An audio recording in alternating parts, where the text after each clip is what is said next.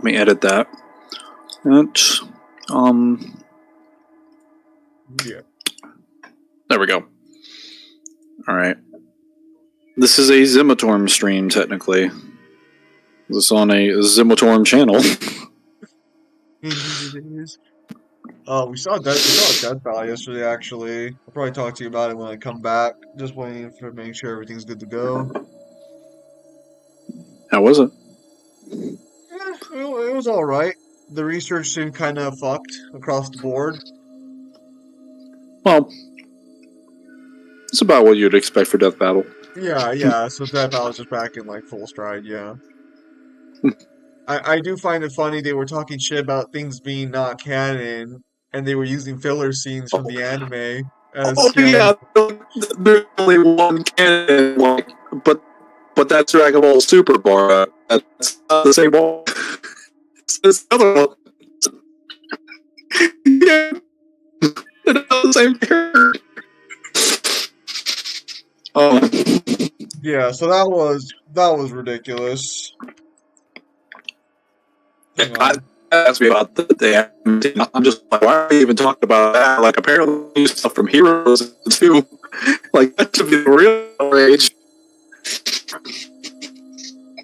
Hang on, Mangler, give me a second. Alright, hopefully that'll fix your voice. But yeah. Alright, I'll leave you to...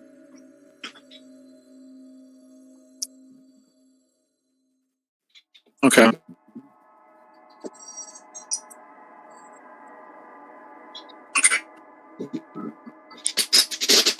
Right.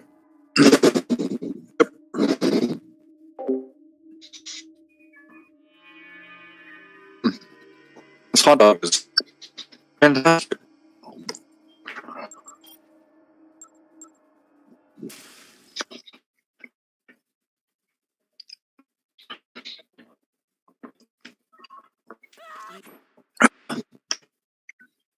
Well, we have a list of souls. Dr. Kirby's return. Only have a few more case files.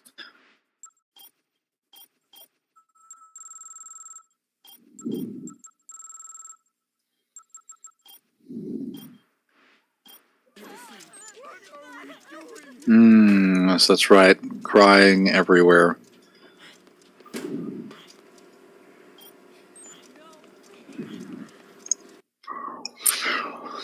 Well, I don't have anything better to do, so we're just gonna go have some fun.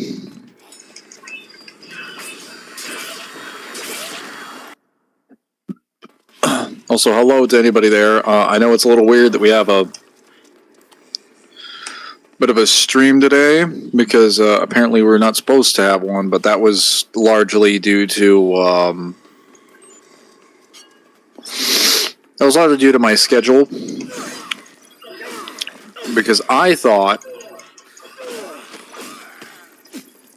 hang on.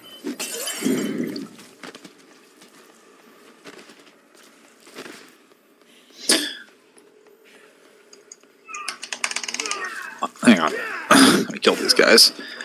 I thought a certain circumstance of my living situation was happening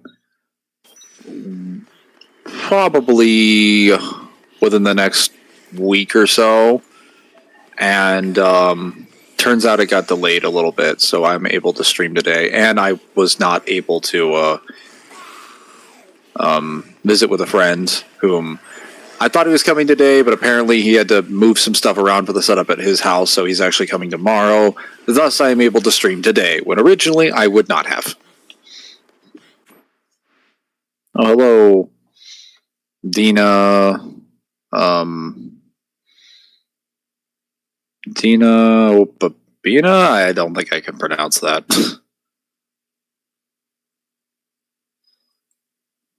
I am incapable of pronouncing that last part.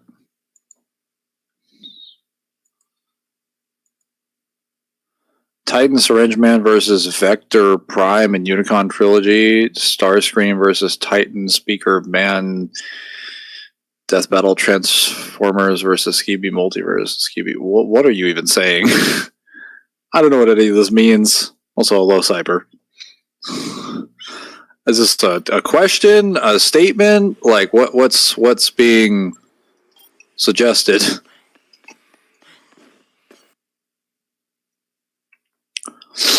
Hello, Cyber.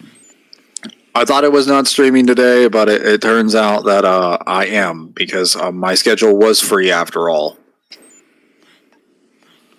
Plans changed a little bit.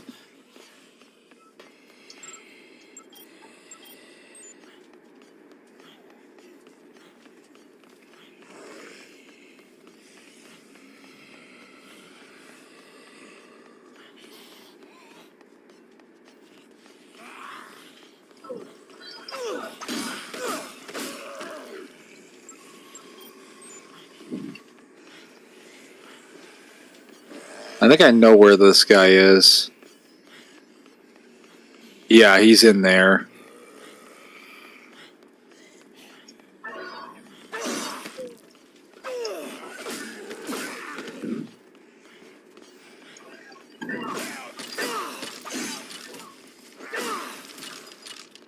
Hey, Mangler. Hello, Jeremy. Oh, Jeremy, I was going to ask you, did you manage to get Space Marine 2?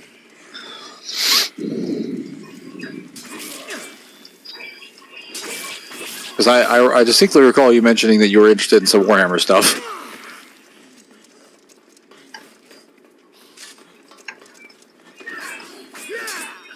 What's happening here? What is this clipping? Okay.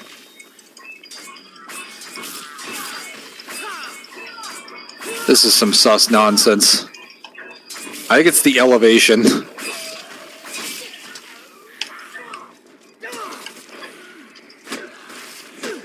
Yes, I have. Oh, well, you should get the roll then. I made some rolls in the server for Space Marine 2 stuff and for Warhammer discussions. So if you want that, I can give it to you, and then whenever we have those like VCs, you can come join if you want to. Or whenever we're playing a Space Marine 2. Because we have a few people that actually have the game. We can all get in the lobby together and just chillax. I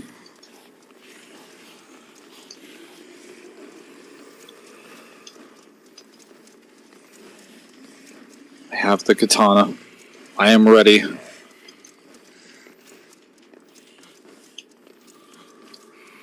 Okay, cool. Yes, but do you want the roll? That's what I'm asking. I can just give it to you. I am a mod.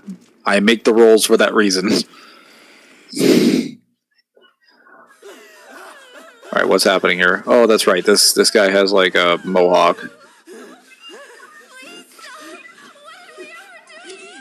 do it all the time. You look at me and laugh.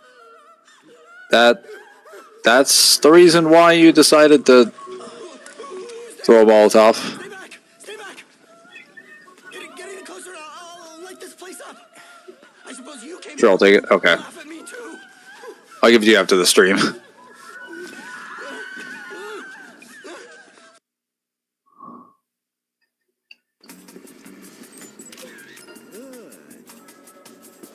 Here's a present for you.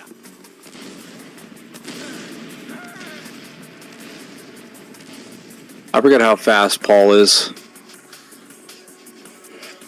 You go boom now. Okay, yeah, no, this is dumb.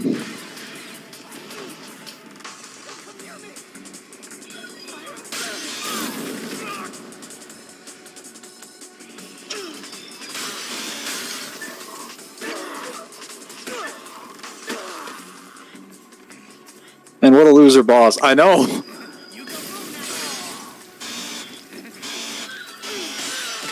I caught him in the corner with that max damage. The small chainsaw with high attack upgrades does so much damage that even really dumb psychopaths just end up dying really quickly.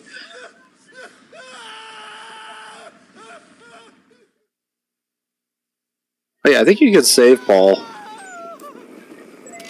Fantastic. Hang on, let me see if I can save him.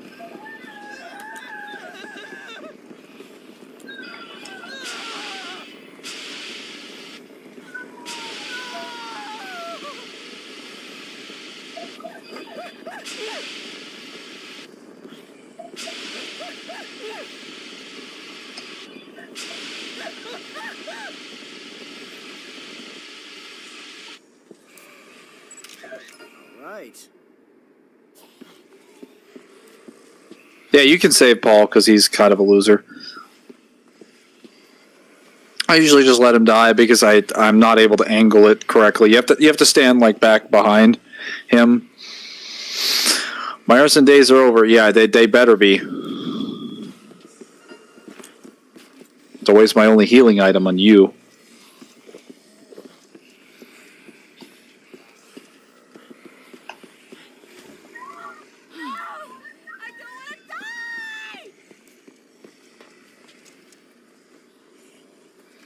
Okay, you got it. Yeah, they're just completely cool with the fact that the guy I just saved was the one that was threatening them with a Molotov cocktail. We're all just going to kind of ignore that. Wall kick skill. Oh, nice.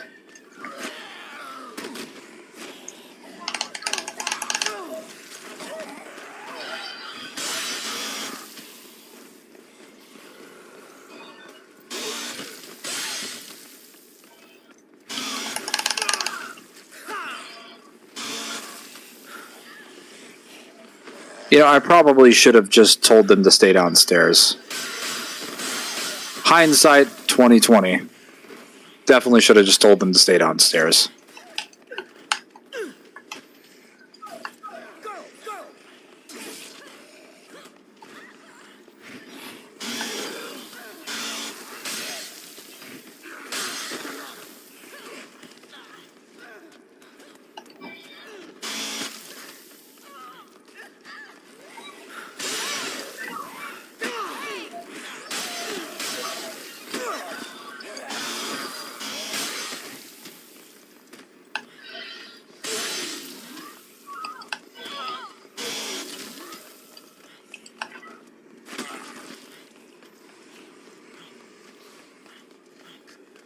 You got it.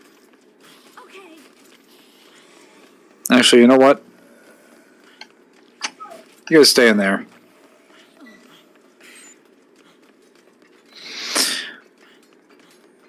Now I'm gonna go get this guy out of this thing.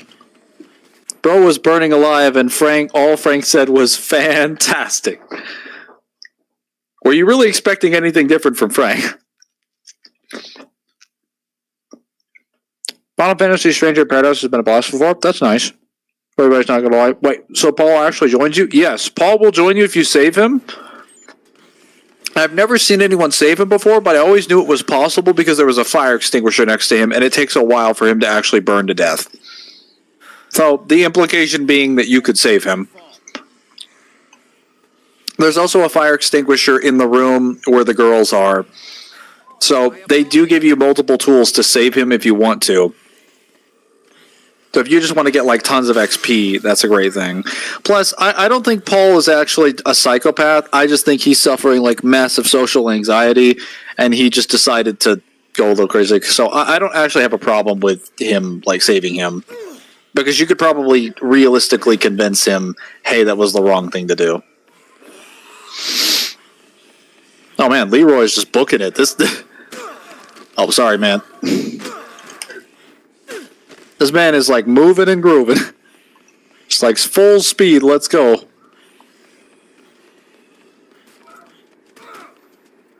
Oh, I can give him a chainsaw. Perfect.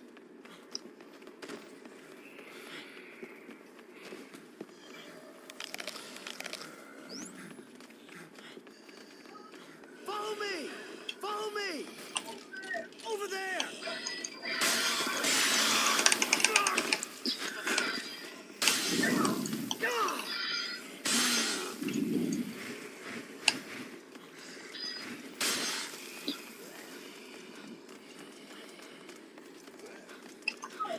Go!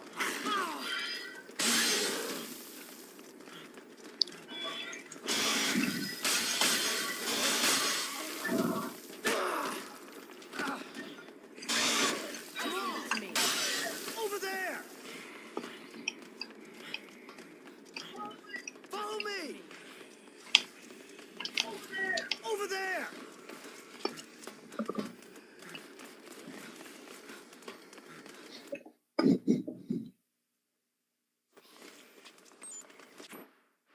Too many messages. Anyway, I got to most of the class. Nice. Me. Most of the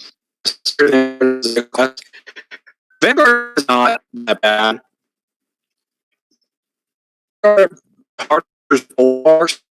And it's really good when you get the marksman carbine, which is not like best go to game. DBZ for go for like encyclopedia. Actually, not College Bar. Unless we're talking about my streams. Hello, my piece of my keyboard. I'm careful. Try to rising the stream. Now let me try.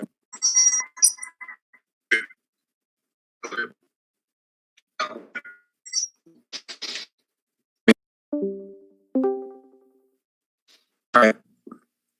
How does it look now?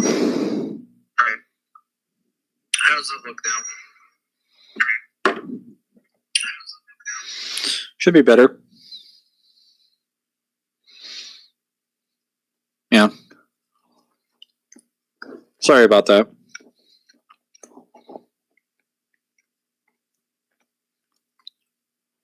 All right. Let's get them to the safe house. Come on, follow me. Come on, follow me. Come on. Follow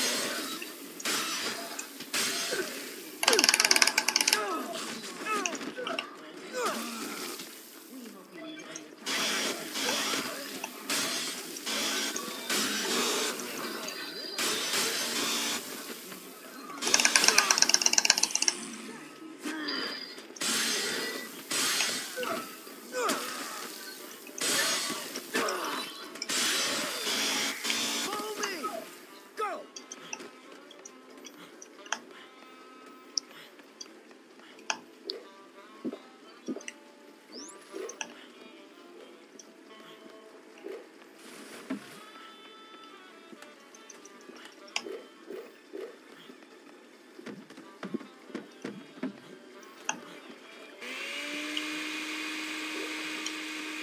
Go.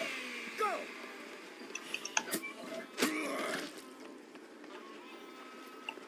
What are they doing?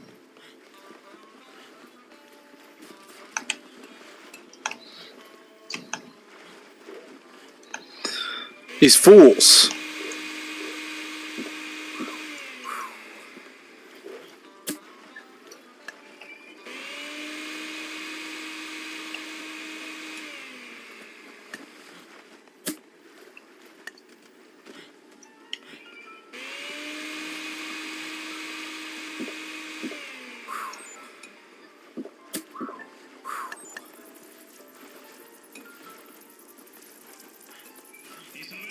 Oh no. I'm so sorry. I never meant to shoot you. I have gone and hurt you. Please, forgive me. Please come back to me. Follow me. Come on. Come on. Follow me. Follow me. Follow me. There are still things you need to do. Come on. Do this Come on. without you. Please.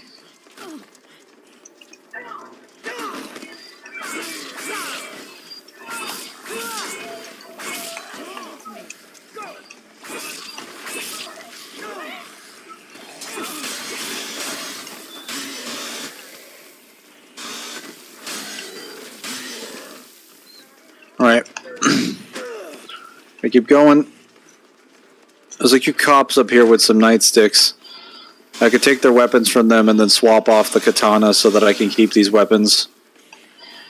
Oh, there's only one with a nightstick. Well, that's fine. Go. Perfect.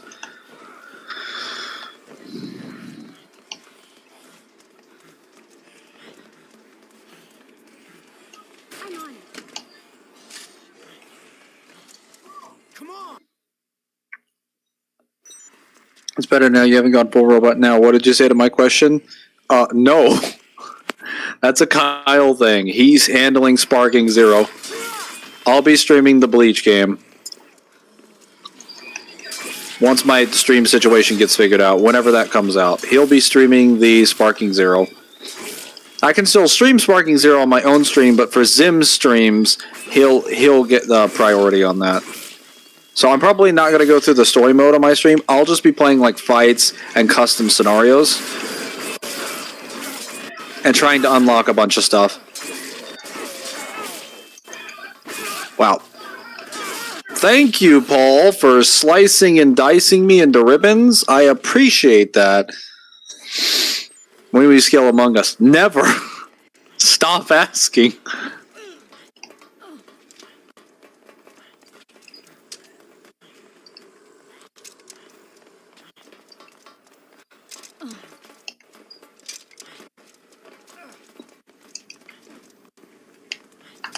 Follow me! Over there! Get up here, you fools.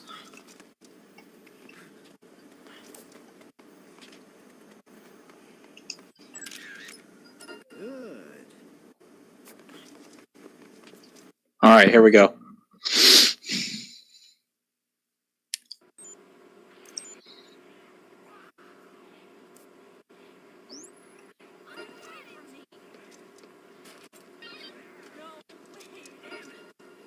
Hell yeah.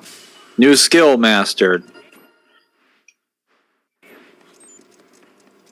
Yes, I finally have 3 speed.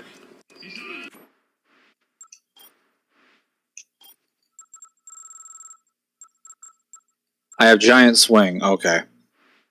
That's not what I was hoping. Now I just need more items and more attack and more life.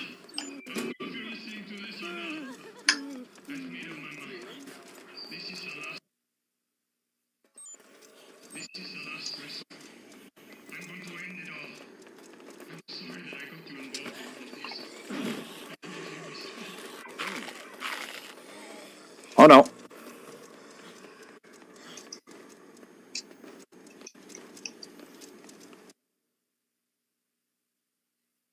The fucking counter teleport is cancer. I don't know what that is. Are you referring to Sparky Zero? Oh, I haven't really messed around with it. I only played the tutorial and then I quit because I was going to play with my friend today, but I guess it'll be tomorrow. Carlito said that he'd blow up the mall if you were gone. Damn, we've got a regular suicide bomber on our hands. The amount of bombs that he would need to blow up a mall would be insane. He plans to spread zombies outside of the city? Is he insane? That bomb goes off, there'll be nowhere to run. The zombies will be everywhere. Yeah, and apparently, as we've discovered in the Dead Rising universe, no one has enough common sense to avoid a slow-moving zombie. Some of the gas, then set it off. If you could take care of the bombs while the gas concentration is still low. There's a chance we could stop the explosion. Let's do it. Brad seems like one of those guys that started as like a PE coach and then got into Homeland Security because he just really loves pointing at things and being like overly dramatic. And he secretly loves his job, but he'll never say it in front of anyone publicly, otherwise it would embarrass him and remove the idea of his cold exterior.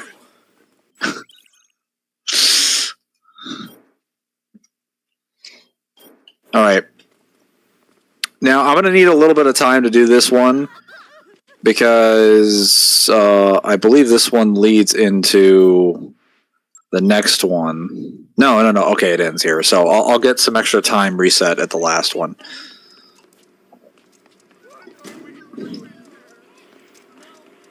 So here's what I need. I need tons of quick step.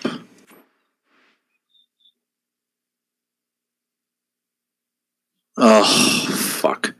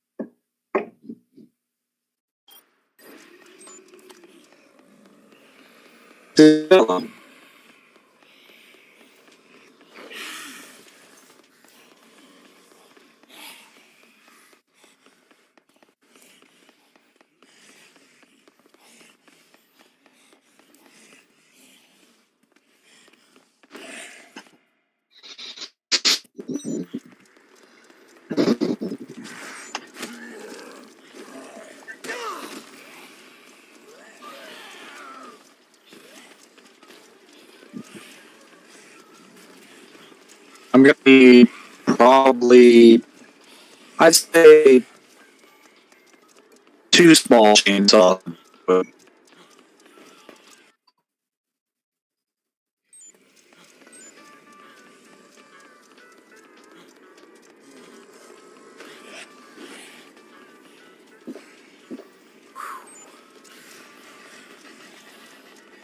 here we go. Oh, not this old woman. Sorry, lady, but I don't have time to save you.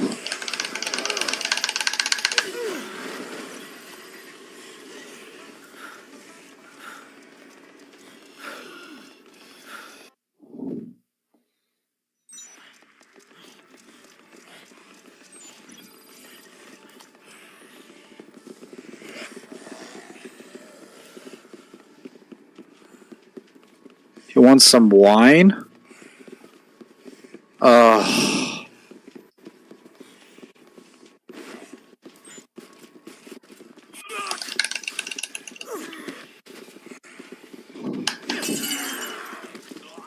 Okay, those guys were annoying me.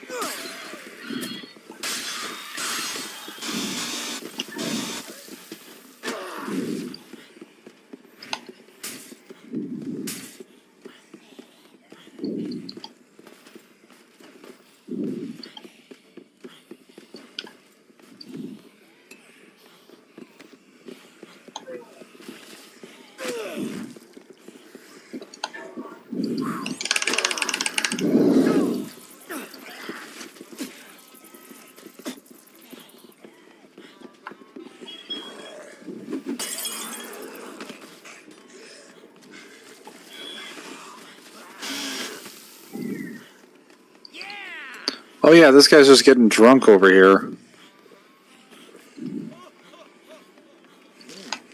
For some reason.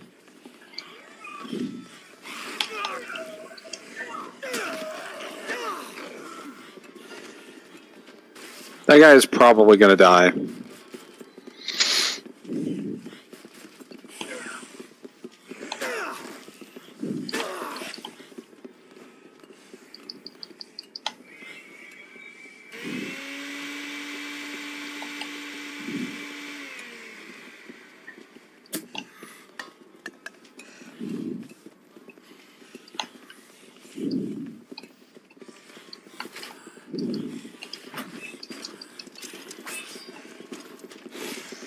Alright. Get this bread.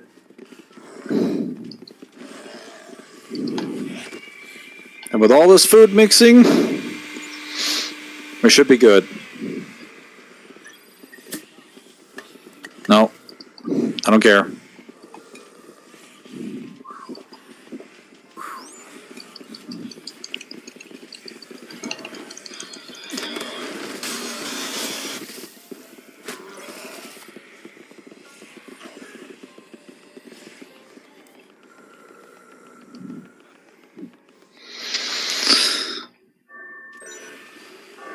Oh, crap. There's the vehicle.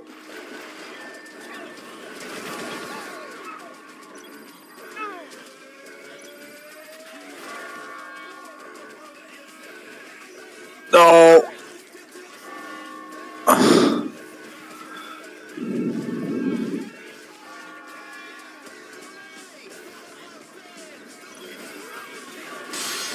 They always get stuck on a road. Yes, they got stuck in the middle of the bushes.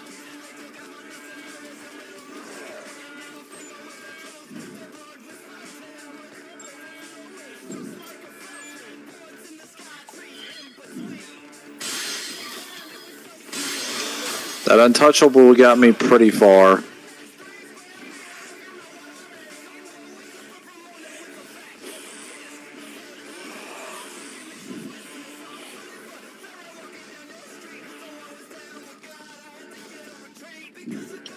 You were saying something about Vanguard earlier. Oh yeah, Vanguard is honestly like a high tier class. It completely counters Bulwark. It can stick someone in a position where you can just shoot them really easily. It auto wins matchups with tacticals, assaults, and any other low armor people because if you hit them first, they're stuck. You just shoot them in the face and they die. You also get access to the Marksman Carbine. You're incredibly deadly at close range. You can clip up to someone and then throw a sticky melt-a-bomb on them, and then they just die. A crack grenade. It is... The Vanguard has so many options. You can also throw a grenade to someone and then stick them around a corner, and then they get stuck, and they're stunned, and then they die.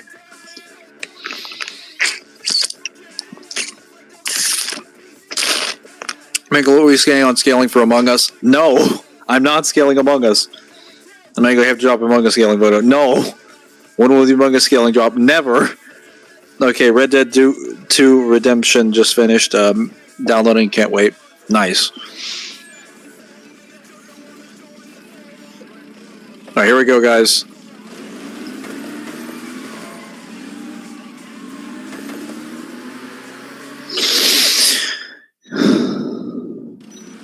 Oh no. He put up roadblocks. It turns out that Carlito does indeed have more than 2 brain cells. I wasn't prepared for that.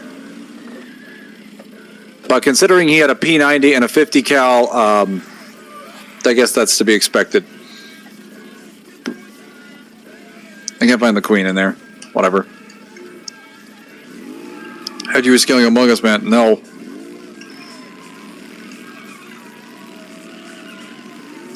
Well, what would you even scale with Among Us? All you've got is like the game.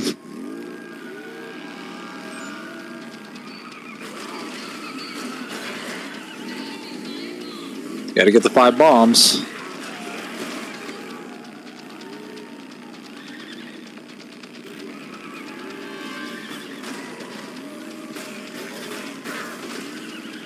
This is a dead end. This is not where I wanted to go.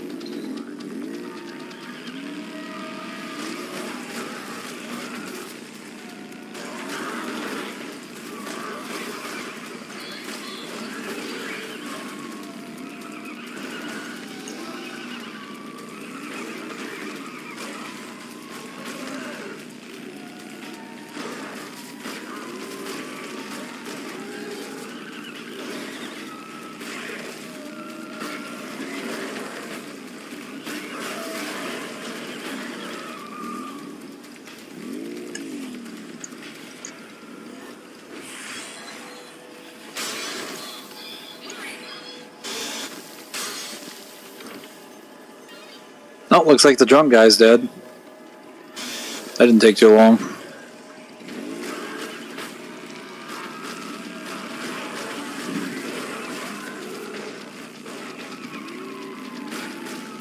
I mean, I probably could have saved those 2 people, but I think it would have been too much trouble, considering the amount of materials and stuff that was in the process of gathering. Oh, there's Carlito.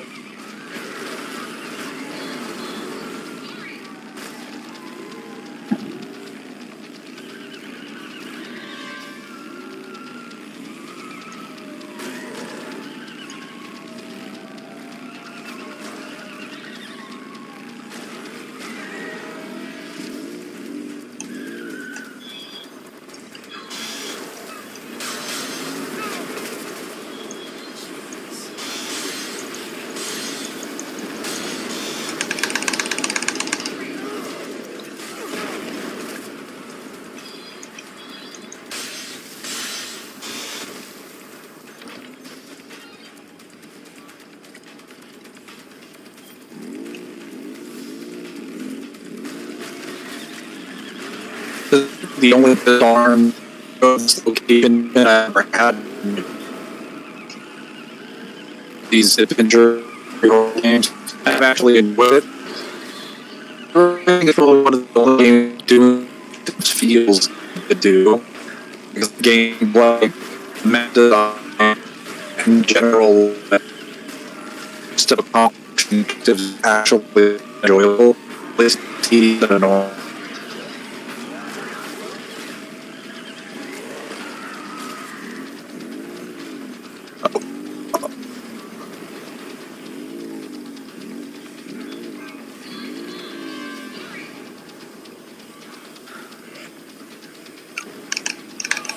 Oh, hang on. Oh, crap. Well, that's what the Untouchables are for. Or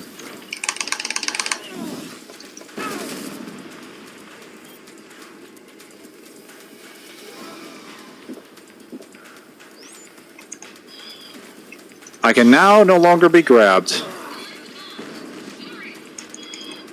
You fool. You've doomed yourself.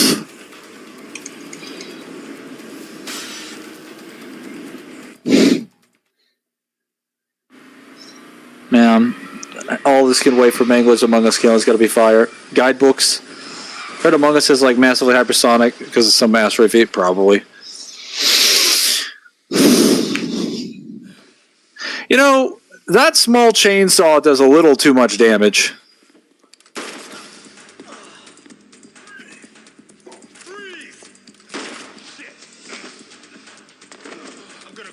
Yeah, because going after him has done such a fantastic job.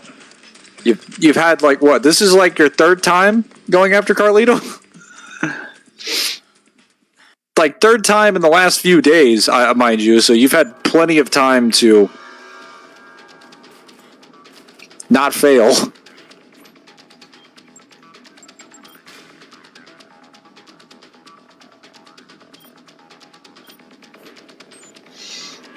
All right.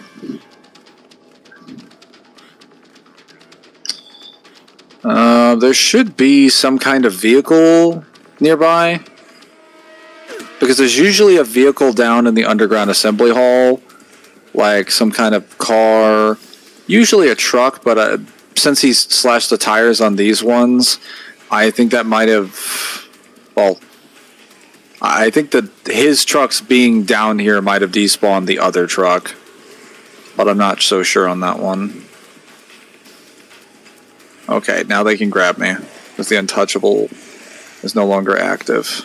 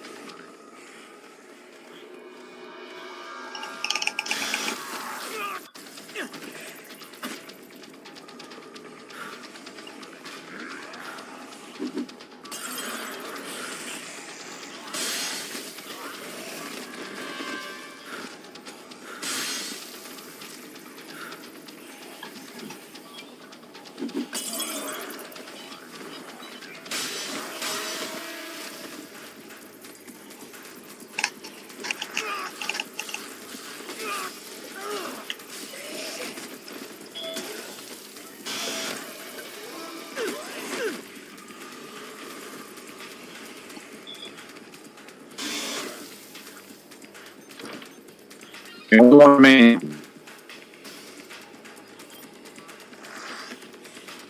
Go.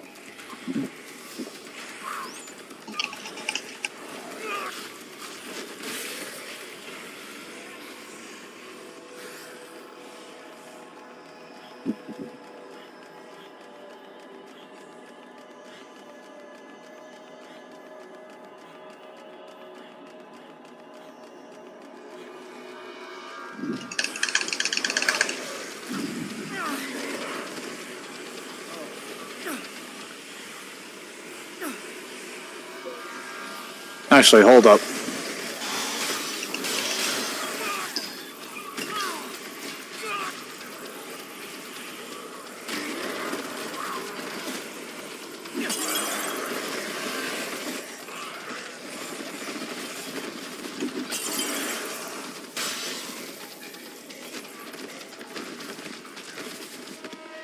Okay, that was a mistake.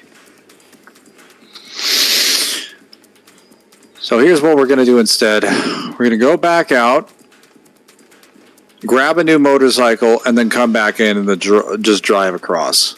Should be fine.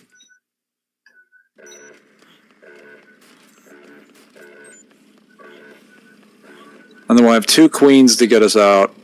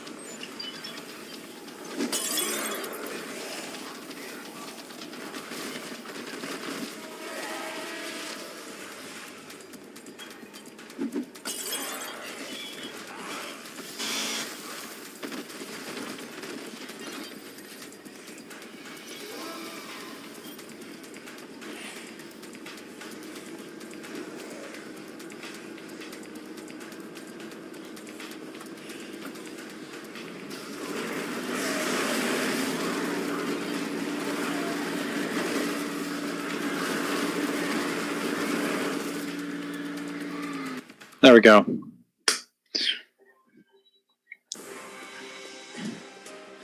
Where did the shopping cart come from? Am I expected to believe Frank just carried all the bombs with... I mean, I guess he did have to. I'm like, man, he must have been...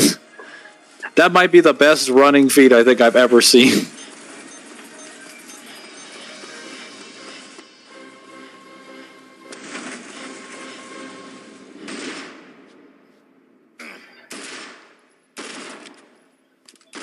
We got rid of your bombs. This is as far as you go today. Just give up and surrender. Aww.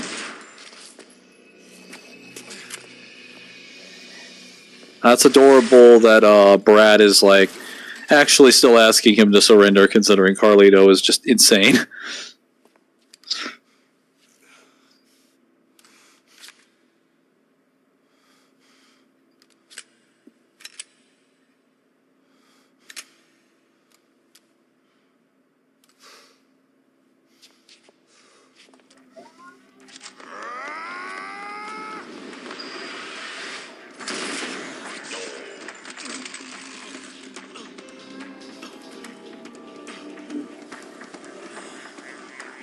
Your terrorist days are over, Carlito.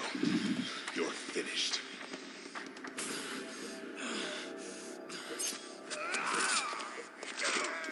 This man has a gunshot wound. How is he overpowering you?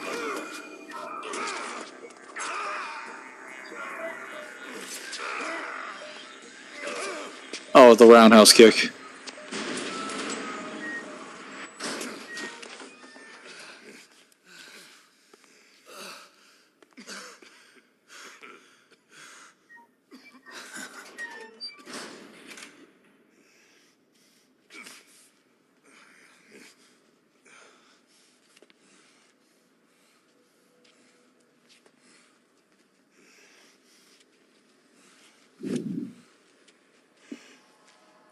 Charlie's not insane, he's just a terrorist. He's definitely insane. Considering the level of logic that he is using to justify his decisions. They don't even connect back to his actions.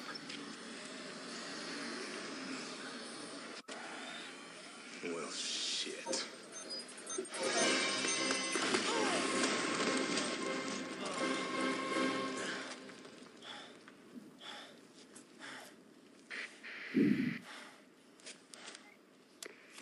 Frank, sounds like you took care of the bombs. How's Brad? The bomb's over and done with. Brad went after Carlito. Copy. Report back here, Frank. Yeah.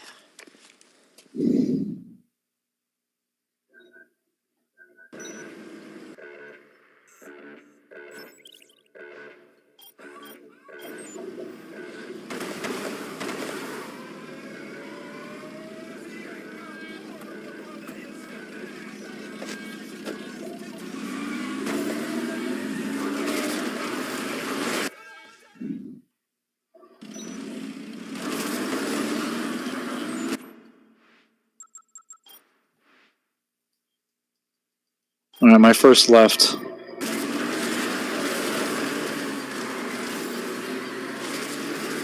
Oh, here we go.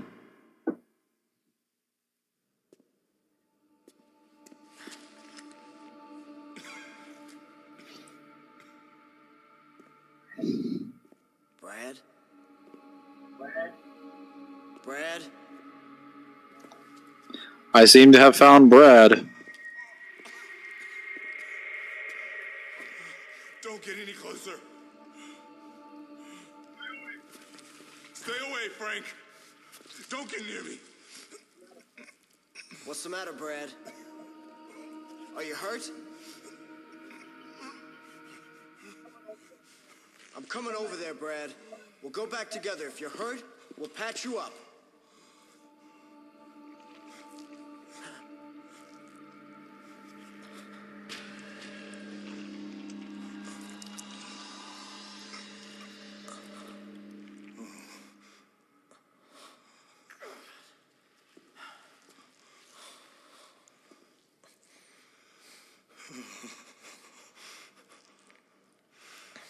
I'm screwed.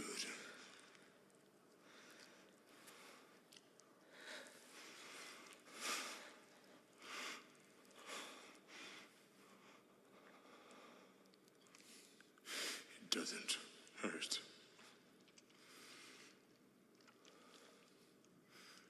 Not even a little.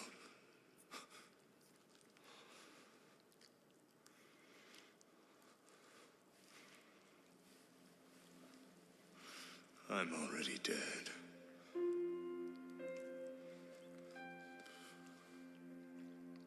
Frank.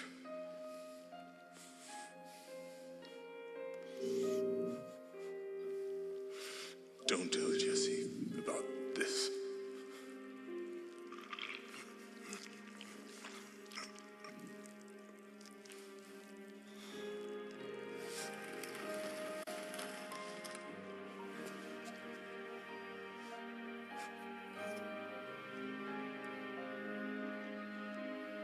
That was a lot of blood.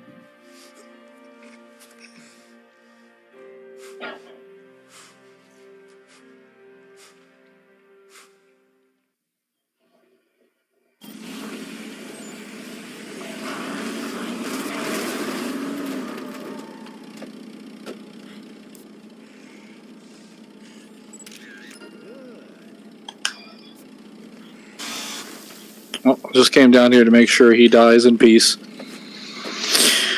Off we go again.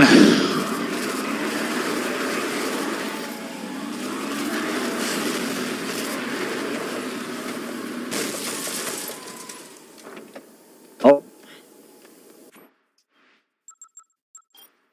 I'm supposed to go for damn, yeah. Brad goes in the terrible way possible. I didn't get the chance to get the zombies. Just let her to die.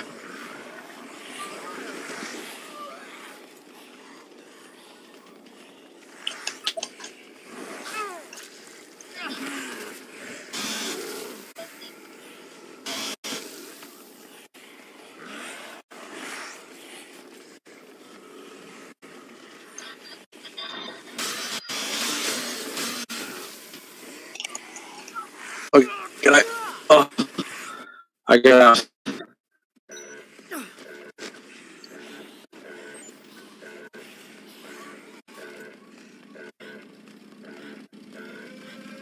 Alright, we're going to the plaza, the food court. I need food right now.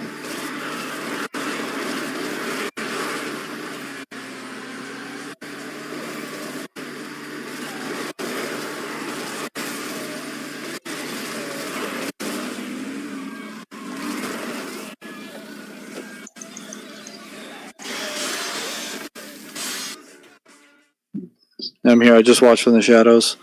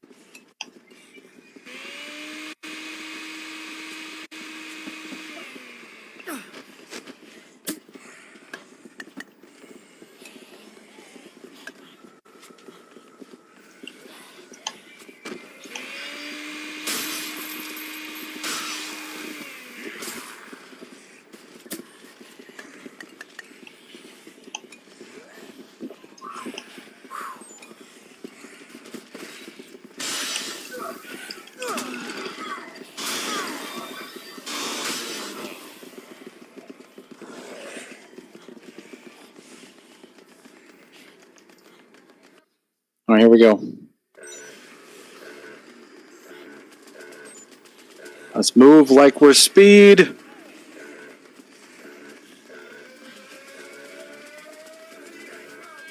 Actually, you know what? I'm strong enough now. Where are the convicts? Where are they? I got some quick steps. Where'd you boys go?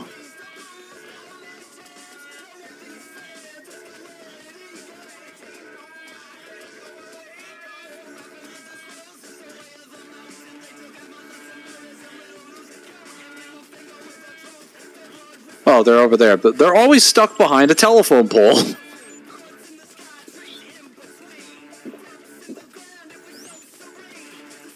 It's death. You guys are dead now.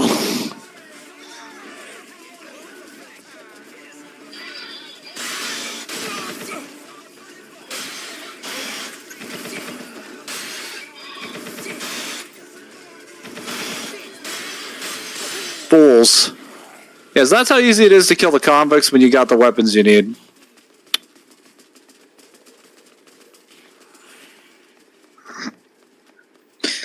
Now, what did Frank drink to make him move that fast? Quick step. It's fast enough to allow you to outrun cars and bullets. And I do mean outrun them. Like, he can react to and fight people who are faster than bullets. But in this case, he's literally running full speed and traveling a further distance than the bullets.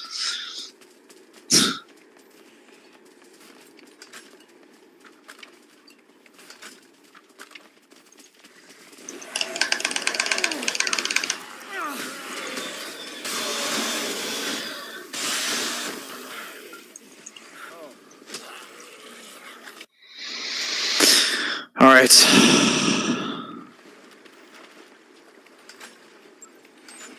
Got that heavy MG.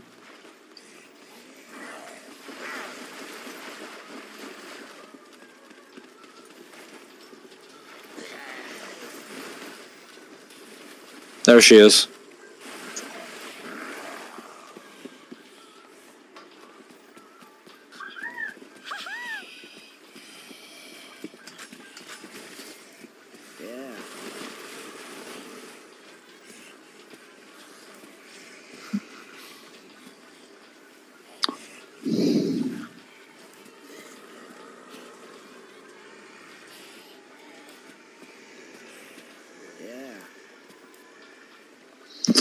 Too late to save me. I've been bitten.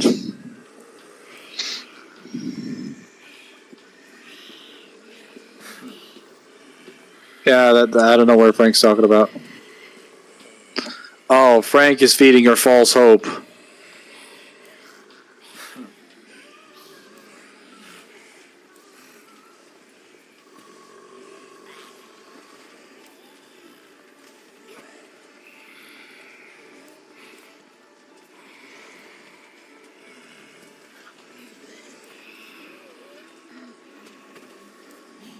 Okay, So Frank's technically correct. There is a way to treat the disease, but Isabella doesn't know that until the events of overtime mode. So he actually just doomed this woman.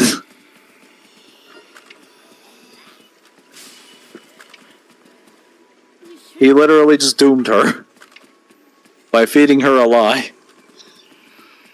Well, a lie that was technically true. Actually, guys, let's get some bling. There we go. Fantastic.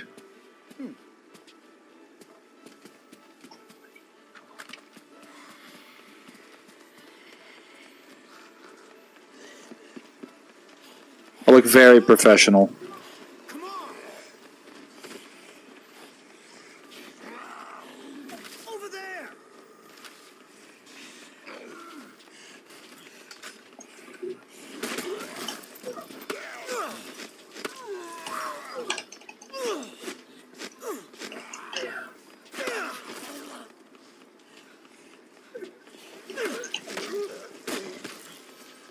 Come on!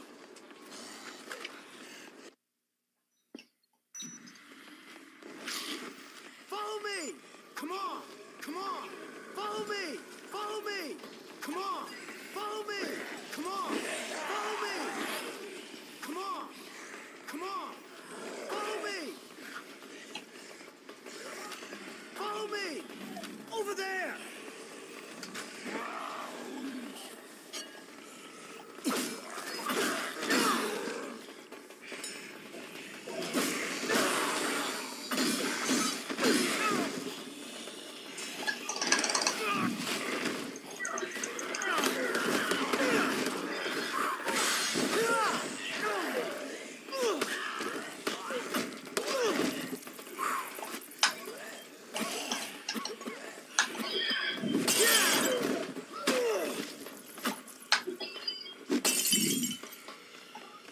Follow me!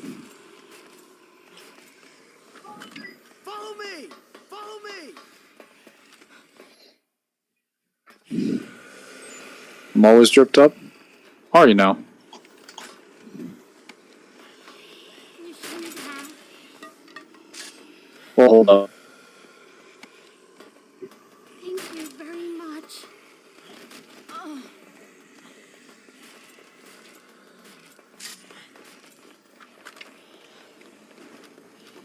Come on! Over there!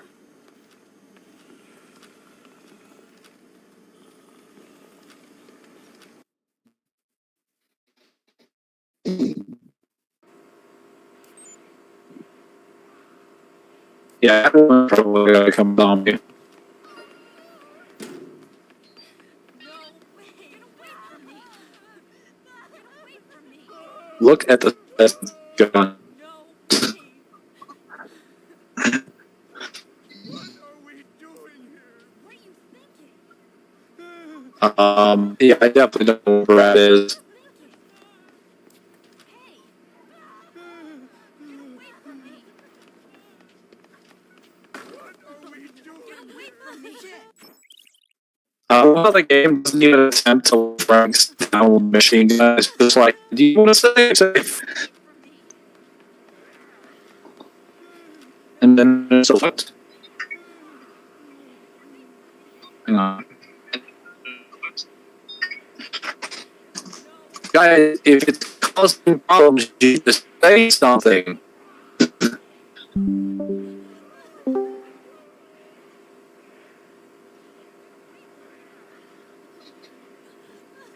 Hang on. What the hell?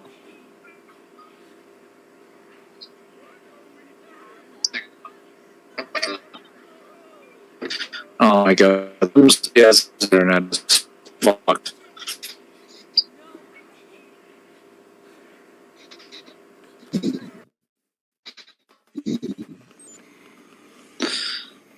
I just re-left and joined the call.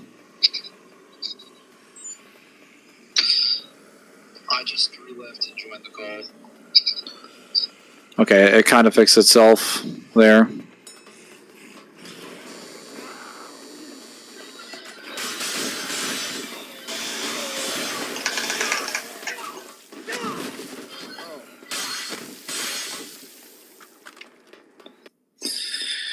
Surprised I'm not playing Sparking Zero. I had a reason to not to, even though I bought the special edition and I can play it early right now. I promised a friend I would play it with him, but he failed to get his TV set up because he was moving a new TV into place, and it took him all night to do it, so he wasn't ready to hang out today. That was actually the reason I was not going to stream today, was because I was going to go over there, but because of the timing, we just decided it'd be better to do it tomorrow. So as a result, I haven't been able to play Sparking Zero, and I ended up streaming here.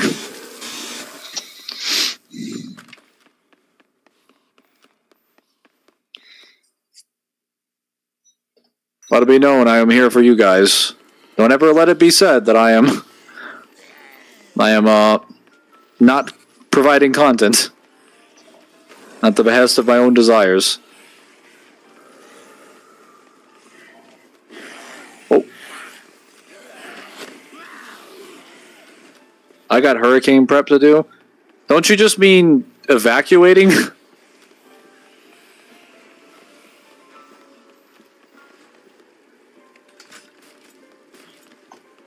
I mean, I guess there is preparation that you can do for a hurricane. Just go get nails, boards, and like tons of stuff that you can do to lock your house down. But I mean, there's only so much you can do to stop a hurricane. I believe it's a Category 2. If you're lucky, it won't get to a Category 3, but it could.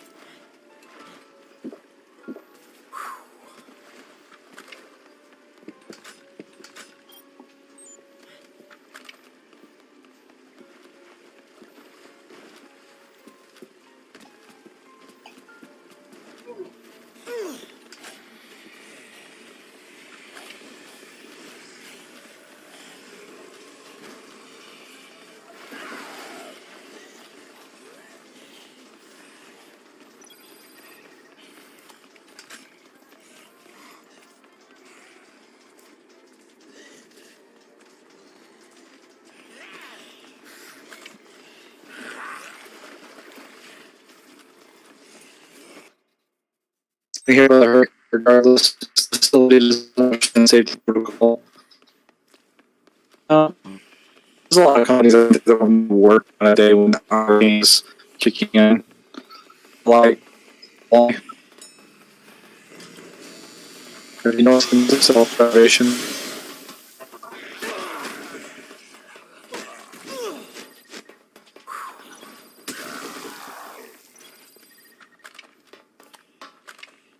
The company wants to give you.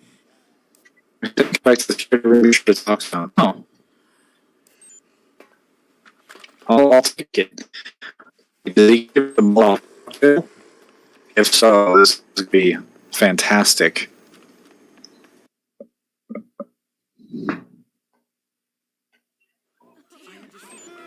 Alright, there we go.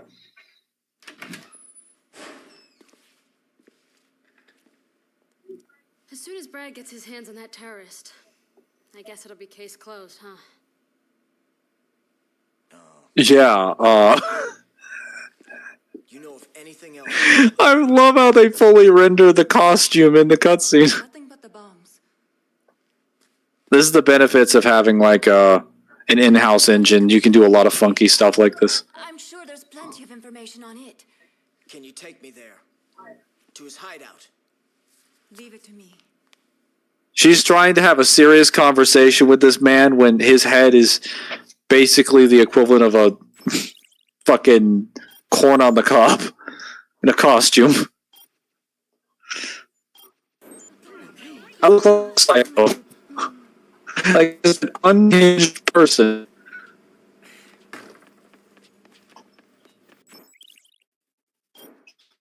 Well, considering I'm running out, she one very well argue that I am excellent. So wait, where's Paul? Where is he? Oh, actually, I saved a lot of people. Holy crap. Thank you very much. There you are. What got me? Thank you. promise something? Okay, I told everybody.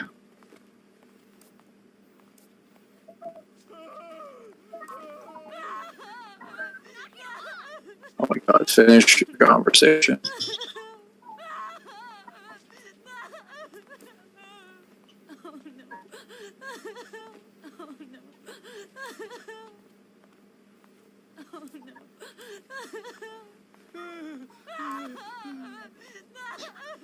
I didn't promise anything. And he's like, hey.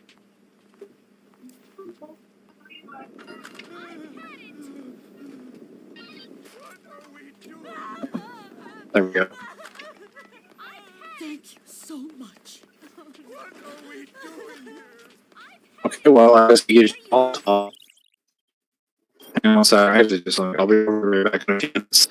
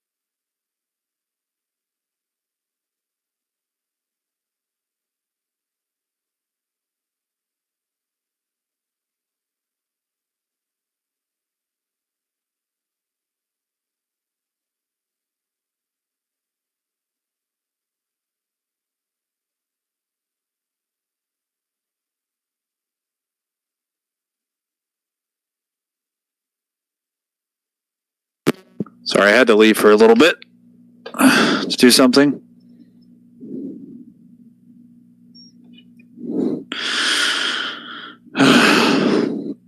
Somebody always needs me.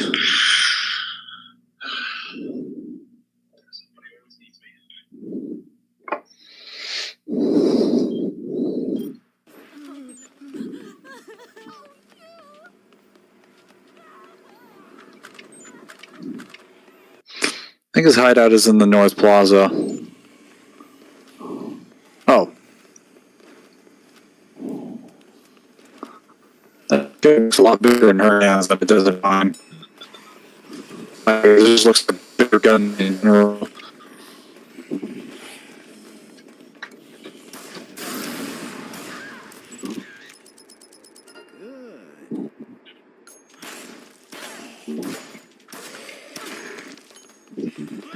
Yeah.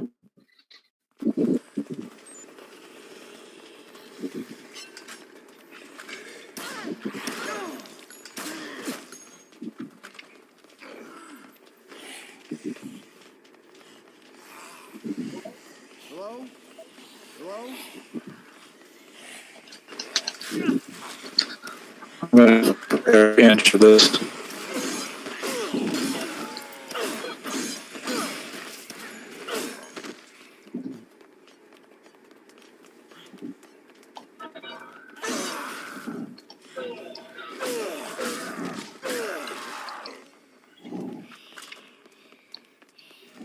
Anyone there?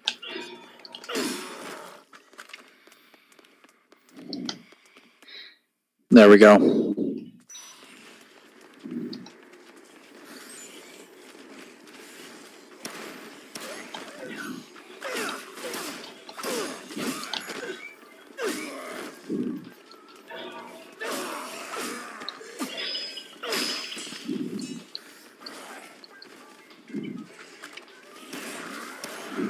Actually, I'm gonna go upstairs and make some queens.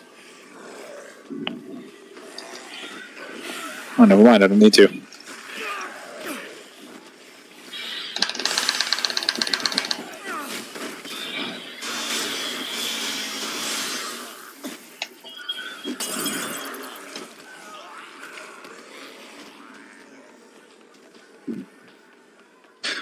Or she's on the path to wherever she needs to go.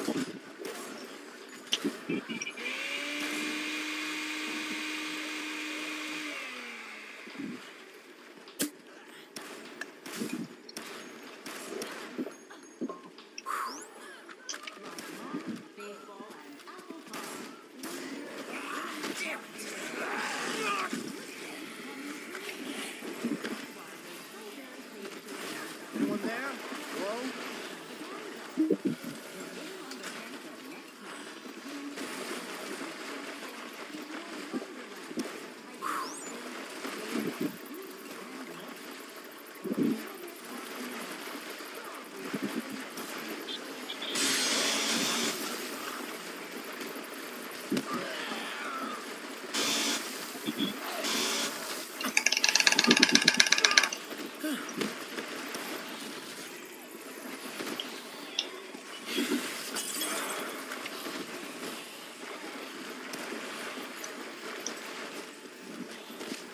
There we go. This is Don't Still See Imposters in chat. What a shame. Yeah, what a shame. A shame that we don't have something like that. Because we totally needed something like that in this chat.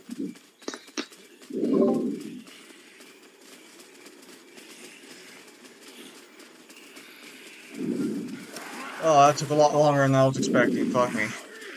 Oh, Rockin' House has Hurricane Prep to do? That sucks.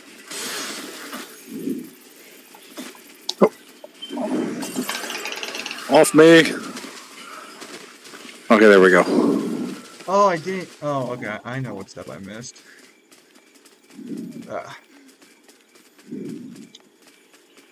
We're making it there. Let's see. In terms of case files, we're halfway done with this one. Then we're about to do the facts. Unfortunately, I still have overtime mode. You'll be fine. Oh my god, Isabella, move! Stop trying to shoot them.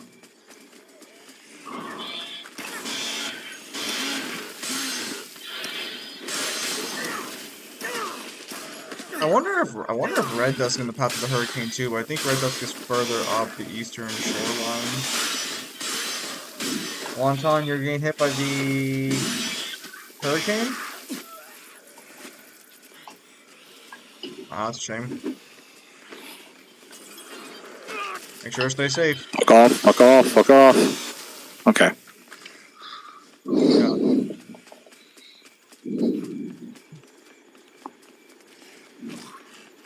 How have you not beat this game yet?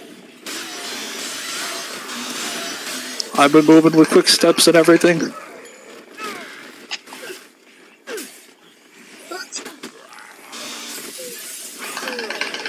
Oh my god. Man, Mangler's getting stomped the fuck out over there.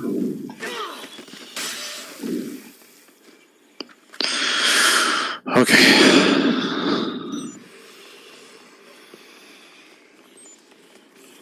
Oh, now you're following me. Finally. Isabella, stop fighting anyone and everything here. Or anything and everything here, please. Just go straight to Carlito's hideout. Mangler, she can't help it. She's got that dog in her. And she's apparently got infinite ammo too. No, you wouldn't Where are complain you getting about all that. these bullets, woman? Yeah, I was saying you wouldn't complain about that if it was you with infinite ammo. I would if I was wasting all of it on these people. Aren't you supposed to be helping her? What are you doing? I'm clearing it from this side.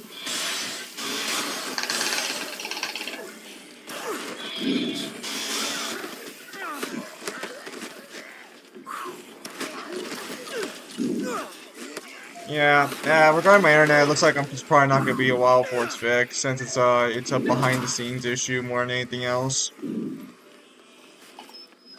Alright.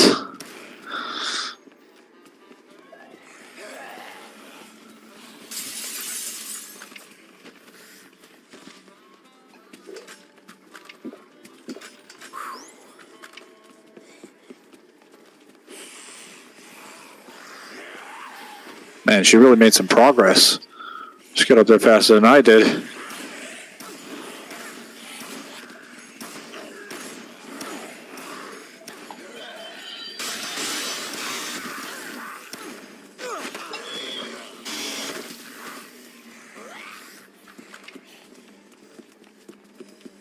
I'm gonna give it to Nicole off first. Dang it! No! Fuck! I hate when this fucking happens. Off we go. Here it is. Let's go.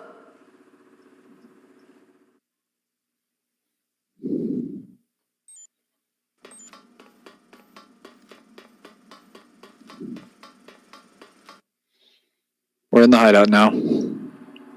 Yeah, this man had a full setup and everything in here. Water, food, equipment, everything. I mean, he started his own apocalypse, I would assume. It's no good. He also had a jammer. Protected. I'll try words we both might know. Found And he had stuff. bombs. Like that. And a 50 cal and a P90. This man was way too protected for this. What's this cable?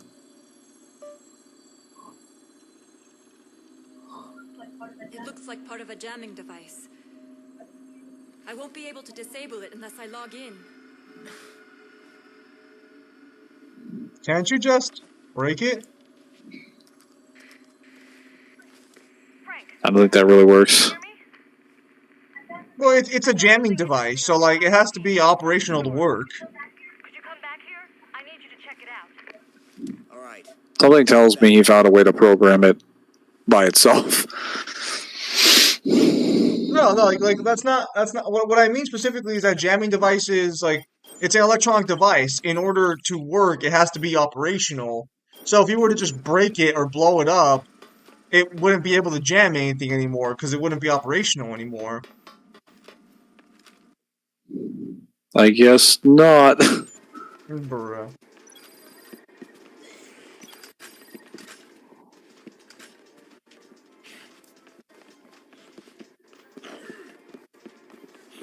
Oh yeah, there's this.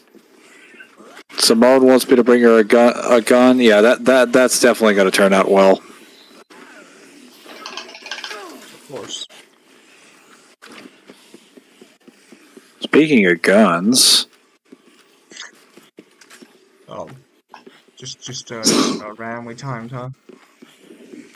yes, my timing is impeccable, as they say.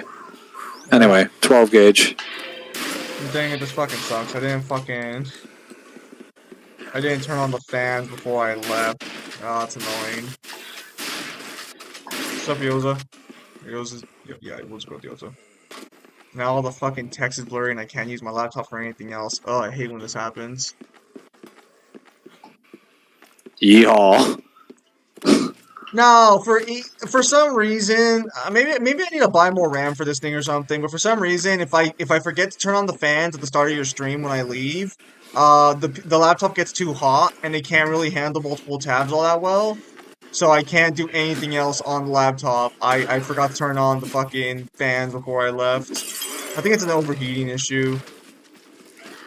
It's definitely an overheating issue. Oh yeah, I better get a...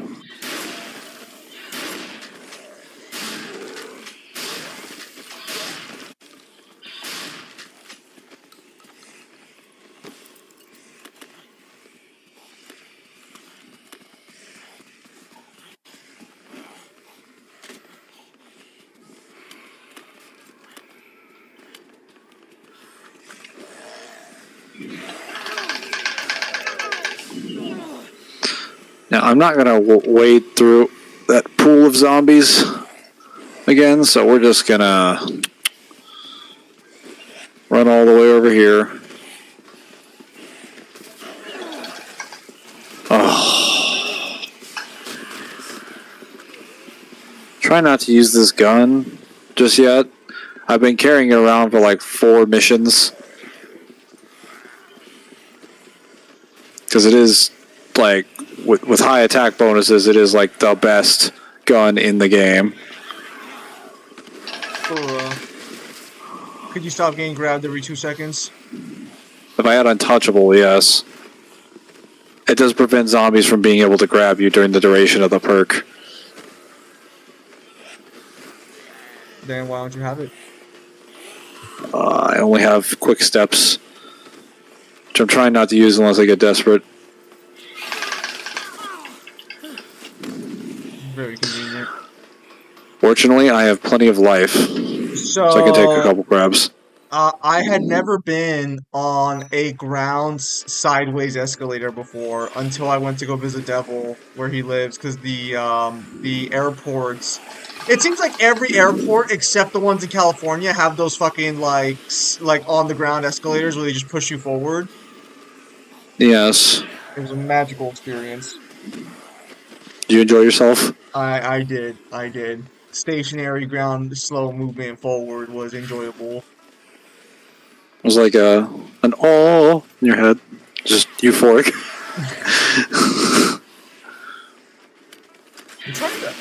I'm trying to remember if I had 2 trips on the way back or if I just had the 1 trip on the way back. I think I had 2. No, I had 2 on the way back, yeah.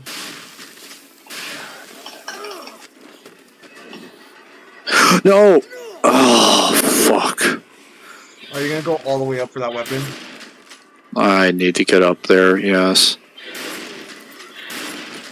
Bruh. Fortunately, I have a 12 gauge. And the shotguns in this game are actually accurately designed, so they have, like, tons of spread. Correction, you had a 12 gauge.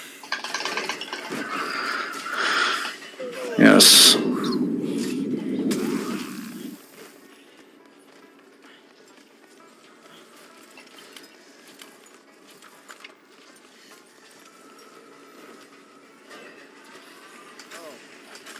Taking the damage.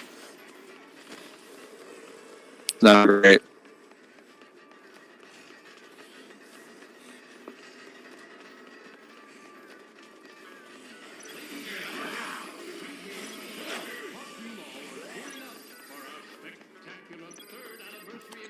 So... Oh, what? Hang on. Alright, Speaking.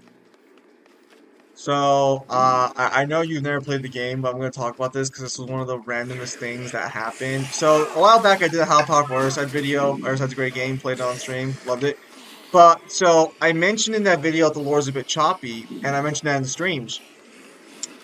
Like, 3 months after I released that video, I randomly go check the lore section for Other Side, because they have an official Discord server. The writer for the game ended up dropping a massive amount of lore that you cannot find in the main game. And I'm just like, why would you do this? There wasn't even real scaling information behind there, to be fair, but it was just so fucking random seeing like half of the game explained. Because there is the game does not give you anywhere near enough information to make the conclusions that this guy tells you about. And I'm just like, okay, I'll accept this lore, but shouldn't be fucking I'll learning accept this. this lore. Maybe this was someone else's responsibility before the game released. Well, whatever. Well, he's the creative. He was the creative director and like the creator of the entire world. I know. I was like, where was this earlier? It's like, because based on what you're telling me, it wasn't in there. No, it was not. None of it was. Like there were so many things that were just randomly revealed where I'm just like, I feel like this should have been mentioned in the game, bro. Also, hello, Cyber. Wait, did he leave? Or is he still here? He's right here. Oh, sorry, I was muted. I'm here to ask him if he has access to that book. I should be able to have access to it right now. Yeah, I should. He does have access to the Book of Job. Sorry. No. Because fucking what happened was last night when we were starting to react to Death Battle, Cyber shows up out of nowhere, doesn't realize we're watching Death Battle, leaves, and then asked me about and I said earlier I had the Final Fantasy 16 guidebook, but I haven't really translated it yet. You could be right. Where is this? If you haven't translated, I could get someone too, but I just need the scans that you mentioned insinuate that, the interdimensional rift is mental. Well, no. What I said specifically is I can send you the scans the guidebook has regarding, because that's the final section of the game, right? That's what you're referring to? Is Keely? Oh, he just muted himself again. You can leave yourself unmuted, you know, so it's just a Dead Rising stream. Unless you have Sorry, I had a visitor. Yeah, I'll say unless you have a visitor. Yeah, Last minute. Yeah, you're just talking about the final section of the game, right? Like, I can send you all the scans regarding that area. I don't know what it all says, though. I've only translated a few sections here and there, a few pieces here and there. Anything you have. It's just... Balrog said you had stuff that insinuated that it was, interdimensional rift was purely a mental fight. So, if I remember correctly, correct me if I'm wrong, the interdimensional rift is the final fight between Clive and Ultima, right? That's what you're referring to? Interdimensional rift is actually the name of the same space, I guess, but it's accessed twice. Technically, you could argue the one with Typhon is also that too, but in that case, it would be 3 times. Typhon, in which case in Typhon's bestiary, it's stated to be the space between spaces. The second time, the one that's actually, like, the name is actually dropped, is the first fight with Ultima, where you fight Ultima using his OG body that was, like, decaying. That gets called, what was it? Well, just Ultima. And in that one, it's interesting because they get that physically pulled into the dimension by Ultima. Like when they were in with Jill, like the portal opens, Ultima literally just BFRs them in there, and then it's after they defeat Ultima and the Mother Crystal basically explodes that they're released from the interdimensional rift, and then Ultima pulls him one last time, Clive, into the interdimensional rift. At the very end of the game, the final fight with Ultimanius. So basically, it's arguably access 3 times. Typhon is not supposed to be called. Hang on, Cyber. Hang on. Alright. His name is dead.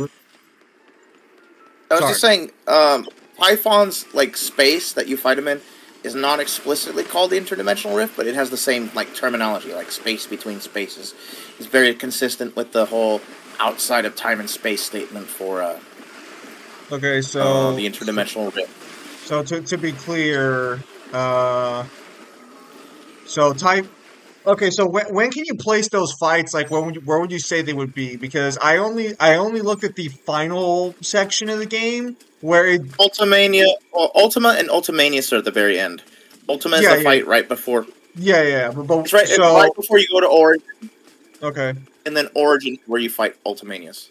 Yes, I believe Origin has a map location that represents it as a physical space. I don't believe the final boss fight or the final area you're thinking of does. Let me pick up the guidebook real fast to take a look before I start taking pictures. The Hold on. only thing I can think of from the game itself that would insinuate that it's mental is the active time lore, which has an interesting statement. Hold on. Let me pull it up. Rift. I hope I have enough quick steps to get there. I'm gonna die.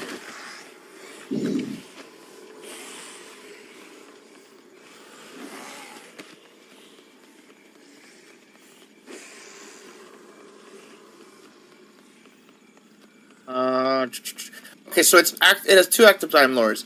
A place beyond time and space, termed both a rift between worlds and our darkness by its creator, Ultimate.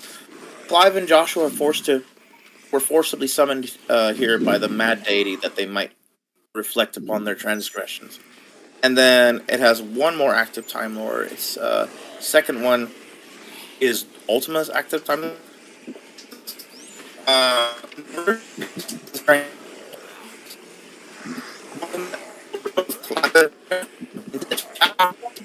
Cyber, hang on. My internet's messing up. 1 second.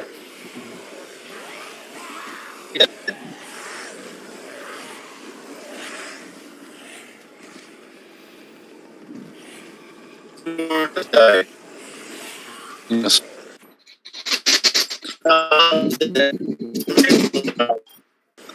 Good. I'm just playing Dead Rising right now, like a maniac machine gun. I've just been. I was actually not supposed to be here. I was going to be hanging out with a friend, playing Sparking Zeros or East. He knew TVs. I could be over there, so I'm over here now.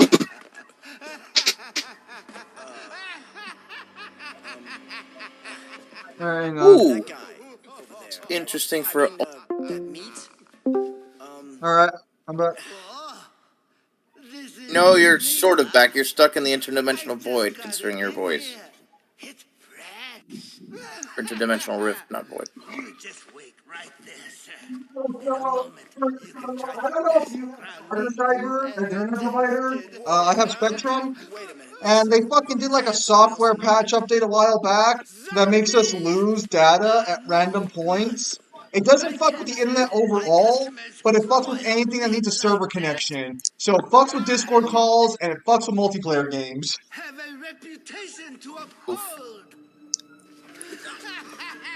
Alright, let me take a look. You ever seen Oh yeah, I saw the guy that they replaced this butcher with in the new remaster, and he looks almost exactly like Peter Griffin.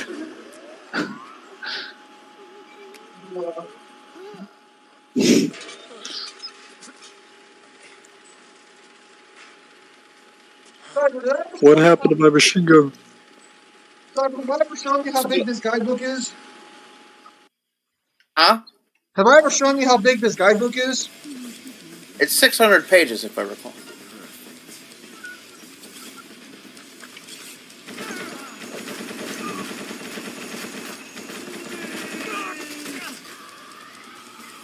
Alright, let me see what I can do here. Oh, that was easy. I killed him already. I like how you don't even question why I have the FF16 guidebook if I don't even like the game. Just for collector's sake, no? Completionist's sake? No, it's because I was gonna. It's because no, that would be reasonable. No, no, it's because I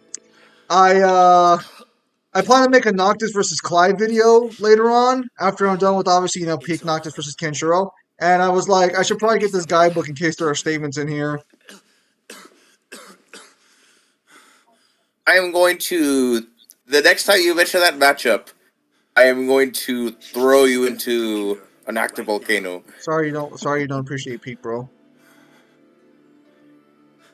I will end the. Oh, son of a gun. Hang on, I have to So the guidebook is split up into 6 different sections. I have to find the right section. Wait, Cyber is here. Yes, Wonton Cyber's here. Say hello. Also, Jeremy says hello, Cyber. Hello. Why did my people die to feed your fat Hang bellies? on, son of a bitch. That doesn't excuse what you've done. Let's see. I don't know if I can. I can't take this cutscene. There's. Will be told. I know. I need the password. Hey! Hey! Stay with me! Give me the computer's password!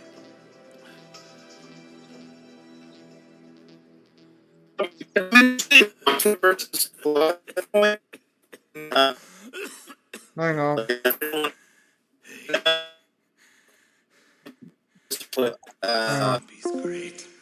These days, Alright. and Clive doesn't exactly match up, but it'd be cooler if he had some more, like if it was less of a stop. In which case, it necessitates looking into 3 different feats.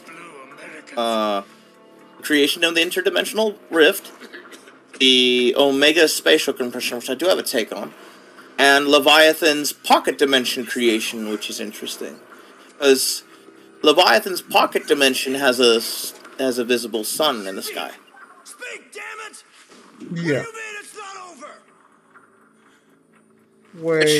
Wait a minute. Is there no page for that one in the world section? The world section has nothing about the interdimensional rift. I know because Audrey translated some parts of the world part on Twitter. Audrey never went over to the interdimensional rift. It's most likely in the actual boss fight sections towards the end of the book. So it'd have to be. It's probably in the story scenario. Hang on. World's not going to cover anything related to that. Audrey didn't find squat regarding the interdimensional rift. Yeah, I'm gonna have to go through the story scenario. Hang on. I believe the password they're looking for is Pachamama. Oh fuck. I think it's supposed to translate to Mother Earth. That Isabella explains it better when she when you give the Carlito's necklace to her. So I'm trying to find the other interdimensional rift parts, not just the last one.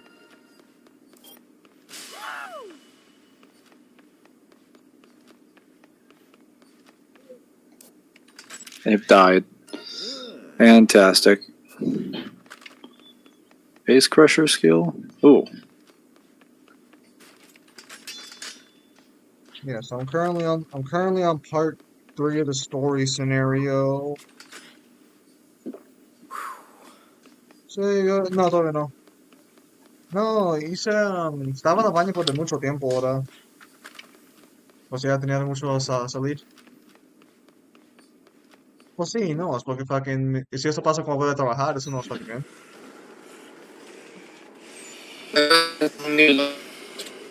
Hang on. What's up? I was saying it special as a joke. ¿Me puede dar $1, por favor? Sorry, Cyber, my internet connection's not good enough to keep up with your Spanish jokes right now. Dang it! Si habla español. We do not have the power nor the technology. No, this is fucking ridiculous. I pay for the internet and everything, and Spectrum does one software patch that ruins it for everyone. I've been there before. Sucks, doesn't it?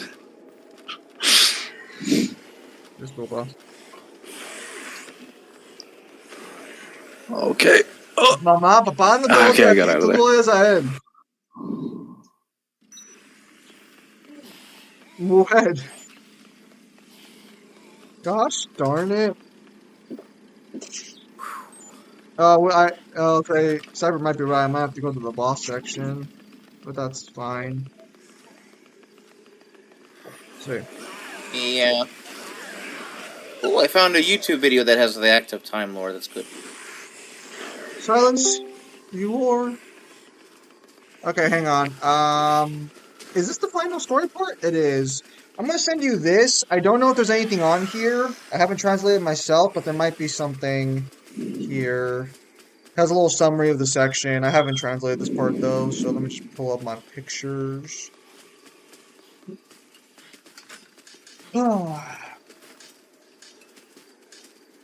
I could probably get flash on just to be safe.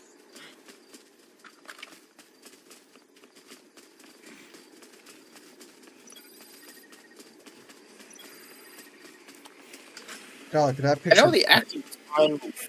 the active time lore in the game is the only thing I can remember insinuating it might be mental, but it's also weird because in the same scan or the same part, they mention it might be Ultima's fractured mind. They also mention his physical body exists there too. So it's like it's weird. It's one of those like scenarios where maybe it is mental, but it's also like equally physical as well.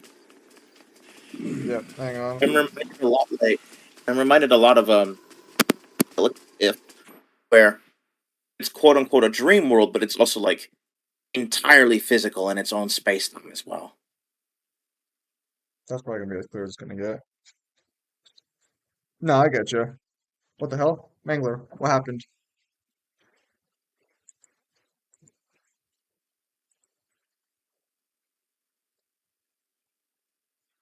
Yes, apparently Mangler seems to be away at the moment. Mangler was sent to Cambodia. Sounds about right. Don't ask me Cambodia. Alright, so this is the initial summary section for the final part of the game. I don't know if there's gonna be anything there. I'm just saying it to you because I haven't translated that part yet. So there might be something there. Let's see. This is the raising. No, that has Barnabas on that scan. Not the first one, I think. What about the second? Is there Well, so nothing going over like well, the so boss fight with Ultima? there is, but I'm trying to get there. But this is a summary of the final part. So this might mention Oh, dimension. Yeah. So all right. Give me a sec. these are the final players in the final portion of the game is what I'm getting at.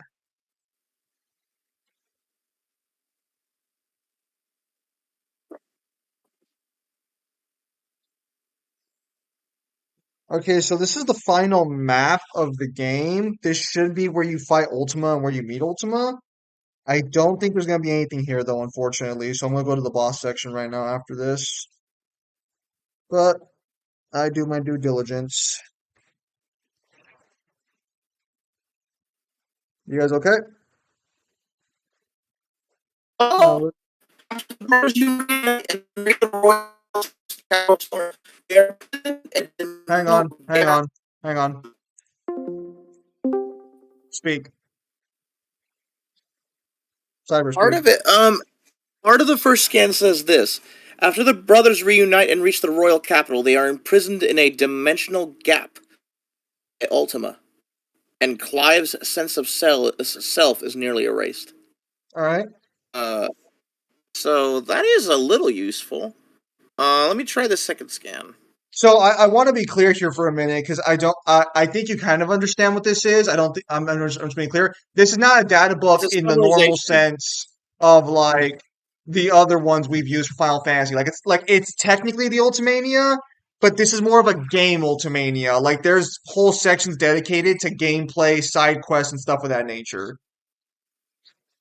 Well, that's fair. I get you. Yeah.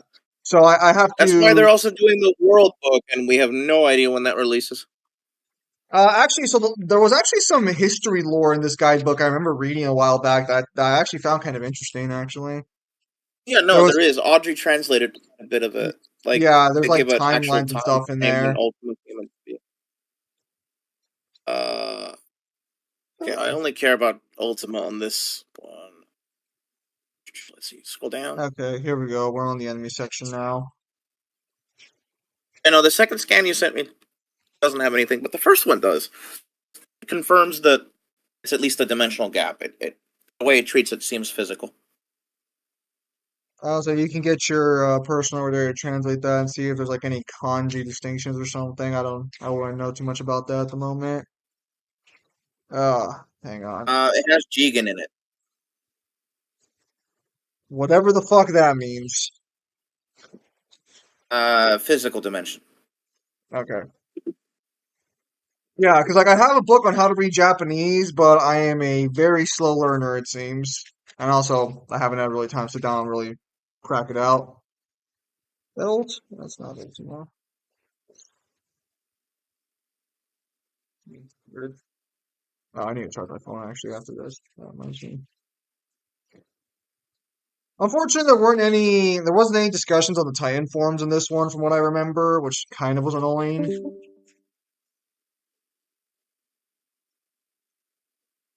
Nothing too crazy there.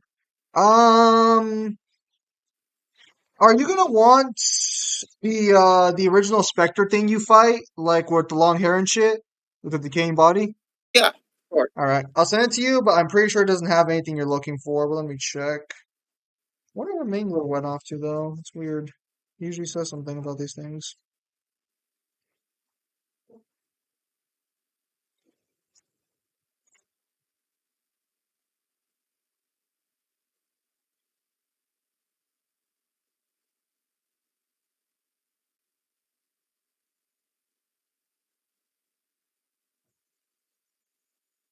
All right, that's gonna be a. Funny because like Ultimanias in the active time lore, they say this: the Ultimas in their final form, they share a single consciousness and are able to combine their already immense powers into a single transcendental form.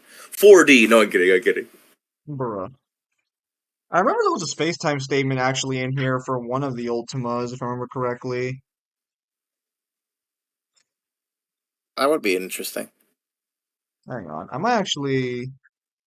All right, so are you Ultima? I don't think you're Ultima. ¿Qué quieres, mujer? Yo sé. ¿Qué quieres? Wait. Hang on. Why do I have so many fucking pictures in here? Holy fuck.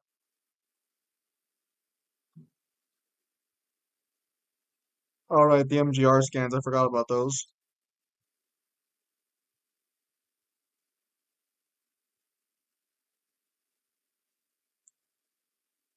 I I need to clean out this phone later on.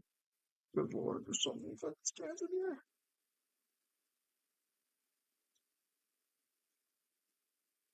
Okay, you know what? I'm probably not gonna find them. I'll just take the pictures again.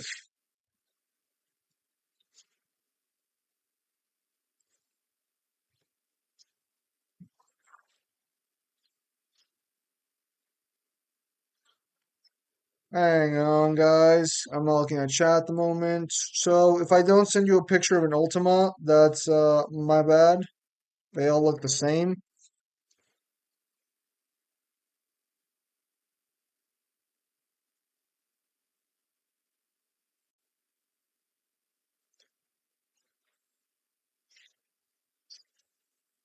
No. Doodles.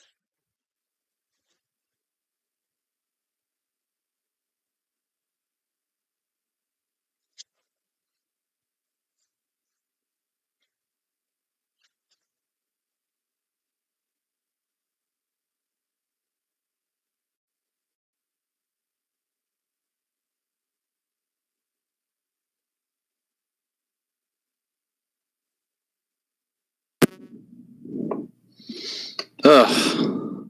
He's returned to us. Yes. My sister had to talk to me about something.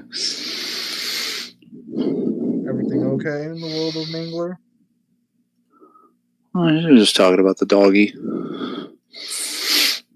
Apparently, I missed some areas behind his neck that I was supposed to be cutting because there was some mats back there, and I was like, "What the heck? I could have sworn I got those sections." She's like, "No, you didn't." I'm like, "I brushed him like twice, and then like cut the front part of the stuff around his eyes." But apparently, I've got a new area. I'm gonna have to chop up a little bit, make him beautified. It's okay. I understand he's like half poodle, so he's very like fluffy.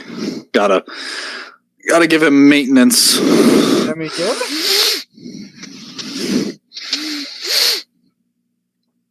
No, yo tengo amigos que son viejos, pero no, él no es. My mom thinks you're an old man. What?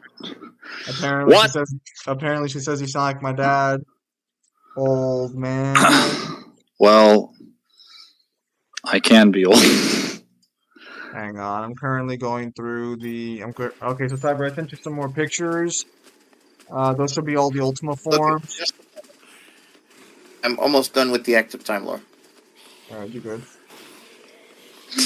Uh,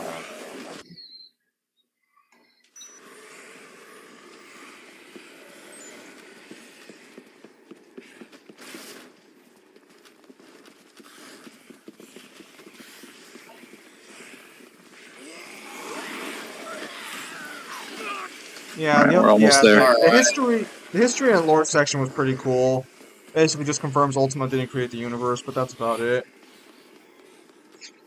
No, Ultima never created the universe. Well, the problem is There's that there nothing that was can. for a while. I don't know if that meant a stop because I haven't been checking out too many power scaling scenes. I've just been showing out on my own.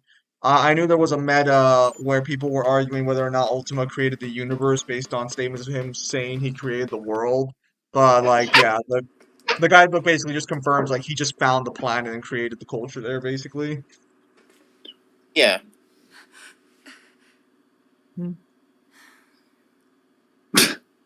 He's dead.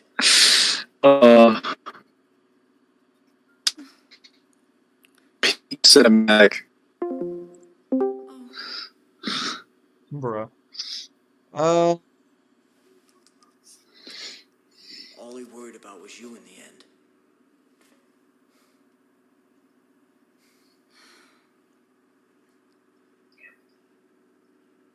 What the fuck? He died without telling me a damn thing.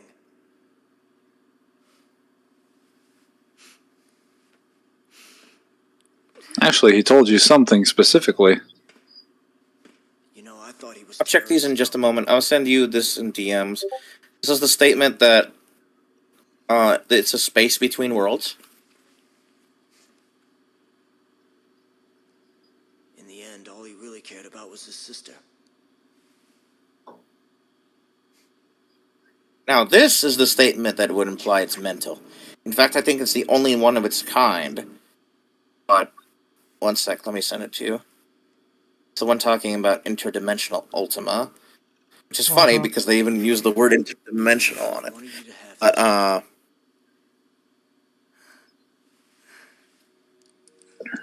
Chat, what the fuck are it you says guys talking about?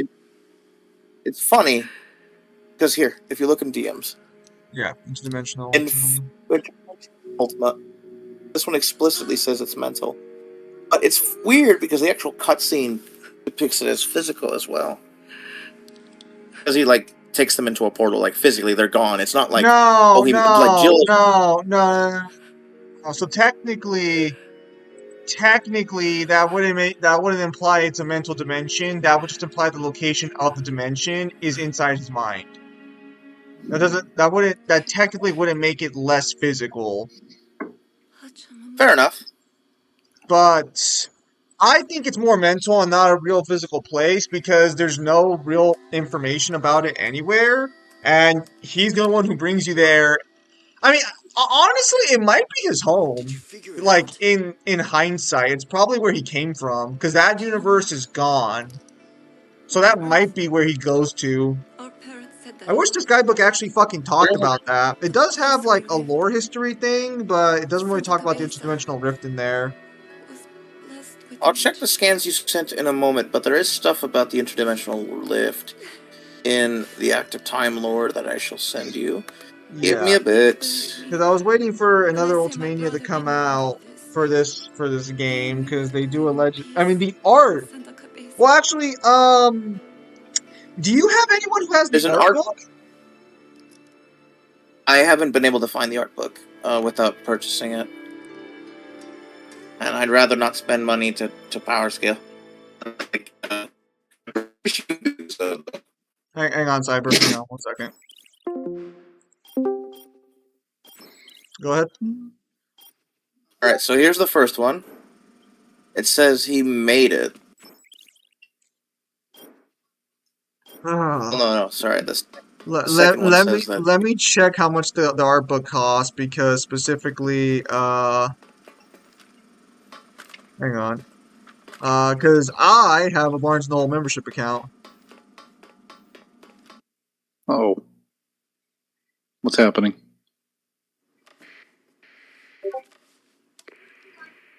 Frank, the emergency line's been freed up. I'll give headquarters a call. Let me Hang on. barnesandnoble.com. Also, Ifrit has a great design game. I will not hear otherwise. Ifrit's design in Final Fantasy 16 is the same design he's had in every other game but 15, bro. He's not special there. Silence, mortal. What? Did you just tell me the fucking silence? I said mortal. Well, that would just be inaccurate, but okay. Placement of space and time. By... Oh, I'll talk about something about your server another time. Right now it's not the best. If it has anything to do with Samaj and his phrasing, don't worry about it.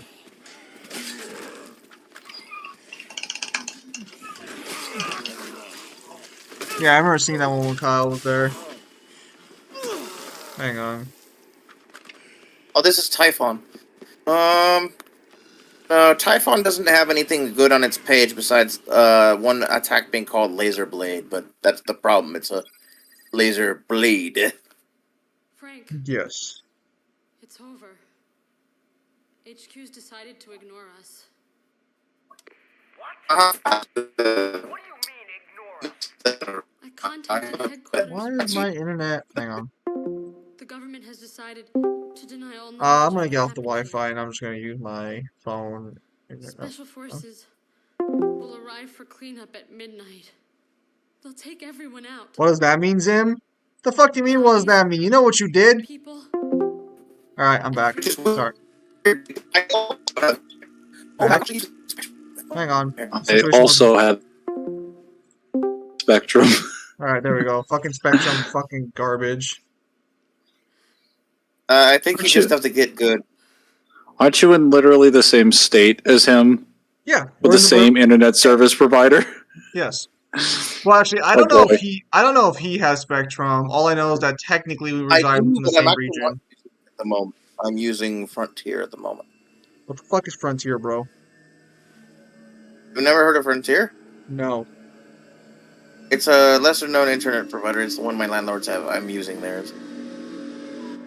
Okay, your landlords sound like they might be smarter people than I originally would have given credit to landlords for, because I don't trust landlords.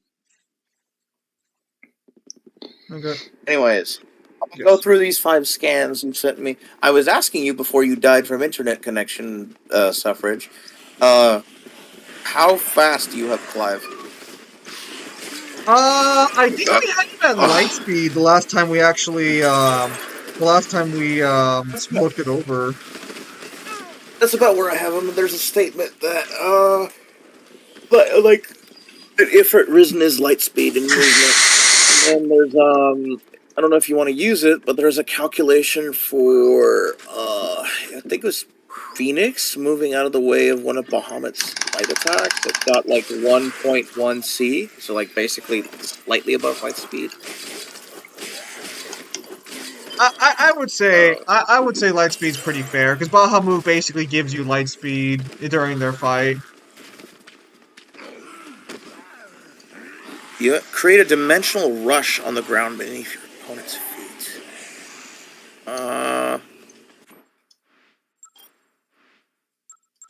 Interesting. Looking at the first one. The first scan you sent me for Ultimaeus. Blah, blah, blah. The only one... There's a move that he does a dimensional rush from the ground. Sure. It's not referring to... It's not talking about the interdimensional... Onward to the next scan. Well, I guess I can safely say that I won't be saving any more survivors at this point, so I'm going to get rid of the survivor book. and the psychology one. Bruh. I'll replace them with zombie XP bonus books. And that And there's a should be able to Reddit give me what post I I need. saw about the interdimensional rift. I'll read it. Oh, here's the official warp book you were talking about. Yeah. What is this? Oh! What's up? Appearance location. Okay, let's see what it says about here. Is this the one where the stars show up?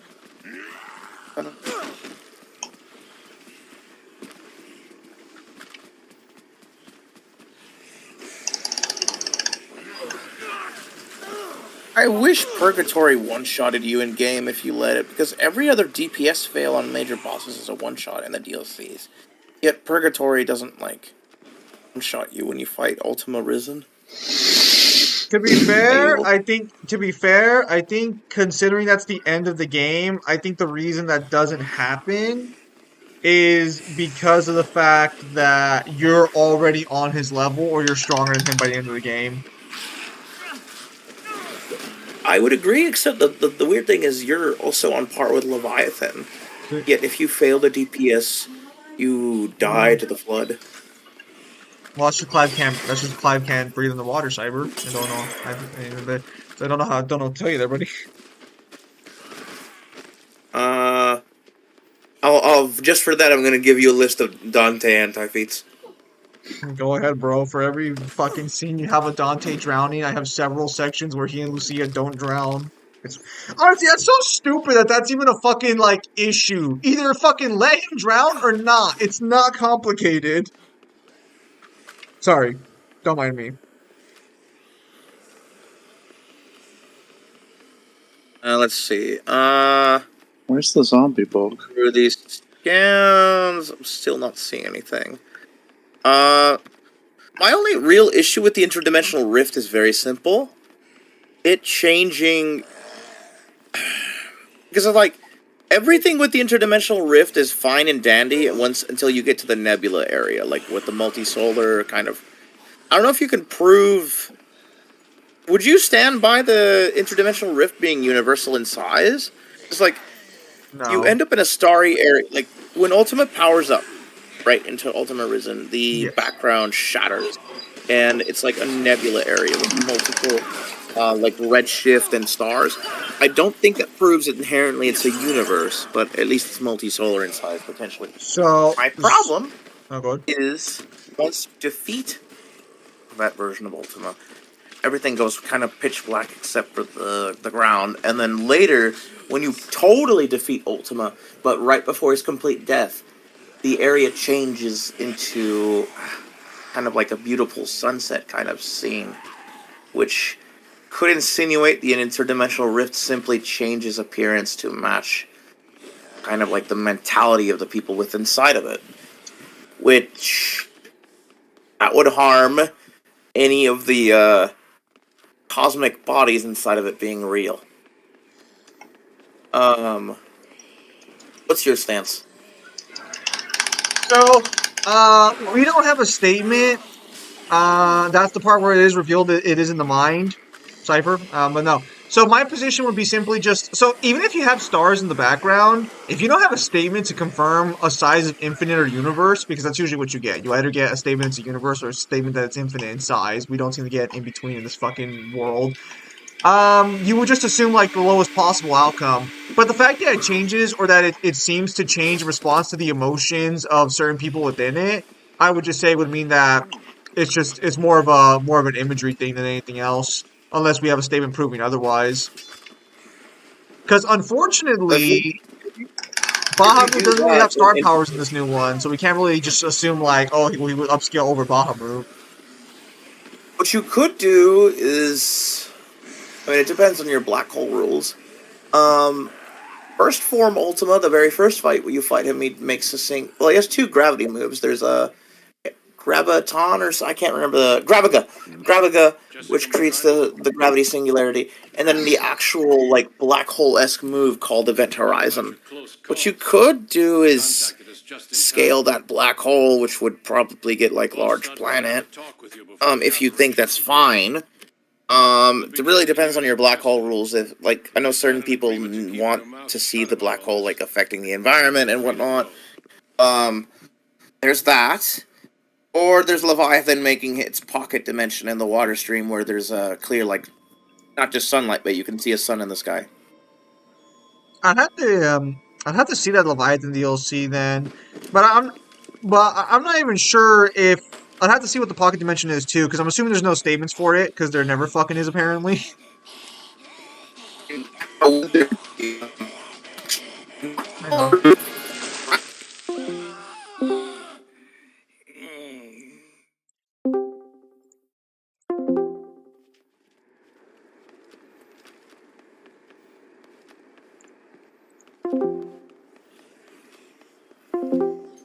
All right, I returned. Continue. How the heck are we still streaming if your connection is dropping? Okay, so this is why I said earlier. It's not that my internet itself is failing. It's a specific part of the internet that's failing, and that part only matters if you're connected to like a voice call or playing video games. It doesn't affect the standard flow of the internet, which is fucking weird. That's so dumb. But go on, Cyber. I haven't seen anyone post the active time lore or the bestiary of the rising tide on YouTube.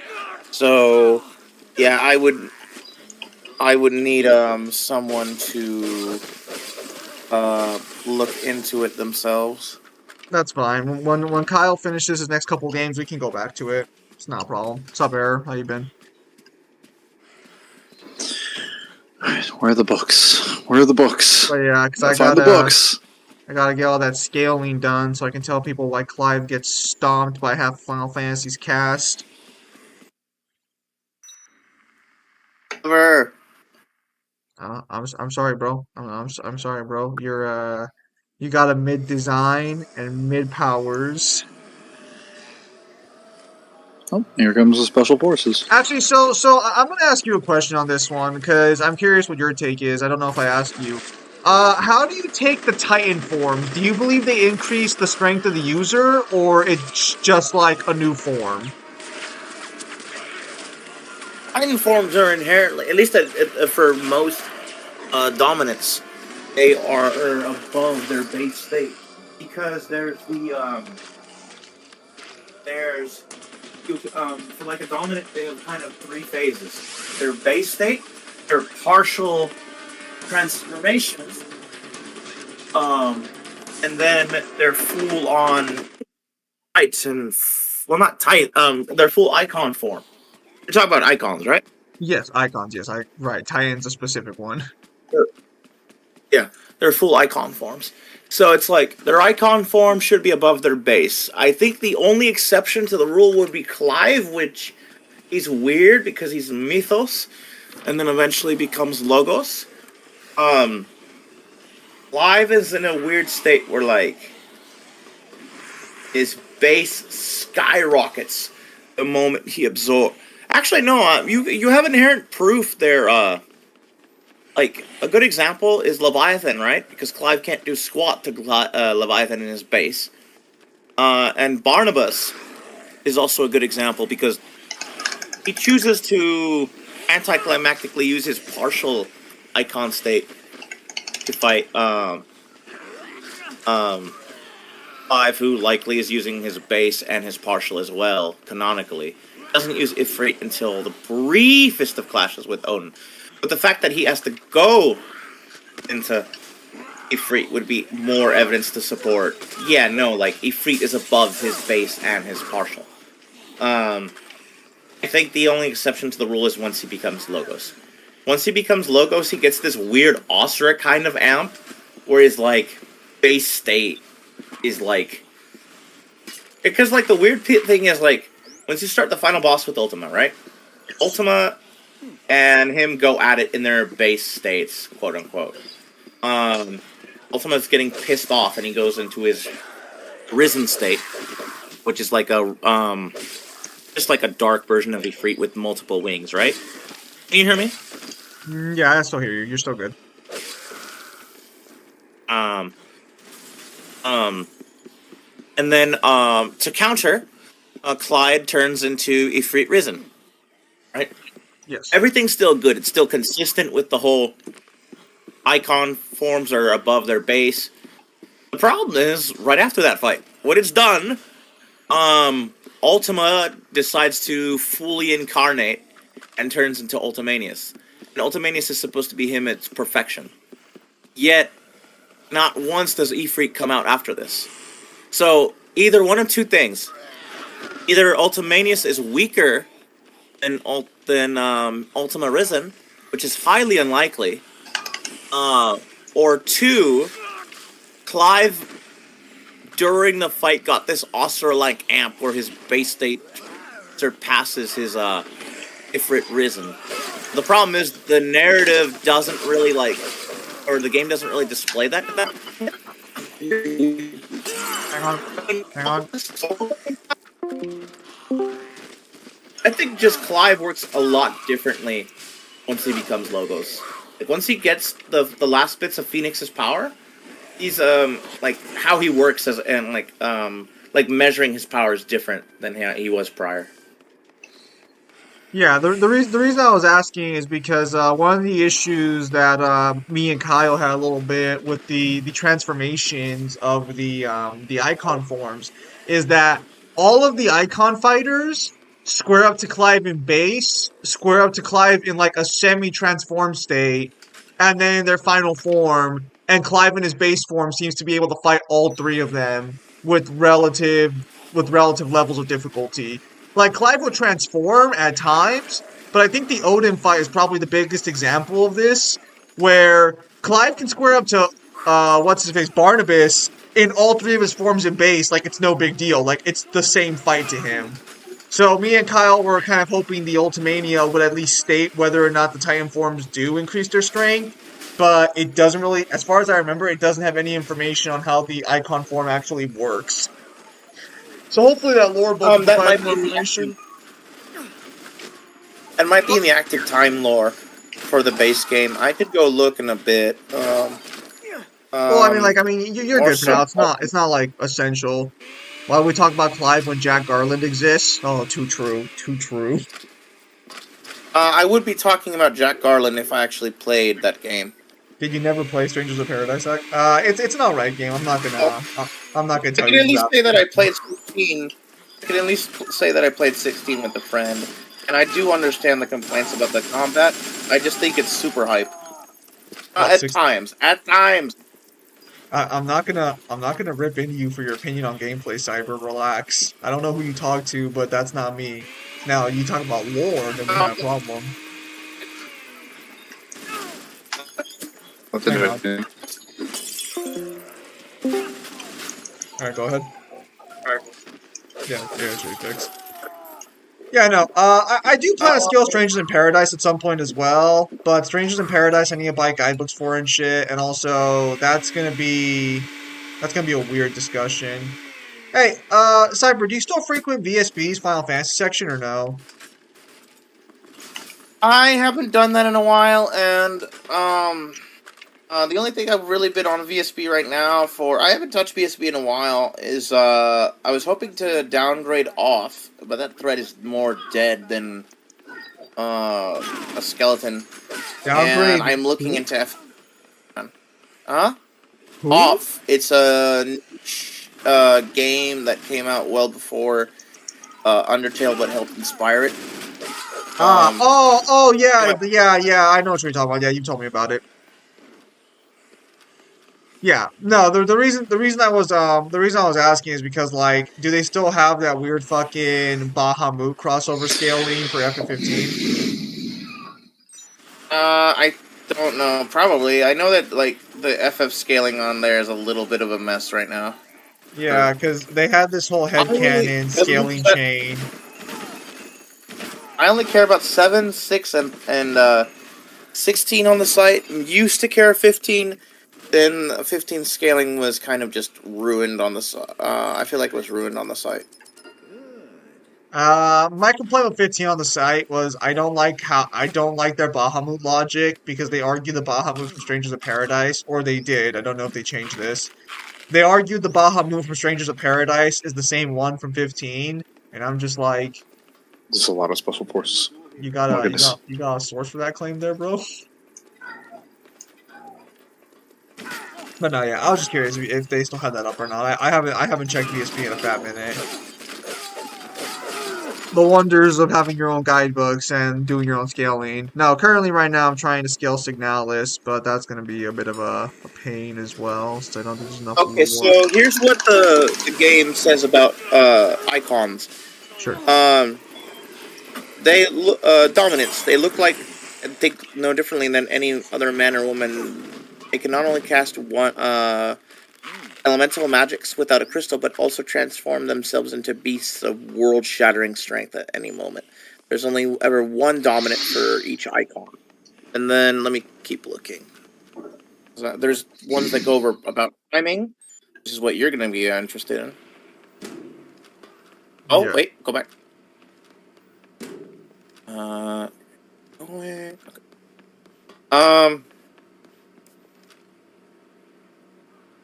I know that's not relevant for your question. How did this man find the time to steal a helicopter? Don't question it. Where was there even a spare helicopter to steal from?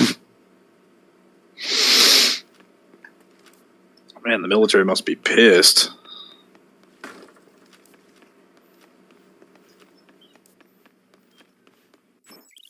Oh yeah, Silent Alright. Hill 2 came out too. I forgot about that.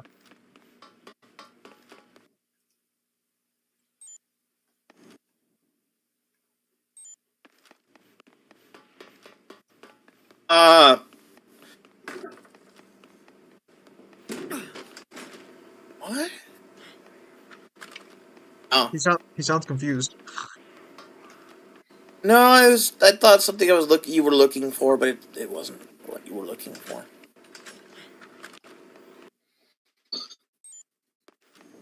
Yeah, it's getting special forces now.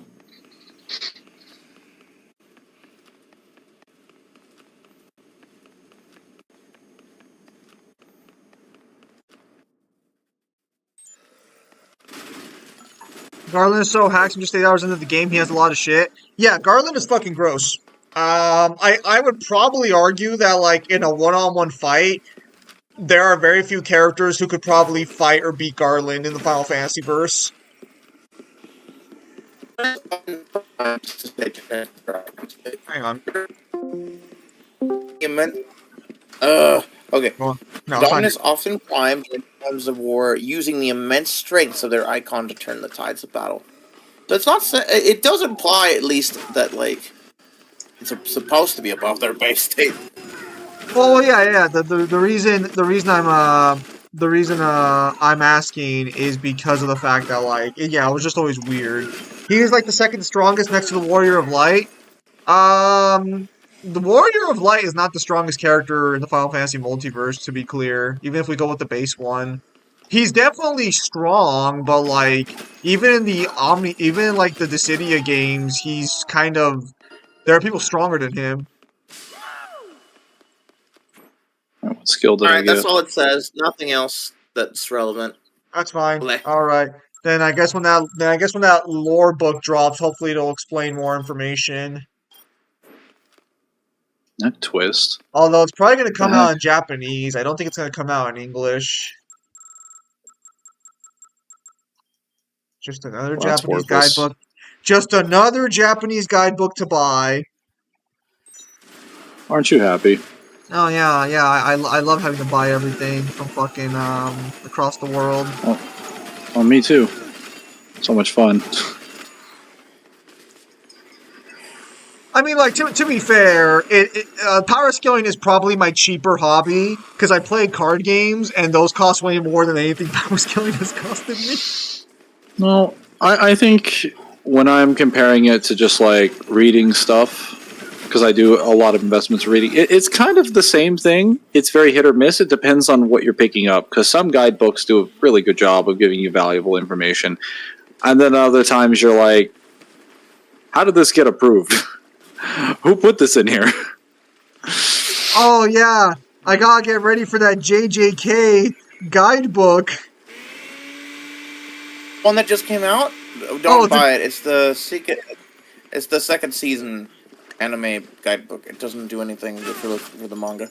Oh, damn it! All right, I gotta wait for the next one then, because oh boy, are me and Kyle gonna have a field day on that one? I already If played you want a 13. second fan book guidebook, you're gonna have to wait until the final volumes drop in December. They'll likely come out sometime after that, That's maybe fine. April of next year. That's fine. Oh, because fuck me, dude. I want statements for Sukuna. Dude, I just need them to say that Meguna is the strongest version of Sukuna, and I'll be satisfied. That's all I need to say. All I need to say. Actually, you already saw the ending to Jujutsu Kaisen, right? Say, were you as satisfied as the rest of the world? Hang on, let me leave and rejoin. Ah, he died again. Yes. I was satisfied with Sukuna and a little bit with Mahito. I think the ending itself was by itself, not like as a chapter, 7 out of 10. As an ending, it's more like a 6. I see. Oh no. There's a helicopter. There's still too much unanswered stuff, too many plot lines that weren't addressed. Bar never visited Sayori. What was the point of including Yuko if she was only going to show up in one chapter? No, there's a lot of stuff that I just do not like that was not further explored. Yeah. Maybe the 1% chance that Akutami decides to put in extra chapters in the final volume, which I highly doubt. I mean, we're getting extra chapters likely in the My Hero final volume because it only has like 7 chapters that are supposed to be in that volume. And I'm pretty sure Horikoshi wants to put a few extra chapters to make sure it's not the shortest volume ever released for the series, but we'll probably get more for My Hero than we're going to get for JJK, which is, well, that's something. Yeah. Because it sounds like JJK's author was just done with it by the time we got to the end of the story. No Heian era flashback. I just needed one chapter of the Heian era.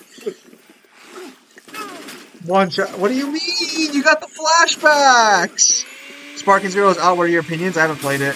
Can't Garland turn to Chaos and he's superior to the one in Dissidia? So, Jack in particular, or you mean like Garland? So the Chaos Garland turns into is just Chaos. Technically, Chaos is the same power across wherever iteration he's in, technically. But Feral Chaos is the way stronger one. Base Chaos is just Chaos. By the way, guys, Sparking Zero is out. What are your opinions? I have not played it. Well, I played the tutorial, but that doesn't really count. I didn't play the full game. I was waiting to play it. Yes, you were. So why aren't you playing it? Because somebody didn't plan out setting up their TV, so I'm stuck over here. Did you promise spending the day with you guys? Did you promise him you wouldn't play it unless it was with him first? Yeah. So okay. I'm a little bit bugged, a little bit miffed. Yeah, that's all I needed to know. Because I was like, then why can't you just play it by yourself? Then, like, I know your friend wasn't there. But yeah, because I'm gonna have to. I was doing him a courtesy, as we do. All right, I have. All right, thank you, Cyberstein. Bye. You having something nice? I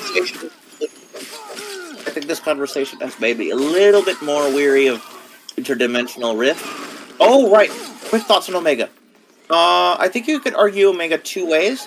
There are statements from the official translator of Final Fantasy XVI at the that he went painstakingly through every single line with the writer of the game, and he actually made suggestions for the writer to change. He had full go for from the writer and staff that pretty much the English dub of the game and the English script have equal validity to the Japanese one, which is interesting because there's a lot of differences between them. but they pretty much blatantly state in in interviews and online interviews that the English version of the game is basically the definitive one. To the point where Yoshida even said because of like lip syncing issues that the Japanese players playing the game should play it in English in the second playthrough. So the relevancy of that is that in the Japanese version of Echoes of the Fallen, Joshua never says anything about Omega constricting creation, nor does the bestiary statement, because in the bestiary in the English version, it says Omega can affect the geometrics of our world, but that's not stated in the Japanese one. Yes. But again, irrelevant. The English version actually might even take precedence over the Japanese version, or at least is equal in validity. So, taking the English stuff into account, Omega has a statement that its move is called dimensional compression. It says it's going to compress the dimension. Joshua says it's constricting creation. And the core in the game says that it has the ability to affect the geometrics of our world. Right? Obviously, since there's no Japanese version saying anything, we can't really go off of if world in Japanese was meant to mean anything specific. Let's see. The thing is, right before Omega does this, it makes a dimensional space to hold you in. So you could make the argument that, ignoring the creation statement, if you take everything else into account, all Omega is doing is collapsing its own dimension it creates. The weird thing is Joshua's quote, because Joshua's quote insinuates that it goes beyond just collapsing its own artificial dimension it created. The Japanese version of the game does at least have the dimensional collapse statement, and uses the word jigen, which is to say dimension, and it uses a shuku, or I can't remember the exact name of it, but it means to compress. So it's compressing the dimension. So I don't know if you are fine with that, meaning it was collapsing the universe. If you take Joshua into account. It does kill the main cast. And it is a little circular to say that Omega scales to its own compression, because if you think about it, well, they could beat Omega, yet they die to Omega's dimensional collapse, right? That's a bit circular, in order to scale Omega to its own collapse. What I think you can do is one of two things. One, Endgame Clive and Endgame Ultima are supposed to be vastly above any of the icons, and Omega is an artificially created icon. So you could argue that their output should be above anything Omega can do. Two, Omega is powered up by a Mother Crystal. And Ultima at the end of the game is powered up by every other Mother Crystal on the planet. The one thing you could argue is that when Omega does its dimensional collapse, it's not just powered up by the Mother Crystal, but it's also re-diverted all power from the core of the tower into itself. I don't know if you could say that that makes it unquantifiable, but you could probably argue that like the Mother Crystals altogether should still be above like the energy that the core of the tower could provide. I don't know if you're fine with any of that though. What are your takes on that? So I would have to check the Omega DLC in particular myself first for making claims, but just off what you said, if Omega was able to do the compression based on the Mother Crystal powering it, I think if Ultima is being powered by the others, you could argue for Final Form Clive, but I don't know how that would work because technically they can't even really contain that level of power either. Clive burns himself out, and Ultima ultimately does as well. That's one of my issues with Final Fantasy 16's just dies from being. Oh, they burn themselves. Clive burns himself out after absorbing Ultima's power. Yeah. Ultima himself just was the Mother Crystal's power, and Clive equals that before absorbing his power. So before he absorbs Ultima's power, he should be well above anything Omega could create. So I don't think there's an issue there. I think the issue is, I mean, if you want to say that, like, true endgame, like, as in, like, after absorbing Ultima, Sure, because that version of Clive is just so powerful his body can't even take it. But before that, he doesn't burn himself out. He specifically says it was Ultima's power added onto his own that was killing him. I think, Hang on.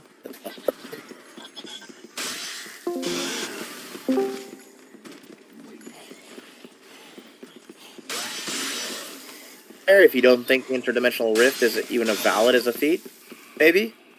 Like, the only thing that comes close is the black hole that Ultima creates. And again, that depends on your black hole standards.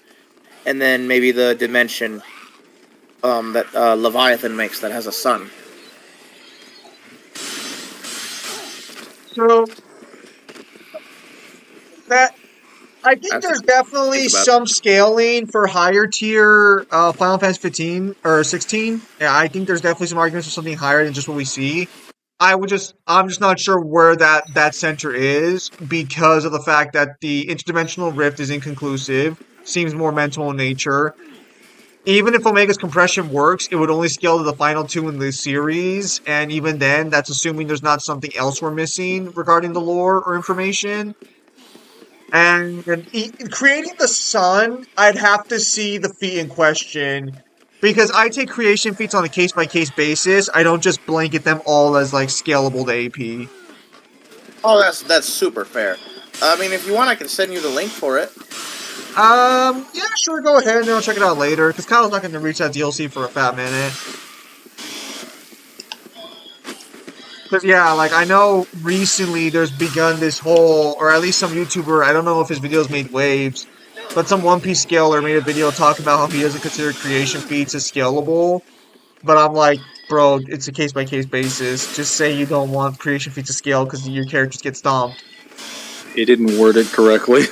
Well, no, because the problem is that, what? No, he gave great examples. He just took way too long to explain his points. He could have cut it down to like probably 2 minutes and just said like creation feats are a case by case basis. There, boom, done. Yeah, no. But he overcomplicated it needlessly. Well, no, it's because I watched most of the video, but he doesn't agree with any creation feats, doesn't he? No, he says it depends entirely on how how it's being provided, like what information is being provided about it. I think he probably has a higher standard than you do. One that I would disagree with. But the general gist is that you shouldn't be taking like creation feats universally as like an AP thing, unless you have like reason to believe that it is. Which in most cases you can kind of prove that. I don't know. Like I say, there's some problems with what he said, but it's not generally the crux of the creation argument. It's more so like some of where the logic leads you, not so much the conclusions he's making. Because all the verses he gave, I would argue, were good examples of his problem. That's why I said he had a problem illustrating it. Anyway, back to whatever you were saying. Sorry. Yeah. No. I gotta dip, lady. But before I go, yeah, I'll keep this all in mind. Hopefully, that World Book releases soon. If you decide to look at the Leviathan thing, really quick context. Leviathan made a giant water spout he brought Ifrit into. Then he glows, grabs Ifrit, the screen goes white, and now they're in a pocket dimension that's inside the water spout that has a seemingly going on ocean with clouds. As the fight continues, you not only see sunlight, but you see the actual sun in the sky. When you defeat Leviathan, the dimension disappears, as does the water spout. Alright, I see. But yeah, I'll take a look at this video, and then next time we talk, I'll give you my thoughts on it. Sure. I do want to do a Dante versus... the thing is, Virgil Galactonite, I admittingly took a huge break from anything Devil May Cry related after the whole fiasco with the mobile game. Yes. I am getting more wanting into doing it. We will be finishing that hopefully before November 1st. After that's done, I want to get into Dante Clive. I know it's a foregone conclusion, so the only point of making it would be the point of making it. But it is a foregone conclusion. I could say universal from the compression, and it doesn't really change anything. My man Clive is too slow, and any hacks he does have Dante sort of just passively resists, or at least actively resists. Well, and it really doesn't- ask yourself the two big questions, which is, do you like the matchup, and do you feel like you have the thematics down for it? Then that's all that matters. That's all I've ever focused on a matchup. It doesn't matter to me whether a matchup is a stomp or not. Like I just want to see if it makes sense in my head to put them in a room together thematically, and if I like it. It makes quite sense to put them together. It's not just that one. It's not just the combat director statement or whatever it was. Oh yeah, I forgot about that. I mean, if it makes sense to put them in a room together, then throw them in a room together. Besides, I feel like it's more better in scale than Velvet. Although Velvet versus Clive makes a lot of sense, or Clive maybe versus Ragnar makes some sense too. Thematically. What's Velvet, or who's Velvet? Tales of Berseria. She is one of Ragnar's most more popular opponents these days. I'll send you clips of Berseria later, or I can even send you a Ragnar blog. But I'm wondering if people here would disagree with it because I don't know anything about Berseria. I'm sorry. Oh no, Blaze Blue. Do you have any knowledge about Blaze Blue? A little bit. I still wanted to get into the series, but unfortunately I stacked like 5 research projects on top of myself, so I have to get through that. What are you researching? A lot of sci-fi. Right now I'm going through Warhammer for the purposes of like a swap, like sort of a special protagonist swap between like some of the characters in Halo Reach and 5 and the Space Marine game. So I have to research Chaos Demons, Chaos Space Marines, Orcs, Tyranids, Ultramarines, Space Marines, and a bunch of stuff. And I'm like halfway done with it. I'm enjoying the read. Good gravy. I'm also kind of going through Mass Effect at the moment. I'm playing it for the first time. A friend recommended it to me, so I was like, oh, well, this is fun, so I guess I'm researching it. Okay, Zin, right before I go, again, can't say anything about him, but I'm curious on your thoughts on who you think would win for announced matchups. Anything that's announced should be fair game. Really quick, who do you think wins the next time? Joker versus Jorno? So, I unfortunately have not played Persona 5 yet to figure out, but I believe Joker takes the AP argument, even if you don't do SMT scaling, which I personally don't agree SMT scales all that high to begin with, even if you do that scaling. I would say that it's gonna come down to whether or not Jorno can get, or Joe can get past Gold Experience Requiem. But even then, it's also gonna. That's the only thing that matters. If Joker can get past Requiem, because I don't think Requiem can kill Joker, especially if you go with like some of his more powerful personas and some of the more resistances he can get. Oh, I wonder if he take resistances. What about the rematch that was announced? What rematch was announced? I wasn't aware of that. The Smash Chief versus Doom guy. Bingo. Was that the rematch? Yes. Master Chief's about to shove his foot up Doom Guy's ass. Oh my goodness. Wait, what happened to all the Doom Guy's about zombies? to get fucking stomped. What are all the zombies? Oh, wait, do they periodically kill all of them if I just stick around? That's actually awesome. I will say... are you taking out Cyber? Just say what you're going to say, then I gotta go. Oh, I will say I've never agreed with Doom Guy's scaling in terms of like fucking speed. So I'm actually convinced Master Chief's faster than Doom Guy. I don't agree with someone with his speed scaling. His AP scaling is also a little questionable, but I think it has more ground to stand on than speed scaling. All right, we'll talk later. All right, Adios. mate. Thank you for coming by. I finally got it. I got the disembowel technique. Naruto is a great... Is that what you call that? I thought you were just ripping out their junk. No, I'm really tested. It's different. Sorry, I'm so used to Kyle that, like, whenever I see any... Yeah, see, it looks like you're ripping out their junk. Could you stop ripping off their dicks, please? Kyle can only get so erect.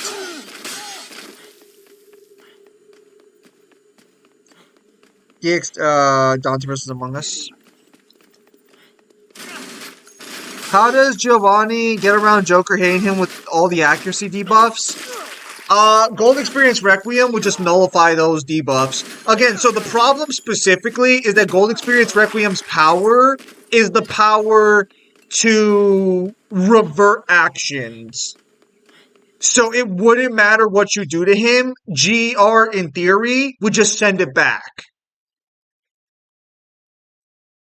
Unless they're going to argue silence would work on GER, but I disagree with using gameplay mechanics like that to some extent. So he won't be able to hit him with GER, the buffs to Joker's dodging. No, I don't think this is a fight where Requiem wins in the traditional sense. I think this is a fight where the only chance Requiem has is if fucking Joker just can't get past his ability.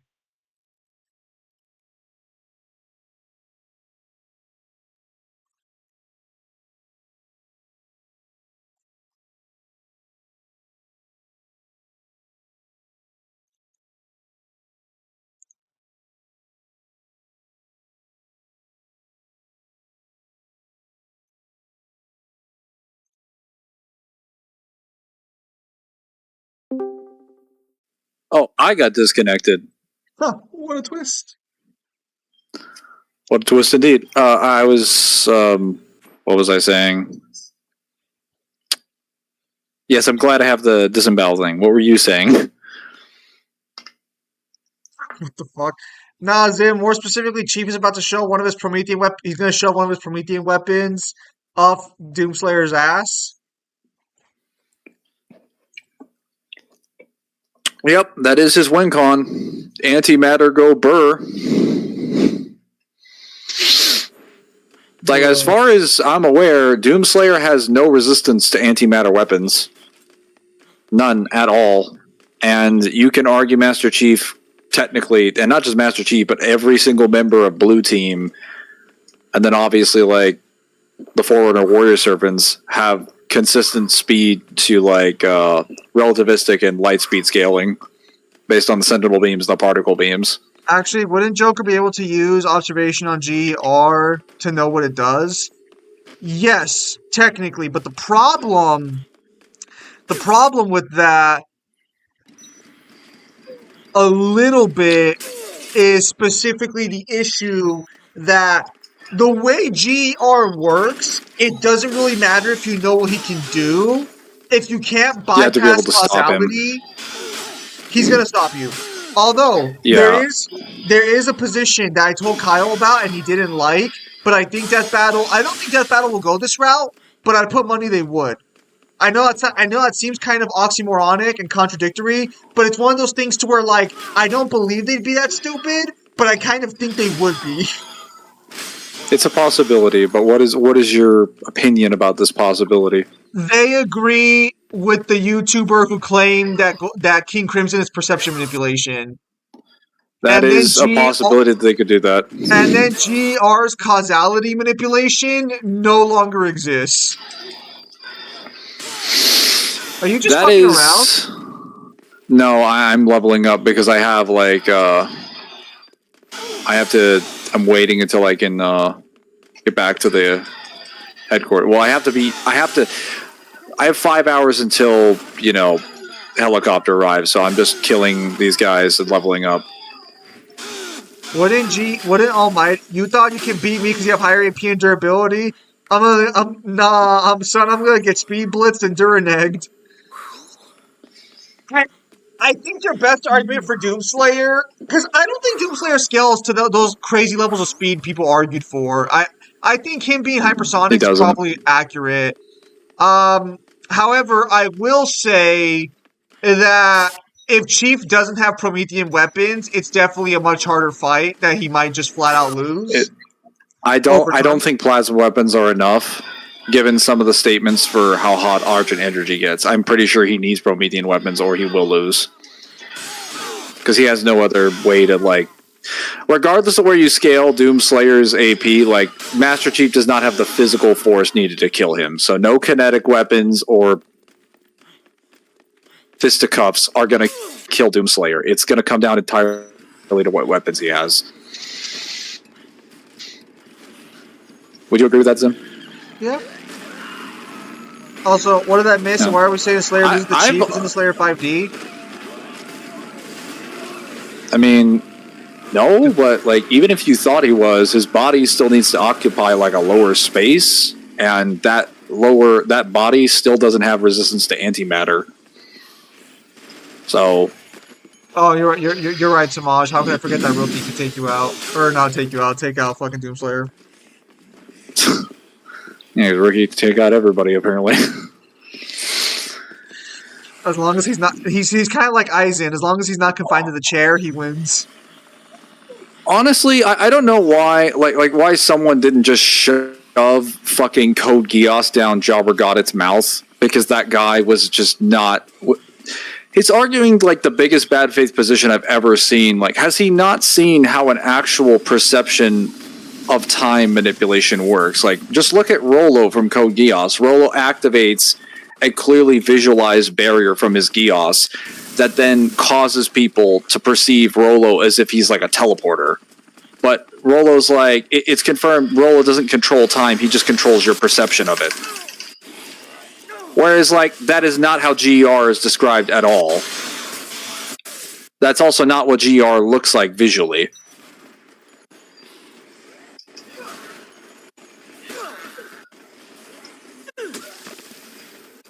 Looks kind of dishonest. Yes.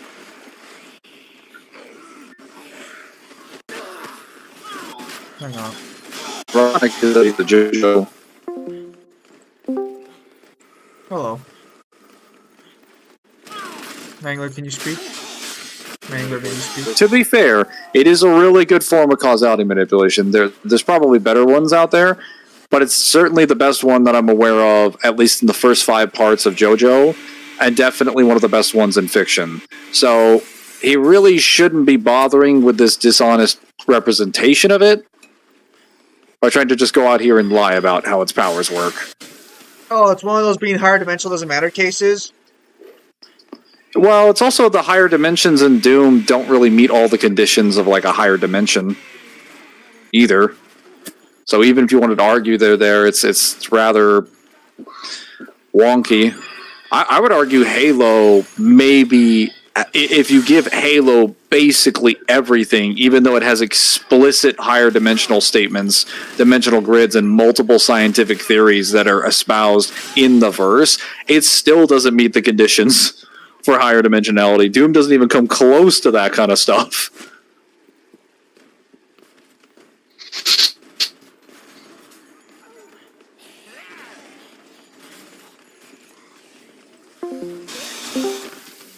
There we go. Hopefully that fixed it.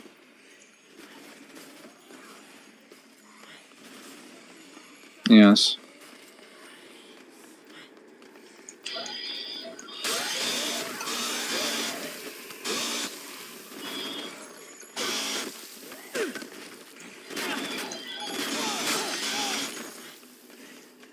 Well, these special forces are definitely giving me a lot of XP.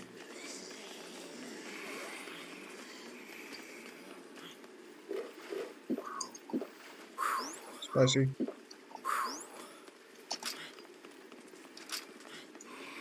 KDA still solos these nabs and they go with the Ogden's powers, except for Rookie. Don't the precursors have to be multiversal? So, technically, the Forerunners and the precursors have potential arguments to be higher than multiversal, from what Mangler's told me about their knowledge of dimensionality.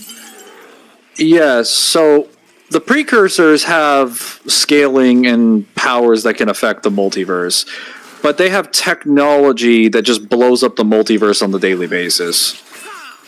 Now, as far as the higher dimensional arguments go, the Foreigners are just flat out stated to be able to manipulate higher dimensions every time they go to and do space battles. They manipulate the entirety of higher dimensions in order to determine the probabilities for how they can win. So they manipulate the fourth dimension in order to determine what the future is, so that they can win every single battle that they have. And it's not only stated that they do this, but that any sufficiently advanced race does this, because it's the way that you win battles in slip space. And Rookie did kill the precursors. True.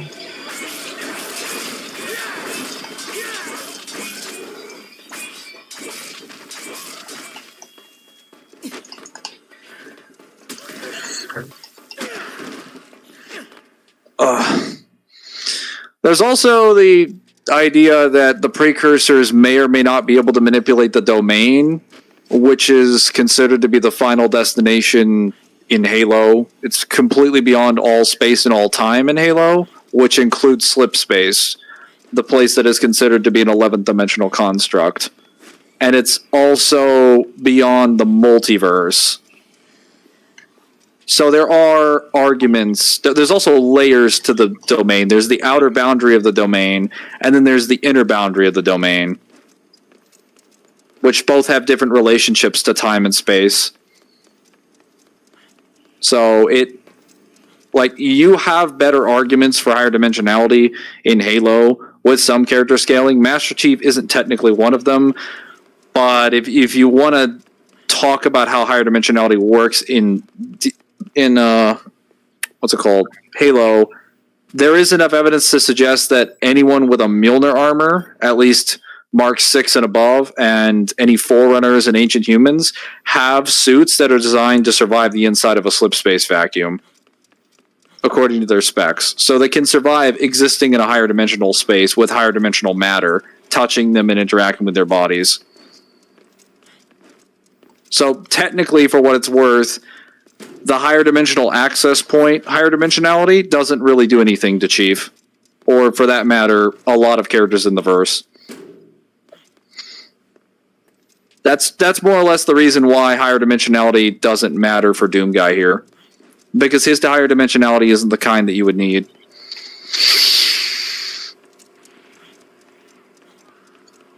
Bruh.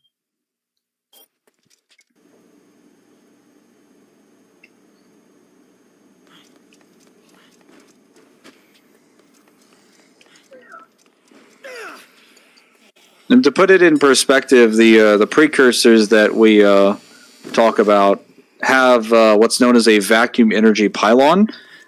And to tell you like the kind of difference of like tech we're dealing with here compared to the Doomverse, Halo's precursors and the Foreigners too, because they use this technology as well. Oh no. Hang on. I almost died there.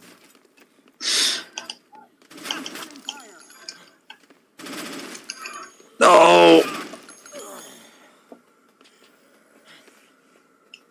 That's stupid. No, I don't want to be captured. Mangler is unbeatable in debating, blows him out of the water. Unfortunately, he's not just a deer part-timer. Whatever you say, Marshan. Sorry, hang on. I died. I got captured and I can't accept my fate. So, how these vacuum energy pylons work is that they open a portal in space and time. They tunnel to a universe that is in the process of being born during its Big Bang, and then it completely absorbs the entirety of the energy released during the Big Bang, and then funnels it back to whatever devices that exist in the main universe for the forwarders or the precursors, whomever is using it. They do this across an infinite number of dimensions simultaneously at all times. So they are literally blowing up big bangs across the multiverse just to like fuel their stuff. And it's not considered, the statement is not presented in a way where it's an impressive level of technology. It's just a statement of fact. Like the librarian's like, yeah, no, it just happens across like an infinity of different continuums. Like, whatever. It's just used to power like our shield worlds and stuff. And I'm like, okay, that's kind of a little bit ridiculous. Because that would mean that they have technology on a scale that outclasses the Con Maker, the UAC, and everyone in Doom combined.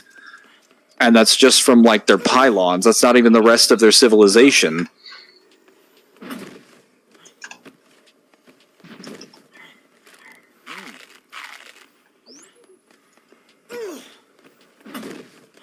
Okay, where is the other weapon?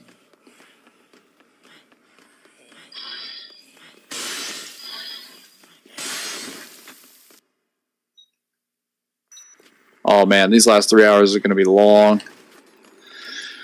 Bruh.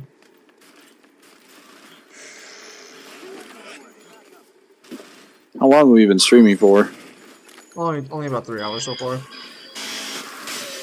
Okay, I might be able to get through overtime mode. Hope you guys didn't need those legs. Bruh.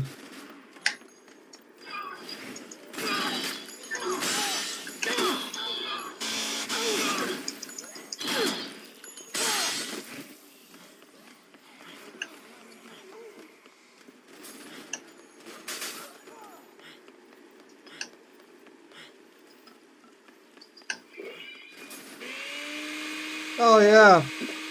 You watched the new fucking Bleach episode? I did. We did a watch party with it because I don't have Hulu. So Sparta was like, "I got you," and we all watched together. Then somebody dabbed, and it was over. Anyway, what did you want to know? No, because I was there talking to Kyle about it, and Kyle out of Actually, hang on. Hold the thoughts. I have to go to the restroom. And just like that, there was one. You all bow to me. Never forget that. In this world, there is one wholesome one, and it is I, me.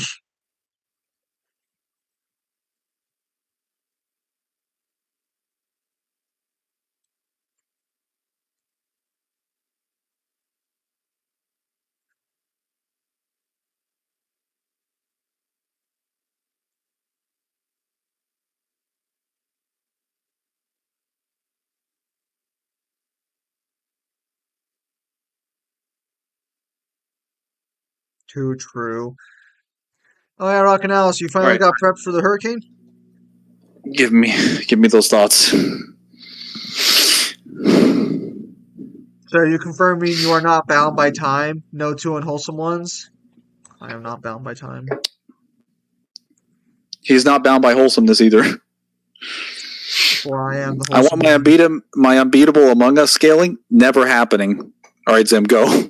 What were you gonna say? So I was there chilling out, talking about the new scenes, and Kyle out of nowhere, for no reason, is literally just like, "Oh yeah, Mangler told me the new episode confirms that Aizen never had a chance against Squad Zero," and I'm just like, "What the?" So it doesn't say that directly. What it confirms basically indicates that Ichibei.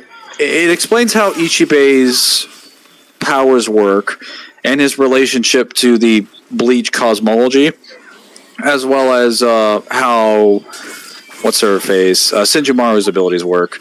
And through that conclusion, it confirms that Aizen didn't really have a chance. So the statement confirmed. Well, we already knew this to begin with because he was way weaker than the rest of them. But Ichibei's abilities are basically confirmed to be. He is the person that basically gave the names to everything in the Soul Society, and he confirms that the names are what give the power to things that exist in the world. The reason something exists a specific way is because it has the name that gives it, and he is the one that has done that to all phenomena in the Soul Society. Okay, so it's only the Soul Society. It would probably be for the world of living as well, because he predates the three worlds. Because what Kyle told me is that he named everything in creation, and I was like, all right, if that's true, why the fuck does Yuha shit work on him? Because Yuha has powers of the Soul King, which predate creation. Oh, He belongs to the primordial well. Now we're getting layers here of predating creation. I see how it is. It's not layers. It's like layers. Both of them belong to the previous world, but the difference is that the Soul King could govern the previous world. Ichibei could not. Ichibei can govern the new world, or at least he can make things that govern the new world. He doesn't sustain it the way that the Soul King does. He just kind of like gives it form. Like to put it in perspective, the universe is the universe because Ichibei created the name for it. Infinity exists the way that it does in Blue. Ichibei created the name for it. The universe exists the way it does because of Ichibei.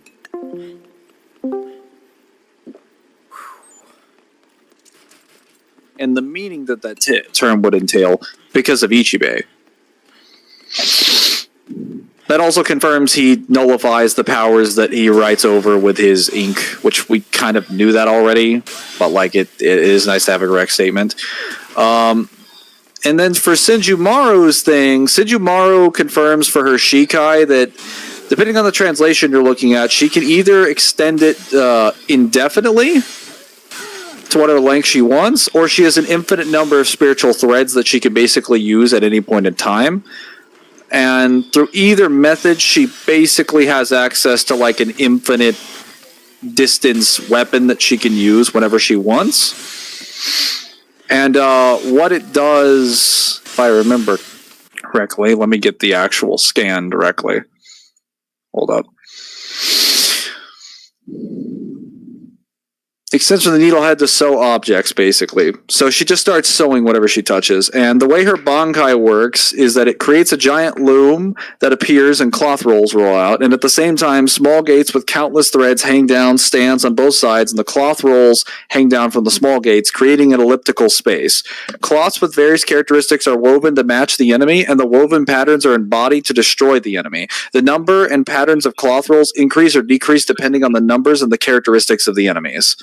That also confirms that they made the blood pledge between the soul to the Squad Zero to limit the activation of their Bankai with each other's lives in consideration of the impact each of their Bankais has on the three realms. So it's just further confirmation that, generally speaking, Squad Zero, while they could revive themselves with by calling names of people like with what's his face, Ichibei, they probably, even if they brought each other back, they wouldn't activate more than one Bankai at a time because of the sheer amount of power that it releases. Because it would threaten the world. Unless they had some kind of, Hang on. They had some kind of some way to ensure that safety or where that wasn't a factor. So basically, the way what her Bankai does is what I predicted it would do, which is that it just makes and produces powers specifically designed to counter whoever it's like interacting, and it rolls the cloths needed to do that. So that's why it's able to basically wipe out all of Yuha's like Schutzstaffel. In the anime, Ichibei, or not Ichibei, what's his face? Uryu is able to escape it because Yuha rewrites his fate with the Almighty, and then after he gets out and he dodges it the entire time, when it catches him, and it does catch him in the cloth, he activates the antithesis to swap places with Senjumaru, and then shoots her when she's out of the cloth range. Because she's basically jumping between cloths to make herself intangible for the entire length of the battle, and she's just like warping reality, so he can't touch her at all until he waits for an opening and she comes up to sew him, and then he switches their places because he shifts the state of their beings with antithesis. Yeah, and then she got one shot. Yeah, because he's powerful enough to do so. Man, that's crazy, bro. That's crazy. We're really gonna. So let me get this straight. She's powerful enough to threaten the three worlds' existence, and Uryu's just like, hey, no problem, easy peasy, lemon squeezy. How little do you know about Bleach? Like that's the whole point of Uryu's character. He's supposed to be the successor to Yuha. No. And I understand that, but my issue is more so along the lines of, so these fucking jokesters are so powerful that they threaten the three realms, but Uryu, even in his transformed state, doesn't affect any of that, and is just like, all right, one shot will burn. First of all, he's technically inside of her space. Second of all, that's not really how Quincy powers work. Are you scared? Well, no, she literally creates a unique space. She creates a unique space. Are you just being delusional right now? It's literally established that she's shaking the worlds. We see it happen. Anyone who can kill her scales to her. It doesn't matter whether you like it or not. Isn't he still in his Volstand form after he kills her? Because He gets is, the wings, but right? then he deactivates it.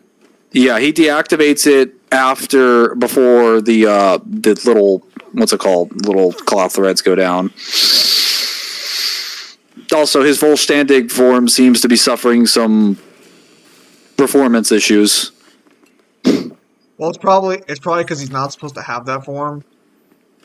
I don't even know how he. Well, okay, since he drank Yuha's blood, he should have done it, but he never used.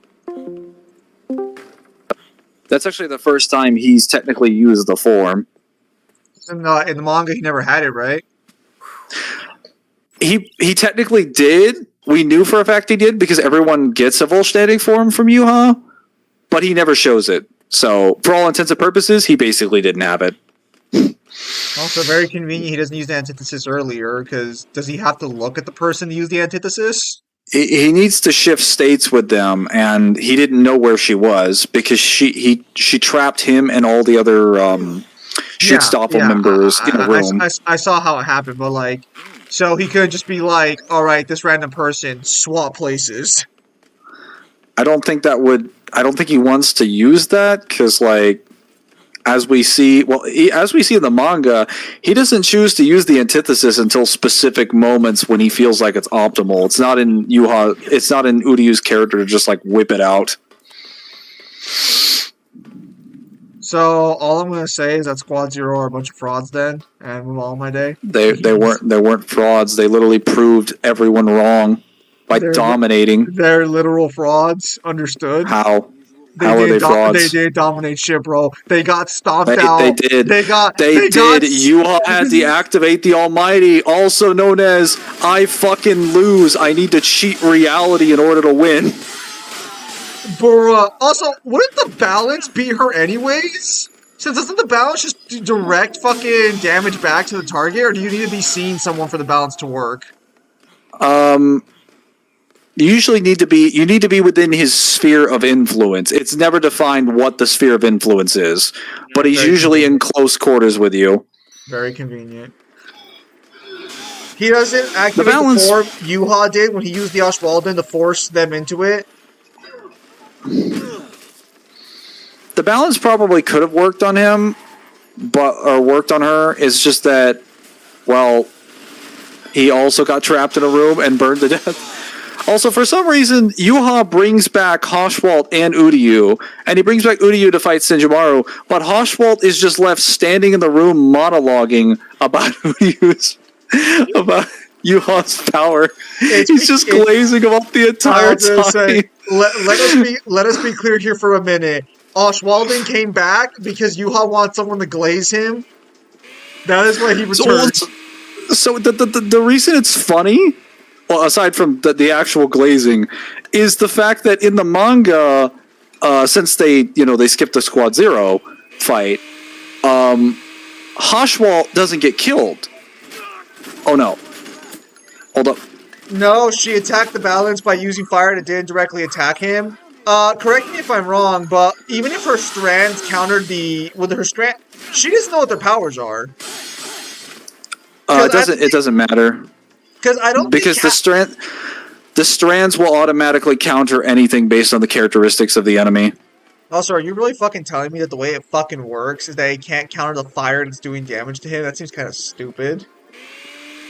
I'm assuming that's going to be related to something we're going to see later on, because they are adding new scenes to this. And it's probably related to Bazby.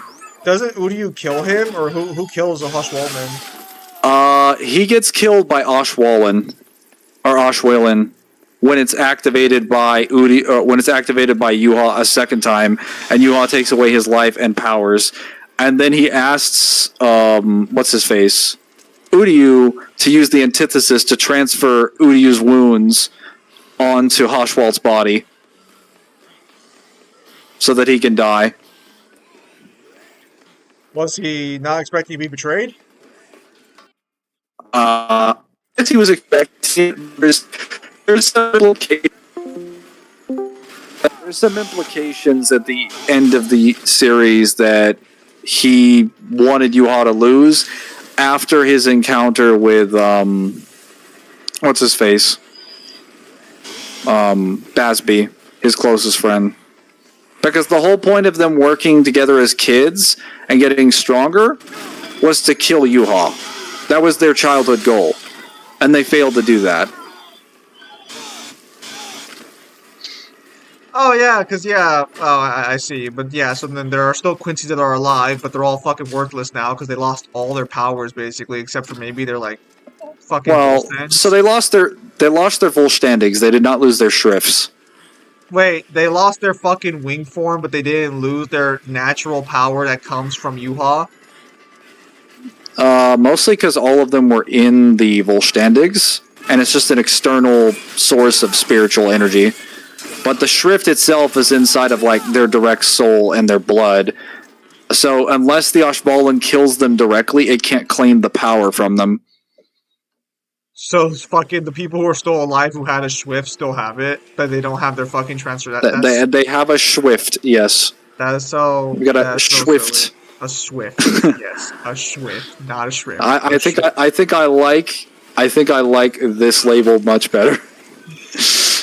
That's kind of fucking lame. But I guess he wasn't really planning to continue the series, so I guess it wouldn't really matter. Technically, I know there is the Hell Arc, but like, eh. Well, that wasn't so much the issue. He was still planning on continuing it. The reason why it specifically doesn't take them away is because it's not hitting them completely. It's hitting the outside of the area near their body. It's a splash damage attack. Like, when it hits near you, it takes away Reishi from you if it's trying to claim you. And the closer it is, the more dangerous it is, and the more it takes away. So are you gonna? So then, what are you expecting? Because okay? So is this the final season of the 1,000-Year Blood War arc, or are we still getting a fourth one? Oh wait, no, we're getting a part 4. We're getting a part 4 for that. Yeah. What the fuck? What do you mean we're getting a part 4 still? Because there is a. It was confirmed it was going to be a part 4 from the beginning. It was going to be split up into 4 sections. It's probably going to end most likely when Odahime and Ichigo are arriving at Yuha's area to fight him after he's merged with the Soul King. Nah, bro. You wanna know where they're gonna end the cliffhanger off? It's gonna be in that iconic Aizen line of "Welcome to my soul society." And then just fades to black like The Sopranos. Yes.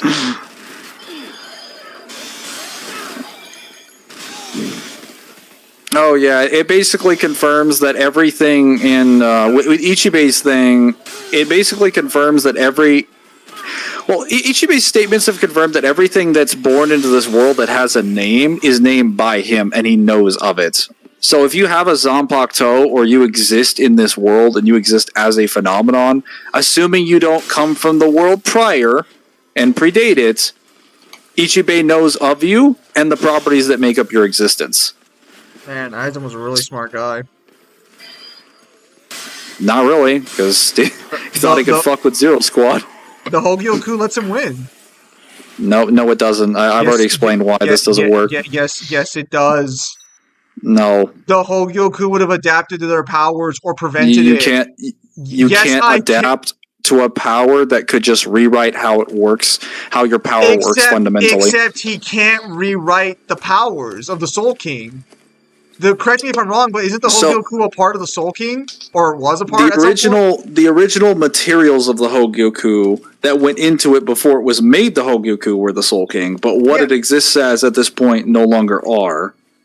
It still comes from the Soul King, so that's still fair game to use. So it's no, because you would still have to argue the name Hogyoku was something that was crafted and created by Kisuke. So the power that the Hogyoku, because it was created and named that after the fact. So then, are you arguing that Yuha wasn't named by Kisuke, or not Kisuke, by whatchamacallit, with the guy? I don't know what his name is, the fat one. You know who I'm talking about. Yeah, because Yuha was directly a piece of the Soul King, unlike the Hogyoku, which was directly manipulated by Kisuke. The Hogyoku is a piece of the Soul King. The Hogyoku as it exists I'm seeing a now, lot of is coping not just a piece of the Soul King. Chat, I'm seeing a lot of coping in this. No. Hang on. Do you know how the whole Soul? Do you know how the Hogyoku was made? Yeah, the guy made it in the fucking lab, but he made it with a piece of the Soul King. It should be fair game. Okay, but he made it with more than just that. He constructed it with a specific idea in mind, gave it souls and other materials. It shouldn't matter. It's still part of the Soul King. It would, because that whole combination is what the Hogyoku is. But also, what he referred and interpreted. No. Yes. Because what he referred and interpreted it as, actually, that's not even accurate. Yuha was directly affected by it. Yuha was directly affected. Yes, Yuha was directly affected by the powers of. No. Before he got his powers awakened, he was affected by it. The second he brought his strength restored, it did nothing. Yes, with the Almighty. Yes, and I would argue the Hogyoku would just make him fucking immune to it, or just bypass it. Why? When an entire chunk of the Soul King wasn't affected, or wasn't directly affected by it? Why would his nails, when they're transformed into a new form? When Yuha unlocked his power, he was no longer Yuha. He was a black ant. So the fucking poem shouldn't even fucking apply to him at that point. That's more so how to do with how the Almighty functions. The Almighty... Again, so the Almighty is a power of the Soul King because it comes from the Soul King. Nah, bro, yes. You tripping. So the power of that Soul King then would be able to beat him. Fucking tripping. Also, wouldn't the guy fucking name the Almighty technically, or would because I doubt it was called the Almighty because under the powers of the Shrifts would have come from the Soul King. They would have either had their own names or their own meanings prior to the form.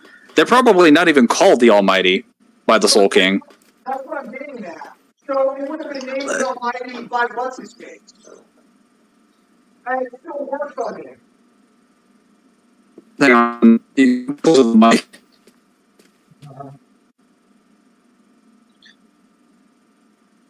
Shut the fuck up, Kyle. You guys are wrong. You guys are fucking wrong. I will let this day be known as the day in which Zim disconnected from a call many times, in which I was never disconnected. Let it be shown, chat. Let it be shown. I had the superior internet connection on this day. Nah, fuck you, Kyle. Mangler's wrong here. Hogyoku would win. Nah, I'd adapt. No. Yes. It not only is like Ichibei just directly stronger, he knows how the Hogyoku works. Oh, it's beans. Oh, what the fuck? Hang on. 1 second. I'd argue he wouldn't even make it past Senjimaru. Senjimaru would auto-counter him directly. Oh, fuck you on something! Hang on! You fucking culture over here! You're gonna sit there and tell me with an honest to God look on your face! You're gonna fucking say with an honest to God look on your face that Aizen's Bankai works on the Almighty, but it wouldn't work on that fat fuck? Oh, wow, your fucking guy died. Yeah, I think I got the wrong ending. I fucking saved. As the problem is that if you save at certain points, you can lock yourself. So you got the bad ending? Yes. How did you get the bad ending? I sucked. Mega Mentakes have been added. Hang on. What did you do? I don't know. Anyways, where was I? Yeah, no. Even now with the Hogyoku, which the Hogyoku would work here 100%. Even if it didn't, his Bankai's, his fucking, I guess Shikai, because allegedly we've never seen Aizen's fucking Bankai, allegedly, even though the fucking Bankai is the illusions, I'm fucking fairly confident in that. Whatever. It would still work on them. So he would still just bypass them like that. No, they know what it works like and they know how to counter it. No, because it works on the Almighty, and he already knew about the power, and it still works on him. Okay, yeah, of course it works by the Almighty, because the Almighty activates its functions by seeing things. Mangler, the Almighty's a stronger power than anything else they have. It doesn't It doesn't matter. The way the Almighty functions. I guess Ichibei over there. It's established at the end of the series. The way that it functions, it's not a power-based relationship. It's based on seeing something. What I am specifying specifically is that Ichibei's quote-unquote resistance to it wouldn't work since he already knew the name of the Almighty and more than likely named the Almighty in its current version. And he couldn't stop it. I'm not talking about that. I'm talking about the idea of your example doesn't make sense because you think the Kyoga is overpowering the Almighty. It's not. No, but the fact that it would work on the Almighty's vision at all, because keep in mind, it worked to such an extreme that even the future sights he saw... Why wouldn't it? Why wouldn't it? The Almighty should be a superior power, and he knows about what resistance has the Almighty shown to illusions? The what resistance has Ichibei or them shown to illusions? They don't have to. They would know how it works. They know the conditions for it being activated.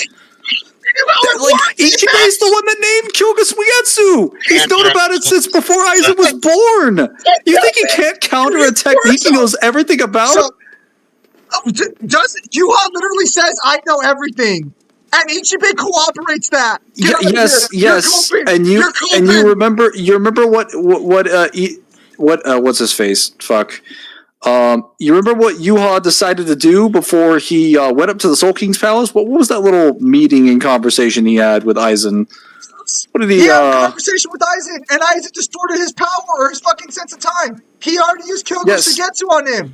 However, Yuha states that he knows everything when his eyes open and he's aware of everything. So he'd be aware he's under Kyogo Suigetsu's effects, and it still worked on him.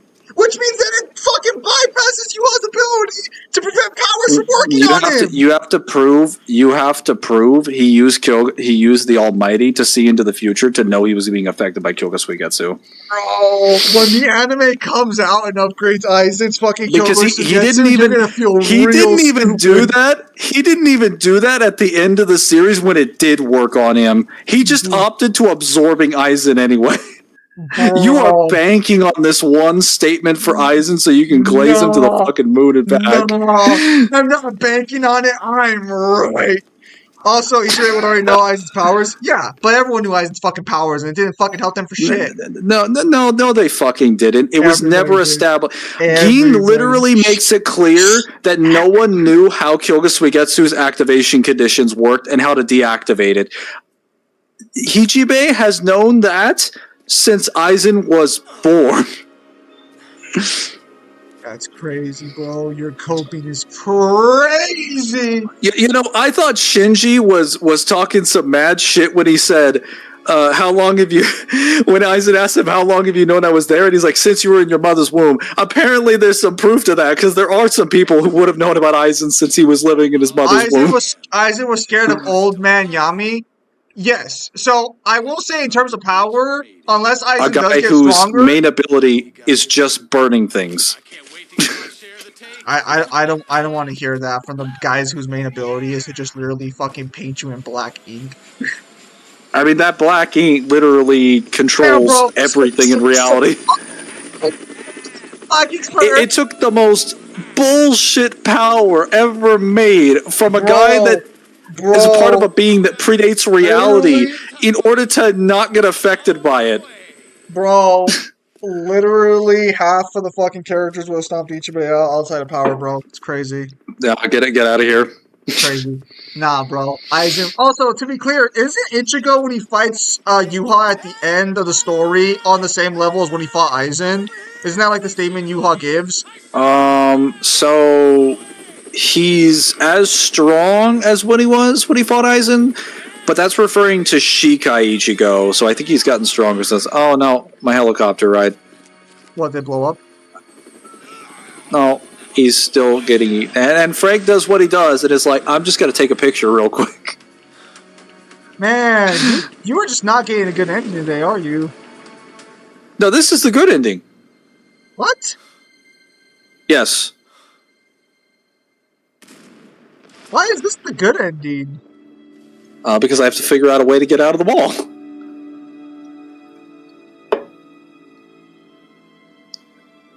How do we call Zim's new Majin DT? What are you talking about?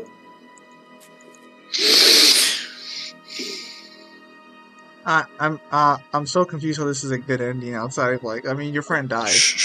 Just wait for it. Yeah, no, it's not great, but it's the intended ending to 72-hour mode, I should say. It's not the good ending. I worded that wrong. My bad. Is this not the main game? Is this 72-hour mode, or is the main game 72-hour So mode? 72-hour mode is the main modes for the Dead Rising games, but then they typically have overtime mode, where you continue the story and get the true ending. Is has glazed Aizen so much he has a cheap Shikai? No, because Aizen very clearly has the fucking kit and the fucking abilities during his time with Ichigo to beat Zero Squad. Your only argument is that Zero Squad just immediately one-shots him. But that wouldn't even work as the Hokyoku. And honestly, Zero Squad's kind of retarded. I'm not gonna. They also have gotten statements in the first episode that their powers are beyond that of any person's Bankai, and Ichigo directly confirms all the new powers and abilities he got directly from them, and they're on a whole nother level. So if we're gonna go by like actual statements, they are in Ichigo's realm of power. So I don't even think it's necessarily accurate to say the Hogyoku would like adapt or anything, because they're at the level where they could fight him.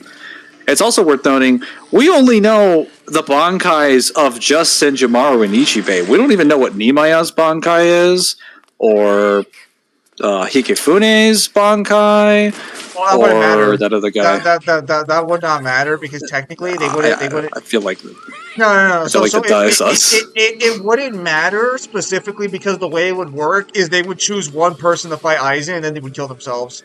I understand, but I'm saying like they have more options than just the one person. Seal's work on Aizen. Technically, that is true. Although to be fair, the current Seal he's stuck in is debatable as to whether or not the Hokyoku even is still working for him or not. Because I think there was an argument that he wasn't the master of it anymore when he got sealed in the first place. But he does evolve and get stronger. Ichigo, the thing is that the Hokyoku is still inside his body because they can't separate from him.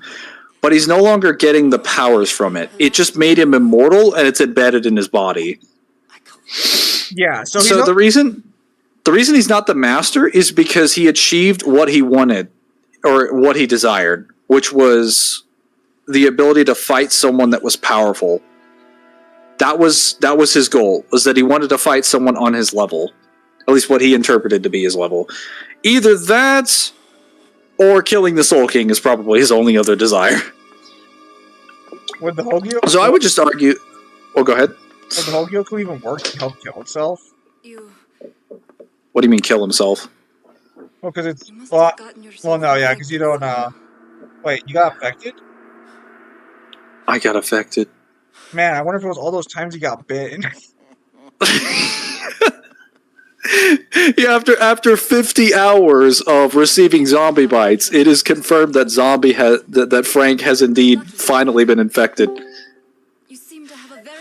Frank, after 5 billion fucking zombie bites, you become infected. I'm sorry. Frank's immune system, I'm sorry, sir. I can't do this no more.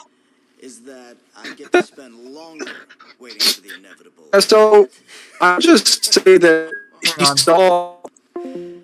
You know, I'm not sure lucky is the word I'd use. Gotcha. It's possible to pronounce the name of her Bankai, but it would just weave patterns and cloths that give Aizen basically what he wants. It either seal the Hogyoku, or it would provide him with a battle that he would desire. And then he just gets sealed after that point. Oh no, because that's not how they work. They work based on trying to kill you as quickly as possible. They specifically defeat the enemy. That's the goal. They weave them based on the characteristics of the individual. Bro, they're literally like, hey Gerard, we can't actually defeat you technically, so we're just gonna freeze you, and that's gonna count as defeat because apparently that's how Gerard was being beaten. He was frozen by ice that nullified his powers. So he got frozen by ice that nullified his powers. Like, Pranita is an ultimate evolutionary being that could just keep evolving indefinitely, and she just sucked him down into, like, a sand hole. Also, can I just actually say that one was kind of stupid. I never understood the sand thing. I'm sure when I see them lose in the series, it'll make more sense. Yeah, But yeah, like, listen, everything will make more sense once you actually see the fights.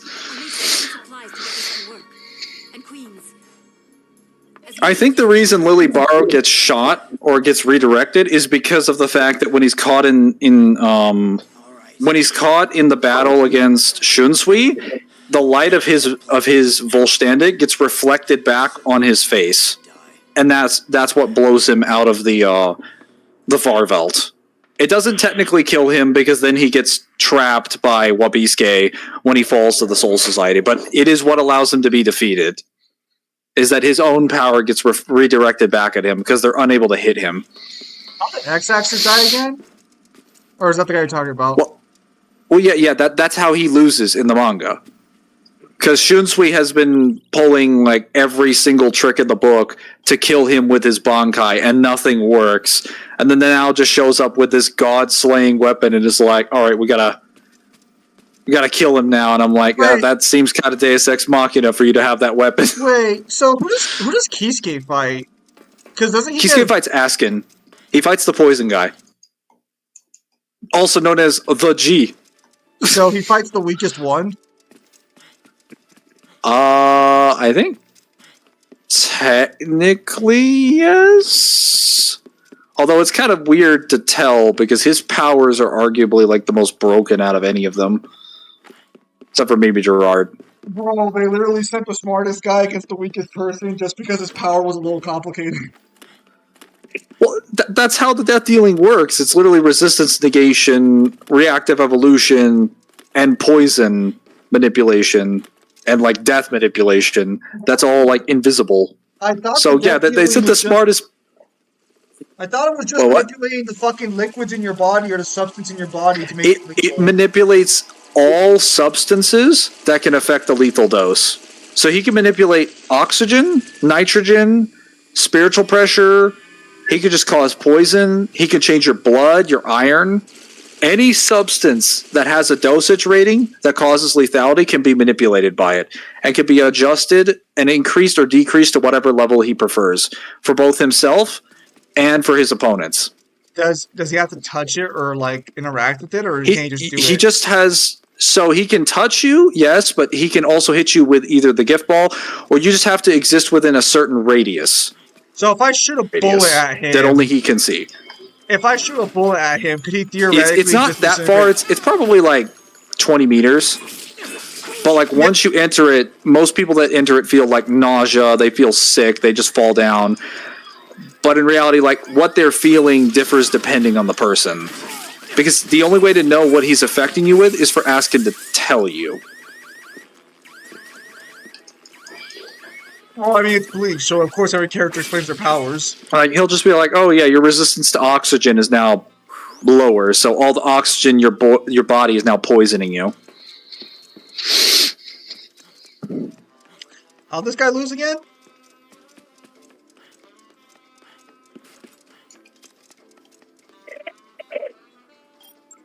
What the hell is he doing? He doesn't have a time limit anymore. He's gonna turn into a zombie. Hang on, I'm gonna go brush my teeth. Hello?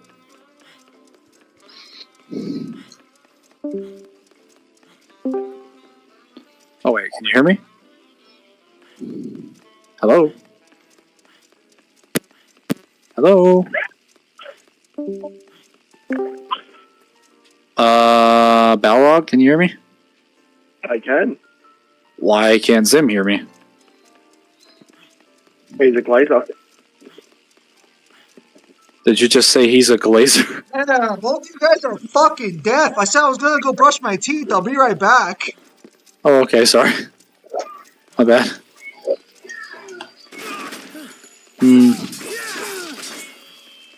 So, did you get the standard edition or the special edition for Sparking Zero, Balrog? I got the edition that comes after I pay all my bills. So, no.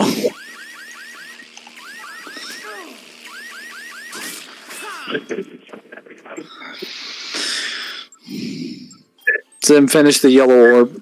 Yes, he did get the yellow orb.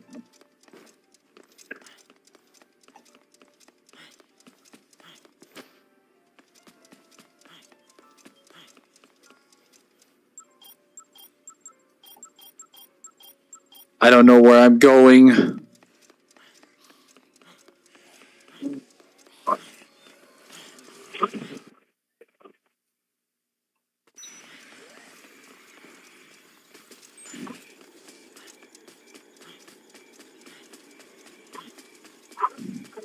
Zim is a glazed eyes and so much he's a chief Shikai. True.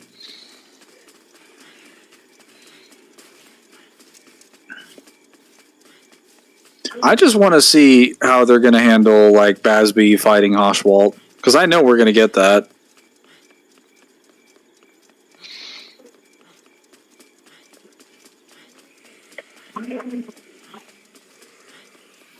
I'll still say that my predictions is that the most hype fight in the last part of the series, or the most interesting fight, I should say, maybe not the most hype fight, is going to be Askin versus Kisuke.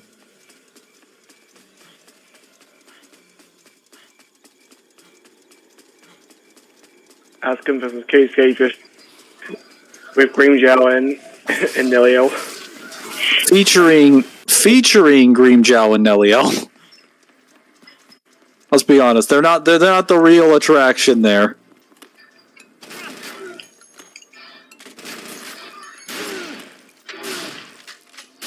I want everyone to witness how much damage it took for me to kill that guy with a shotgun, and that shotgun was also amped by like 200% extra damage. That body armor is some serious body armor.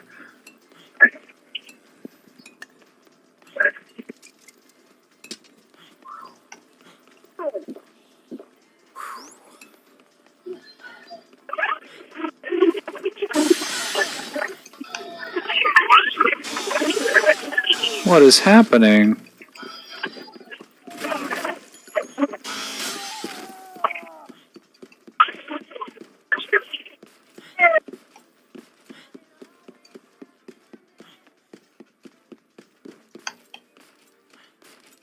Oh no. I came over here to get something else.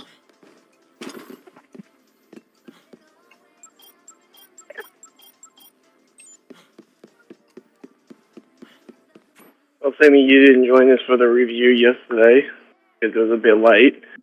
You going to join us for the next one? Review of what exactly? Jorno versus Ren?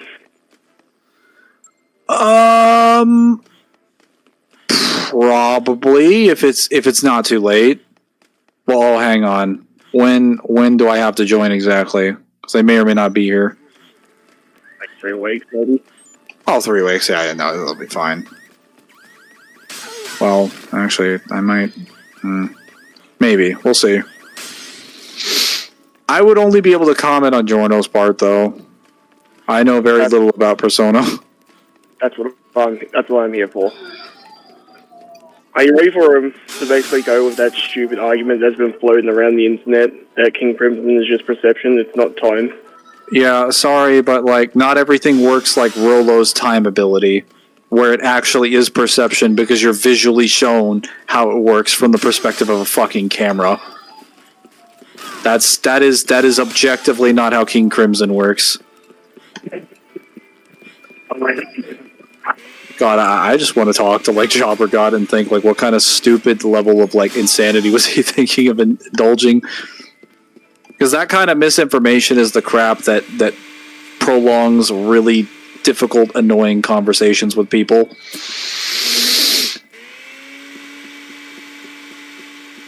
Hang on.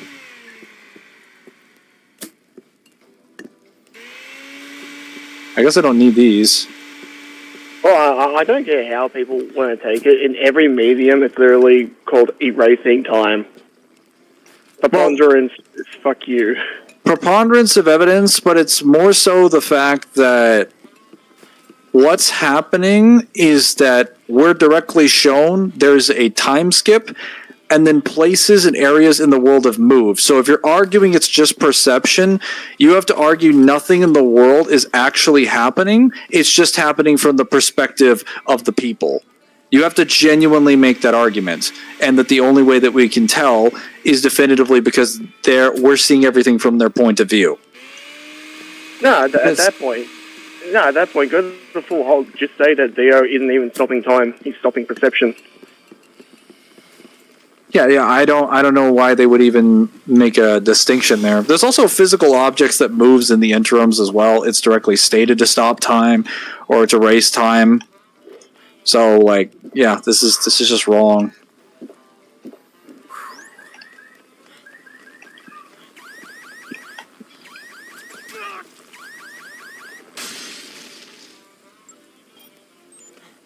Hang on.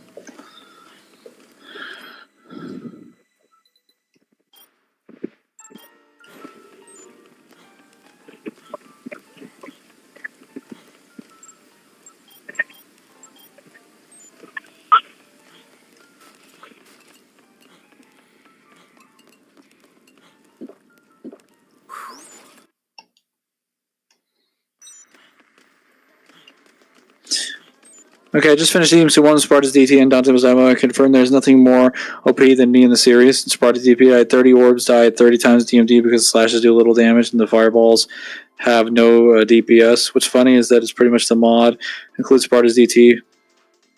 EMC1's pretty much supposed to be the complete Sparta DT. Fears nothing beats the old being invincible.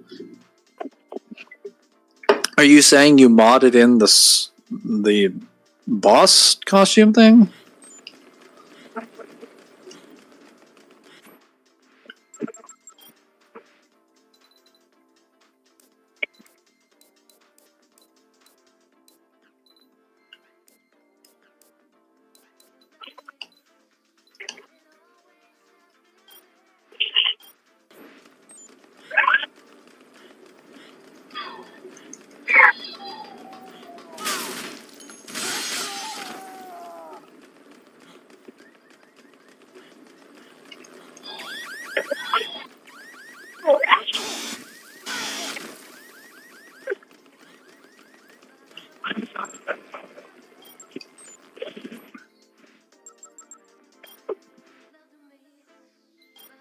I don't remember what any of these items are or where to get them.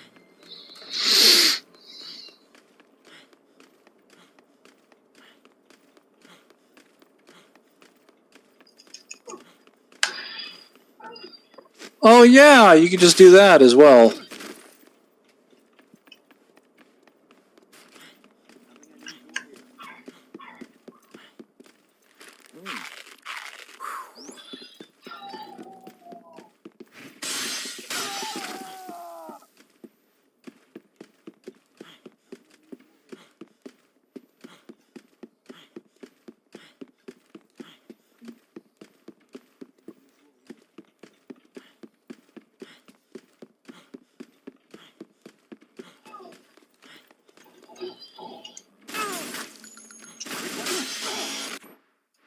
Oh, men's apparel.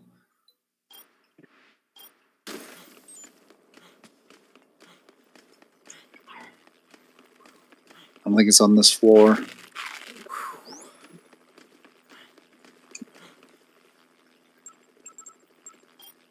No, it's not.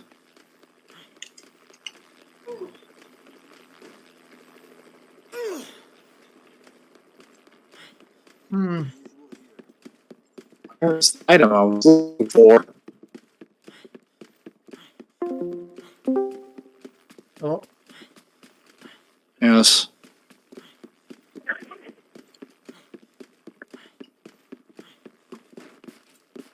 I have returned.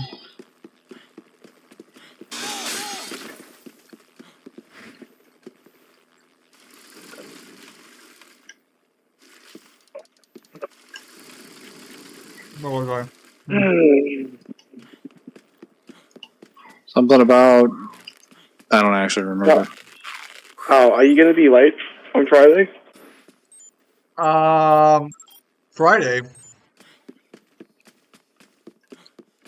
Metal Gear stream. Oh no, yeah, I forgot to tell you. I probably won't be able to join you because I have to go to a funeral the day after, and we have to wake up early to get there on time. And I'm talking like 4 a.m. So I probably will not be able to join you for that stream, unfortunately, which is a shame because we're getting close to the end of that game. Did you already do Paus's quest line, or have you not finished it yet? No, I finished it off stream. What were your thoughts on it? Interesting. Basically, where we're up to is Huey's about to be lynched by the entirety of Mother Base. Oh, damn it! That's such a good scene.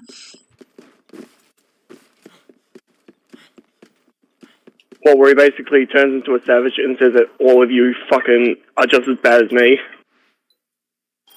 Me casually pointing out that we didn't kill the mother of our child. Crazy.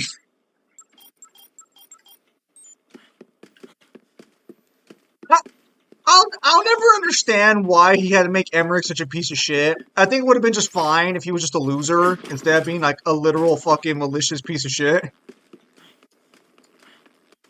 I think it was to make you not feel so bad for him because of what Hal does.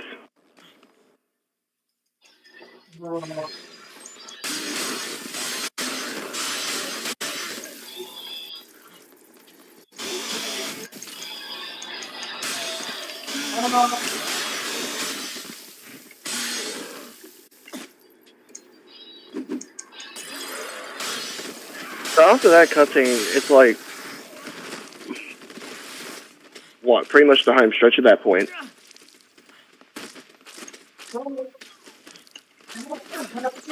All you have to do is the quiet mission, then I think you're done. Which comes pretty soon after that, if I remember correctly.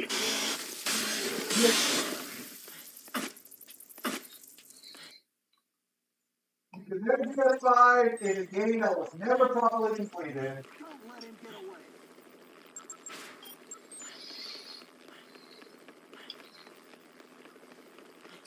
Where am I going?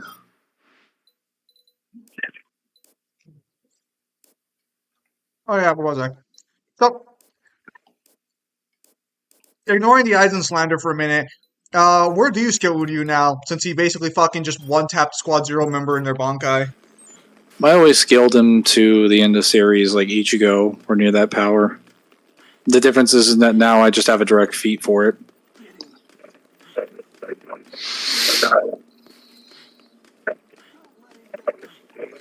So his scaling hasn't really changed. He just now has another feat.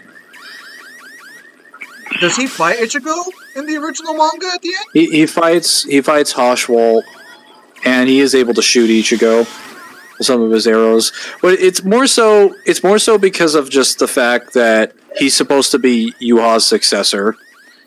He is supposed to be like the most powerful like Quincy there. And also he's directly stated by what's his face? Quilgay, the Quincy of the Hunt, the one that Ichigo fights in his Bankai. He's directly stated to have a more powerful Haflung, like a more powerful arrow and bow. Like he hits the like when Ichigo hits him and redirects his arrows, like, man, they're a lot more powerful than Ishida's. He's like, Ishida?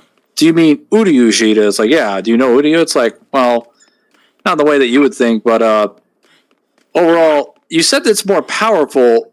That can't be true. In fact, it's not. And he's like, what do you mean by that? It's like, oh, I shouldn't. Loose lips and all that. So, yeah, one of the current antagonists of the current arcs that scales to a previous version of Ichigo, the strongest version before the last, before the final one, literally says, like, yeah, his arrows, which can hurt Ichigo, are weaker than Uryu's. Wouldn't that really be wrong, though? Because wouldn't Ichigo know how strong these arrows are? The last time he fought Uryu, no. He'd have a general understanding of it, but not at this point. Especially since, well, Uryu's been getting closer and closer to his original level of power, and technically Ichigo never saw Uryu at his most powerful, and the most powerful Uryu's ever been was still in the Soul Society when he activated the Lech Steel, which is basically it's a primitive version of the Volständig. And Ichigo was never capable of witnessing that level of power from Uryu. So there's been times where Uryu has thrown out certain levels of strength that would be way stronger than versions of Ichigo, but Ichigo was never present for those. He also didn't really know about the level of power that Fullbringer arc Uryu was bringing to the table, because he's only participating in like one battle alongside him, and that's all he gets for feats. So it's mostly that Ichigo is basing his reasoning entirely off of what he knows of Uryu from the Soul Society and what he knows from the Arrancar arcs, which would be fine if he was making a judgment at the time. But Quincy's can also get stronger, and they can also absorb more and more spiritual pressure, as is seen with the Thousand Year Blood War arc, so his estimation would be outdated at best. That's why he's confused when he sees the Quincy's in the last arc. He's like, why are you guys so strong? They're just like, because we've been munching down on that spiritual pressure. We've been hungry. Nah, it's because Uryu was weak. Well, I mean, sure, I guess. Well, technically, Uryu did lose his powers at one point, so he was, in fact, weak. Okay, you know, I'm tired of walking around. Where are these pieces? Wouldn't Uryu's Volständig not even be that strong? He couldn't even kill Mayuri. He could have. He specifically says he missed on purpose so that Mayuri could leave. So he would have one-shot Mayuri if he hadn't aimed to the right intentionally. Yeah, then even when he was being poisoned, he one-shot his Bankai and then blew him in half. Doesn't Mayuri get his Bankai back? I thought you can't make a Bankai after it breaks. A broken Bankai can never go back to the way it was, but you don't necessarily lose your Zanpakuto or your Bankai. You just have to basically remake it entirely. And did he do that? Well, yeah, but some Bankais are a little bit more malleable than others. Like some of them, due to their forms, can regenerate without having to worry about permanent damage. Mayuri's, I think, is one of those because of the fact that his Bankai is more so like, even though it is his Zanpakuto, it's kind of like. Doesn't he say because he broke it and not somebody else during battle, it's not the same, and also he's experimenting on his Bankai so much? Yes, he's manipulated his Bankai a lot, but his Bankai is also kind of like a giant balloon, basically, where it doesn't have proper mass, and it's just made of so the outside of it has mass, but the inside of it doesn't. It's just filled with poison. And I guess blades. So shooting it in half doesn't really do any permanent lasting damage to it. That, and he could just manipulate it and modify it further. If it were another captain's Bankai, it probably would have been lasting permanent damage. I think they specifically mentioned that Ikaku's Bankai, for example, is permanently weaker after his battle with Eterod, because Eterod broke part of his blades. Renji's Bankai is also weaker after his battle with Byakuya, because some of the blades have not returned. So, on the average, there are generally, most of the time, unless you're a specific Bankai, or a specific type of Bankai, if you take your What? I was saying most of the time, unless you have a specific Bankai in question, if your Bankai takes like heavy damage to the Bankai itself, it's permanently damaged, and you're going to need to find a way to like reshape it or remix it into a new form. You can't just repair it. Lame. Where are the items? What am I doing here? Doomslayer versus the strongest Kratos. Greek. Damn.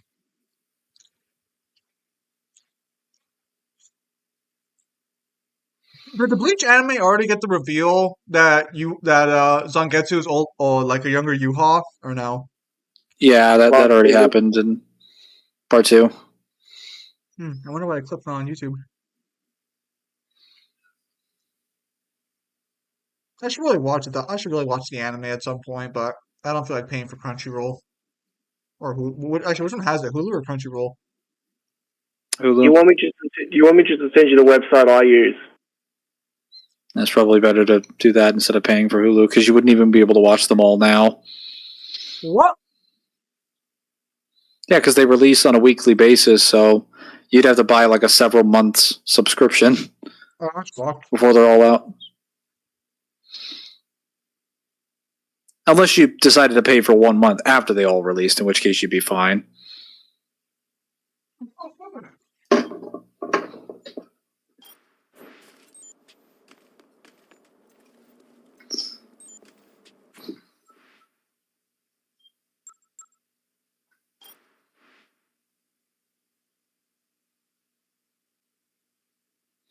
Hang on.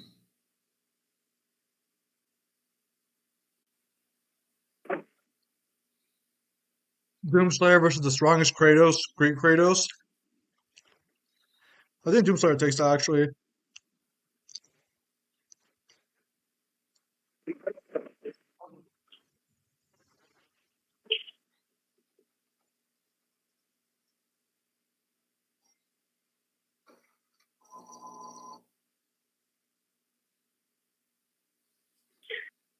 That's gonna be a 4-hour fucking stream. We'll try and aim for it not to be, but it will. What is? It's gonna be a quick stream.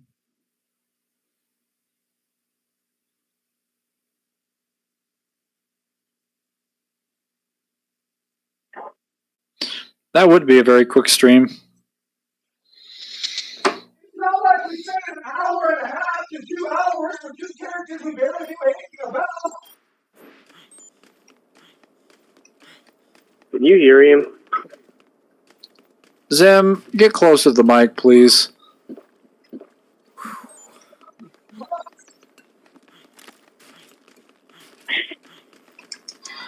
He said closer, not further.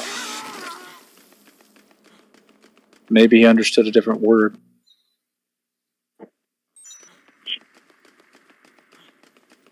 He has to explode these couple of days.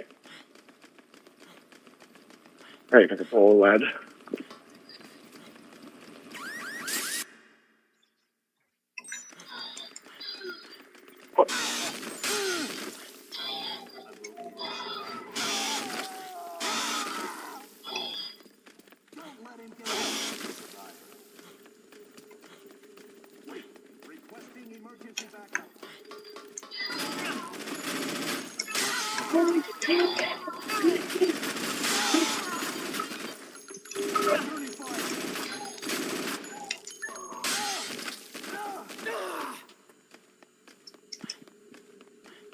How can coffee creamer heal my wounds so easily?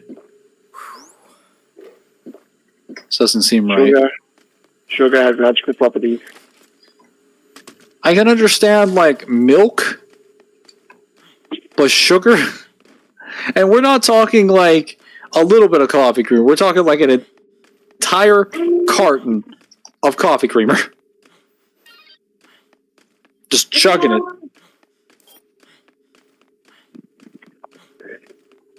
Didn't you know that Frank runs on diabetes?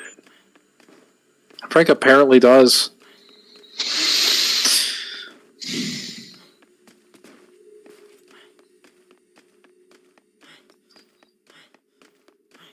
This man can blend lettuce and something together to make, like, Energizer, which just makes him invincible, apparently.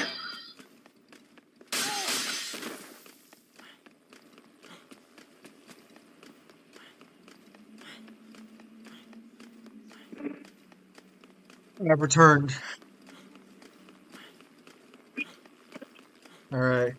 Yes. No, don't worry about it. It's not gonna be a 4-hour stream. Because it's not like we spent 2.5 hours basically on two characters we barely knew anything about. That'd be ridiculous. To be fair, like an hour and a half of that was you playing DMC. No, like 2 hours of it was us reacting to a 20-minute video from Death Battle.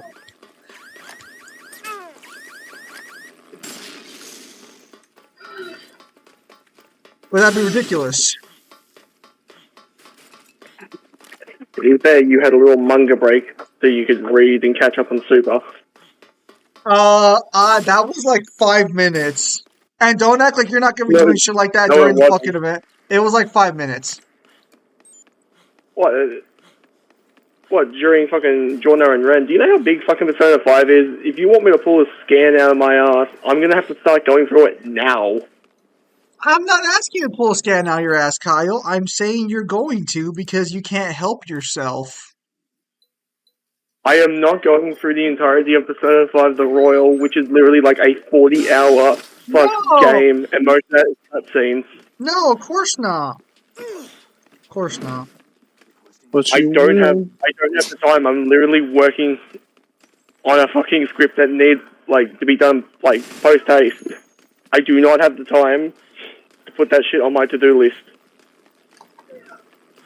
I'll just tell you what I remember.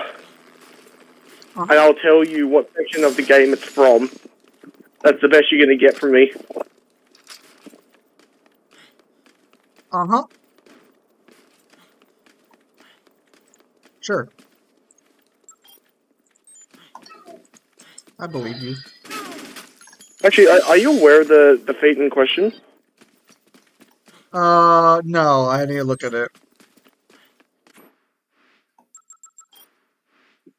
Well, they're gonna fucking spoil it anyway, so you might as well fucking take a gander at it. Yeah, I'll look it up later. Alright, we gotta be getting there. We're getting close.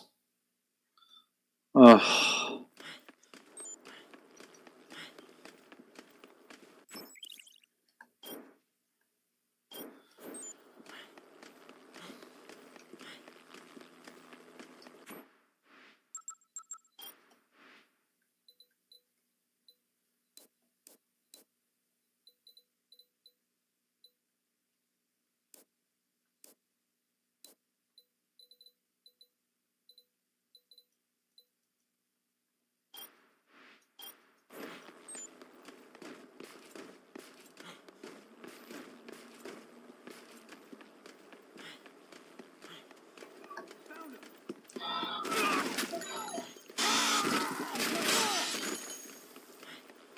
Oh, that's kind of funny. Velma finally got canceled.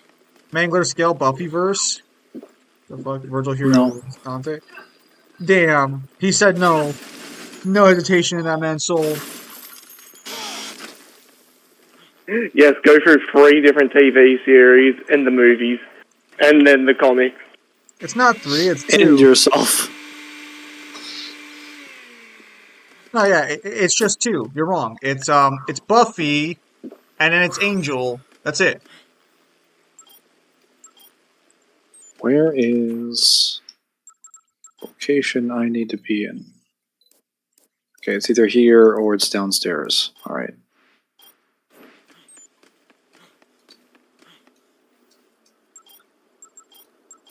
Get a load of this guy.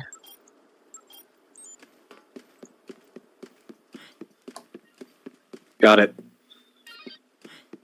Bruh, and then it's me. The hell much in Dante and Us series when you scale.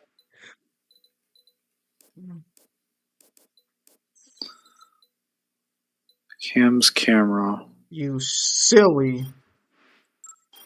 You silly. That's probably goose. developing solution. There's developing solution in camera shops, right? I believe so, yes. I hope so. And also, That's what I expected. And also news agents.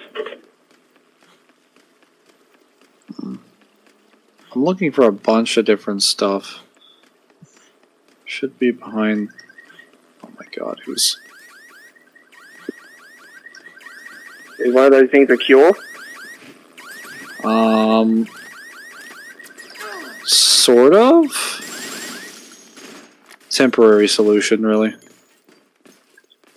Your mom's temporary solution. What else? Okay, everything else is in Paradise Plaza. Alright. Did you just shoot me? Good sir?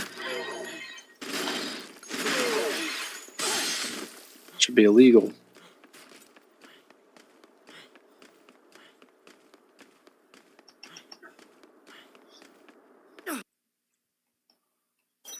Alright.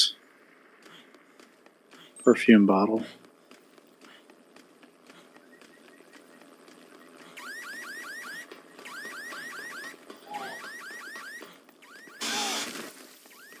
Should be up here.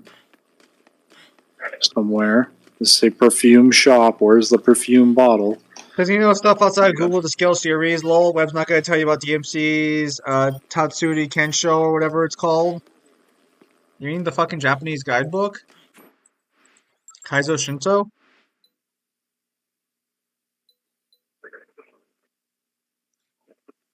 What on earth are you guys... What on earth are you talking about, Majin Dante?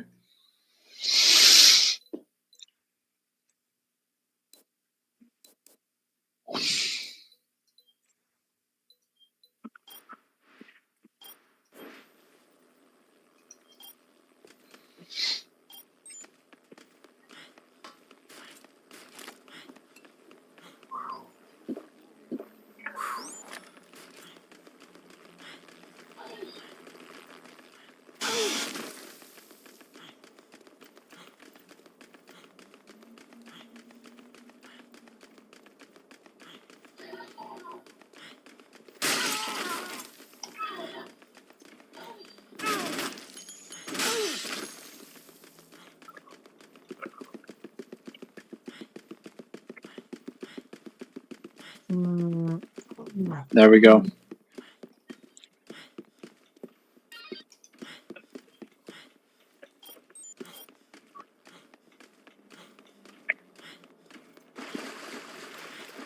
Let's see Coffee here. filters. Yeah, if you want a proper skill series, you gotta go out of your way, do a lot more than just Google searching and wikis and stuff. That is true. This sounds like advice for scaling in general. No. It works well for most internet debaters and death rattle.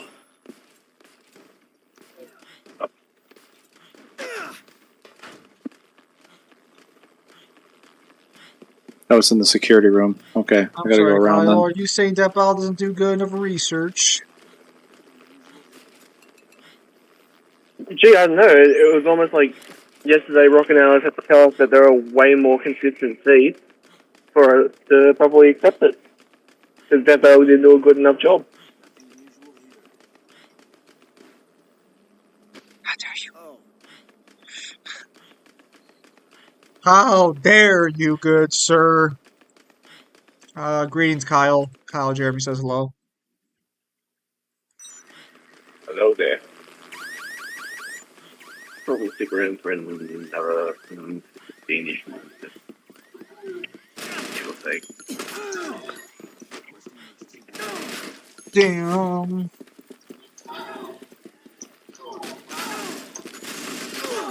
Yeah, document I sent you, Kyle, has quite a few. Apparently, that document he sent you has quite a few, according to Rock and Alice. It does.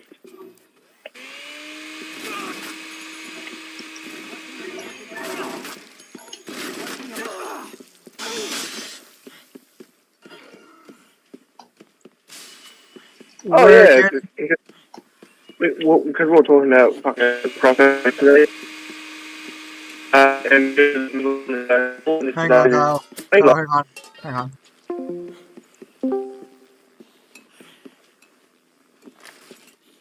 Alright, go ahead. Yeah, waiting for them to come back. So we were talking about like some of the crossover people that Invincible has fought. We just want your opinion. Fawn, where's he sit? Sorry? Where do you scale Fawn? Just regular Oh, Spawn, not Hell. Spawn! I couldn't hear what you said. Not Hell or Heaven, just regular. Like post metamorphosis? Like once he's unlocked his suit's powers? I'm gonna say default Spawn, and you say the first thing that pops into your head. Yeah, that just sounds like metamorphosis. I don't keep up with his current comics, but the version that he did have prior to the events of Armageddon, when he gets the divine spawn and then becomes Mother God spawn, that version at most scales to like Angela and this other creature that could like devour stars, and that's like the highest he gets. Okay, so like star He gets level. like some massively faster than light. Yeah, like just like star level. Okay. That's fine. But it's a different situation if it's if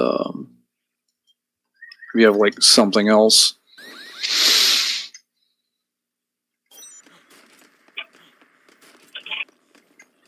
That's fine. That's fine. Is that what you were hoping for? Everything you dreamed of? We just wanted an answer. Oh. Yeah, so with what you put them, like, strangely consistent with what they said. Yes. Was this because of Omni-Man? Yes. Yeah, that would be the spawn that he'd scale to. He would not get scaling to any of the other versions. So all we need now is somebody to go through the darkness and say something like the false darkness. The darkness scales. He caps at Uni. Or Uni Plus. Well, so the darkness largely depends on when you're using it, because there are also statements, I think in some of Top Cow, it's either Top Cow or Image Comics, that apparently all of their crossovers are canon to their own continuity. And I don't know how that works for the darkness, because the darkness has, I think, like Uni Plus statements. Have you also fought Batman and Superman then? The darkness has fought Superman. I don't know if he's fought Batman before. Probably has. I mean, everybody's fought Batman at this point. The reason I say the darkness caps at Uni Plus is because when the darkness and their great rival fight each other, they destroy the universe. Like, that's their max power, is them destroying the universe.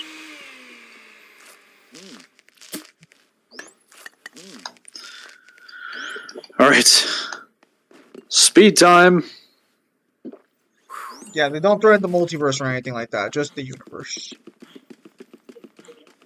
Yeah, if you were going to get the darkness higher, it would be entirely off of, like, scaling stuff from, like, Top Cow and statements of, like, what he'd be doing. Well, I think there's things in the darkness that are more powerful than the darkness verse, like God in the darkness, but not the darkness itself. Because this guy very recently has been whispering the darkness scaling every single time he has a chance to talk to me. Hang on, Mangler, hang on.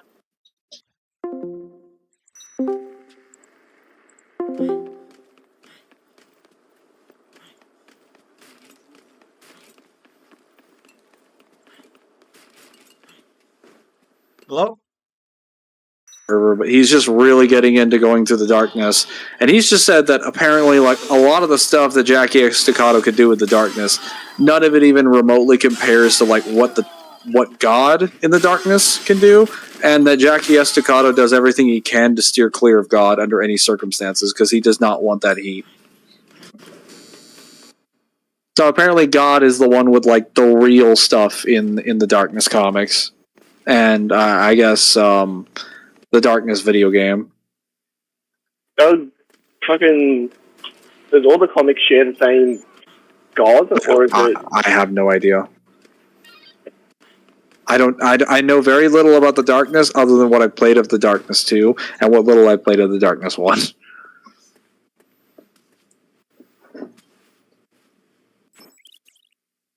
I haven't read the comics, so all I'm aware of is that it's 8 parts, and you basically can't die as long as you stay in the shadows. Bro, star level Spawn sounds kind of cursed, not gonna lie. I mean, Spawn is not really that powerful of a character. Most of the versions of Spawn that you'd be talking about that can do this or that are usually Hell King Spawn or like God Spawn, the Mother Spawn. But those aren't his power because the Hell King Spawn is power that's taken directly from Malbosia after he kills Malbosia. And then Mother Spawn is directly power that he gains as a result of fusing with the Mother of Miracles. So also not his power. So how consistent are these forms, or are they just like temporary things he has no longer access to? He usually has them for the length of at least an entire arc. And then I'll be real with you. Spawn gets depowered as often as Sora does in Kingdom Hearts. It's atrocious. So basically, if you're going to use those higher levels of Spawn, you have to make that very specific to begin with. Yeah, and in those versions, he gets a lot of stuff. Like Hell King Spawn has a lot of things, and you can give a lot for him because those powers and those forms get referenced all the time. The problem is that Spawn constantly jumps around between being in a position where he can do whatever he wants, then getting tricked into losing all of his power, then going back to Earth, fighting for everyone and unlocking his suit's skills, and then going to the Garden of Eden to eat the Apple of Eden so he can gain the power of a god, and then his only feat is life-wiping the planet, and then taunting God and Satan into killing him, which they immediately eradicate him so he doesn't get any feats after that. Mother of Miracles brings it back, then fuses with him, gives him a new form, then he uses all of his power there, then he gives up the form, and then goes back to being normal metamorphosis. It does. Jury.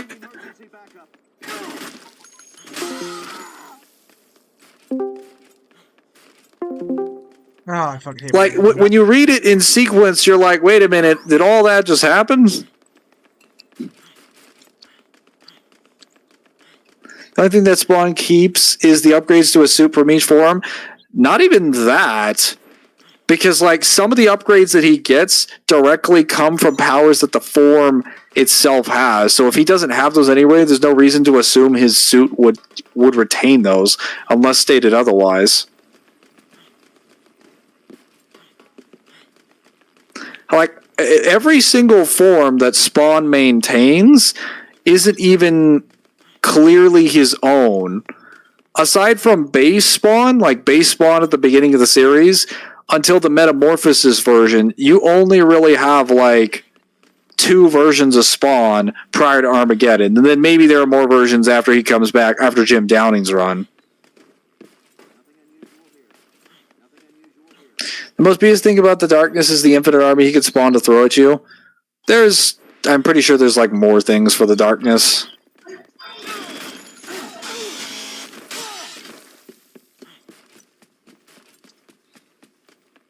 From what little I've played of the Darkness 2 and the powers and abilities I've seen in the upgrades, it has a lot. Just in the upgrade weapon screen alone, and I haven't even finished the rest of the game. Not to mention anything that he has in the comics. Actually, steering away from powers and abilities, which one did you prefer, Darkness 1 or 2? I didn't complete either of them, but I did like the Darkness 2 a little bit more for gameplay purposes. I liked 1 a little bit better just because of more art style and you can move freely, it's less level-based. Yeah, I have them. I've just never really... Once you're in the map from the Darkness 1, you'll go down nowhere. So, this drug that stops the parasite growth,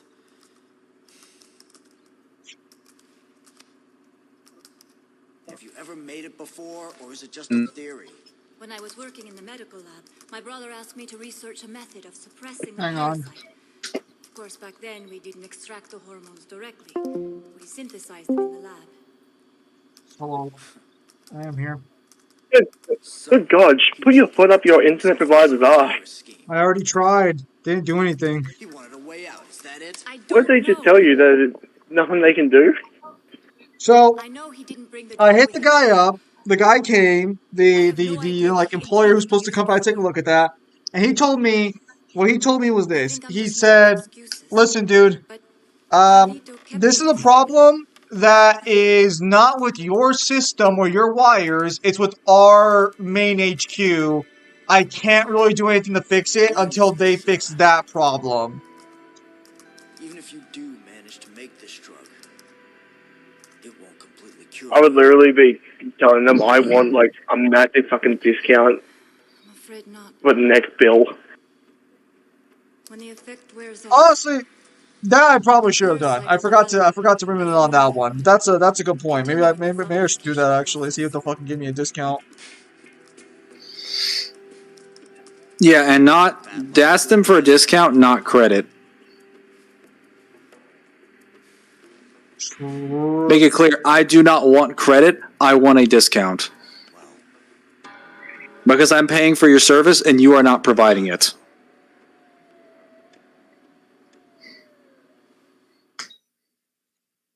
That's fair. I tend to like the fact that I can bury you in numbers with no little to no expenditures on my part. Jackie can spawn black holes in the darkest game. Yes. this is all I need as far Get as into the supply provider goes. even if it's more expensive. I don't know about that. In Queens. There's probably cheaper Um, providers that could provide the same thing. Well, it's the issue is that I'm kind of in one of those. I'm kind of stuck in one of those positions where it's like they're basically the only people I Just can how work long with. do you suppose your drug will prevent me from turning into a walking corpse? During my research, I was never able to conduct proper clinical studies. To a certain extent, the period of effectiveness depends on each patient's physiology. It could be a year, maybe only a week. There's no way to tell for sure. It's probably going to last longer for me because I'm Frank West, photojournalist. So, I'll be a walking zombie time bomb. A time bomb? What? Once the What? drug's development was complete, Carlito poured his energy into starting an NPO dedicated to helping Kratos can't survive warriors. Spawn speeders hacks. We had 50 doses of Great the drug Kratos prepared. can now beat Spawn. Not long after that, Great Kratos is not Guys, new. when the you NPO managed to when you find say drugs Great for a large group Kratos, of children. are you referring to pre-retcon or are you just referring to Great Kratos as he exists now? There's a difference. Any current version of Kratos now is not even like above mountain. Yeah, he's like mountain to island, depending on how generous you want to be. I would say mountain at the best. That's what you can definitively give him. And then gave them your drug? Pre-retcon, you said he was 3A. Yes, because pre-retcon is prior to them changing the context behind how information in the series is meant to be interpreted. DC, LA? But that isn't just Greek Kratos. There are two different versions of Greek Kratos. There's Greek Kratos now, and there's Greek Kratos back then. The entire country could be crawling with zombies by now. Oh yeah, this is the exact reason I say Carlito is kind of unstable. That we don't know for sure. Yeah, just to make this clear, when we say pre-retcon Kratos, this means everything before like God of War 2018, where you could argue Kratos is like multi-galaxy. It means everything prior to 2016, prior to God of War 4 being announced at E3 2016. So everything from Ascension and the 3 years afterwards with all the comics and any guidebooks. Potentially any other statements you could use at that point. And that's it. Kratos can't survive Spawn, Speed, or his hacks, even if you gave him AP. I'd be more so of the position that he just couldn't kill Spawn. Any version of any uni version of Spawn, like Hell King Spawn or God Spawn, would kill Kratos.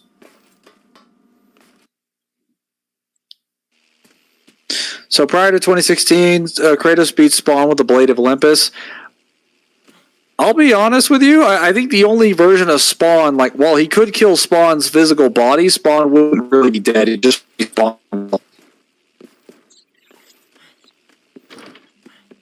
And the only him I believe actually probably just base spawn at the beginning of the series. Maybe Metamorphosis spawn if you're being a little generous. Because Metamorphosis spawn probably has better speed feats in the MFTL category. Especially since like the best speed feats that you can give in the series come from the Primordials fighting each other to create the galaxies, but that still happens over the course of billions of years. And like all four of them are fighting simultaneously, which if you calc that, they're at most making like a galaxy every year, which means most of their feats are high-end multisolar that's spread across four people fighting each other in a period of time. So that really just gets you hundreds to thousands of times the speed of light, maybe. Or maybe, probably like, I'd say a couple to at most tens of light years. So you could... Oh, well, go ahead. What was that? What was that downplay I just heard? That downplay? So There's nothing but truth. Thought you slipped through the cracks with that one, did you? Nope. So here I was minding my own business out of nowhere. I hear some ridiculous downplay in this general vicinity. That's crazy. That you think I would know this? And he pipes up the only one of us who thinks that Kratos is star level. He doesn't even believe that. Don't speak of lies. I'm just amazed at the downplay I just heard right now. I thought that was a little crazy of you. Imagine my surprise when you're claiming that the Primordials didn't just create the universe in like 2 seconds. Imagine my surprise.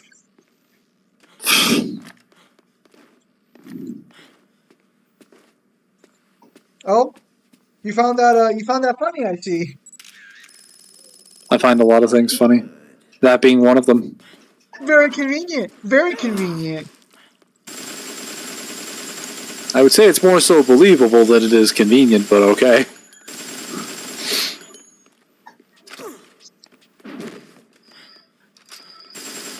Well. Look, if you're disappointed, you can just take a deep breath and not be disappointed. Oh, of course, it was so obvious. Why didn't I see that? Yeah, you get it now. Oh, hang on, that's a problem.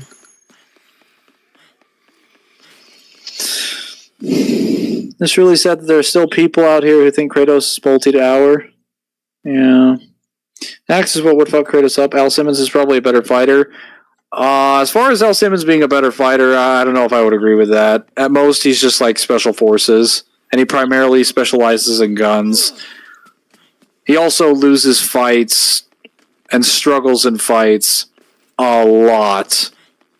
Granted, part of that's also because he's fighting people who are more powerful than him. But generally, when he wins, it's usually because he sets up a trap and just plows the person with an enormous amount of guns. At least if we're talking base spawn and metamorphosis. The only other time he really uses his powers is when he's using like the stronger versions, and he knows he's been given the leeway to use them.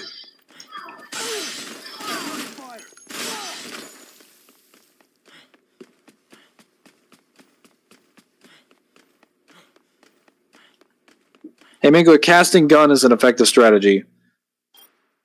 I mean, I guess, but like, if your guns are just, for all intents and purposes, normal guns and don't have any modifications, they're technically going to be slower than you are. Because Metamorphosis Spawn should be faster than any of the guns that he actually makes. Like, later versions of Spawn might have upgraded, more powerful guns, but on average, like, his projectiles should be slower than he is.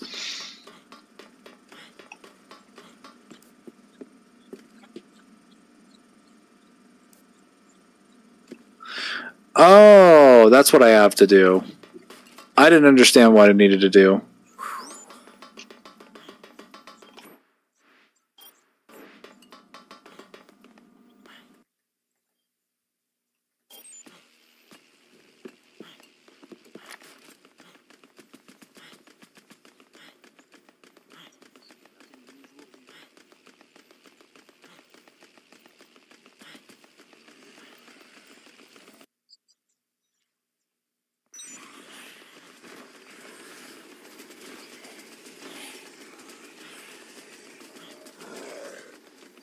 There we go.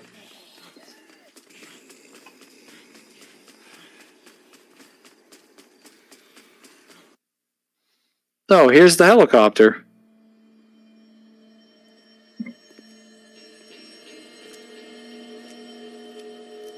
Here's where it crashed.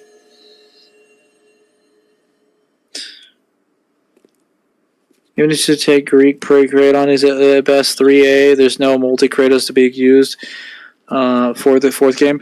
There is no, like, at best uni position for pre-retcon Kratos. He's not even really galaxy level. Because their feats of them creating the galaxy and the universe happens over the course of billions upon billions of years. Which, if you consider how a galaxy is made and what it takes to make up a galaxy, you have to create anywhere from 200 to 400 billion galaxies to make the observable universe, along with adequate space between. But the problem is that they're fighting for several billion years.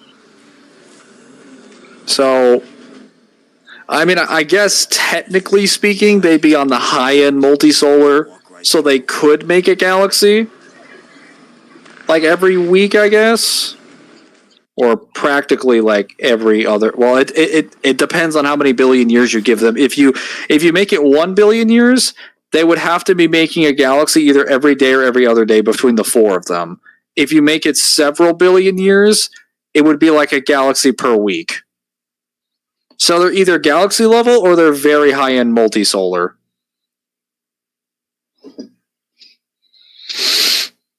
How high would you scale the strongest spawn, Mangler? I'm sure God and Satan in this context aren't actually God and Satan like the Spectre. God, Mother Spawn is 2A, I think.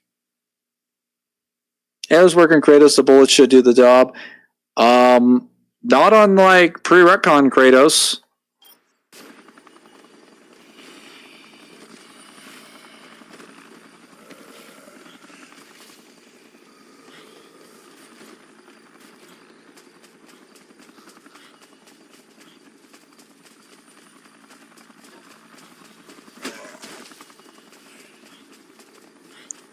Three A is Uni, Mangler, Galaxy is 3C. Yeah, that's why I said that he's probably not 3A, no matter how you slice it.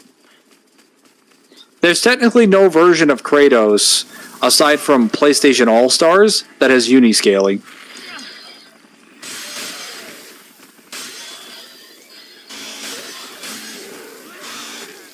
Well, the Milky Way was made with Hera's breast milk since Hercules existed. I mean, that wouldn't really be the case, considering the way that the actual origin story happens in the Pantheon. Even prior to God of War 4. Because it's confirmed by Ariel Lawrence that the primordials are the ones that made the galaxy. Or the galaxies in the universe. So it would not have been Hera.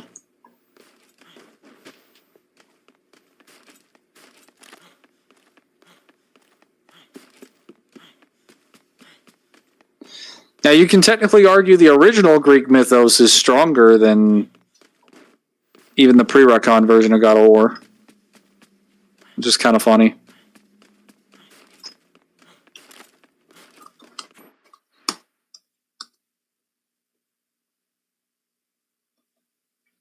Oh.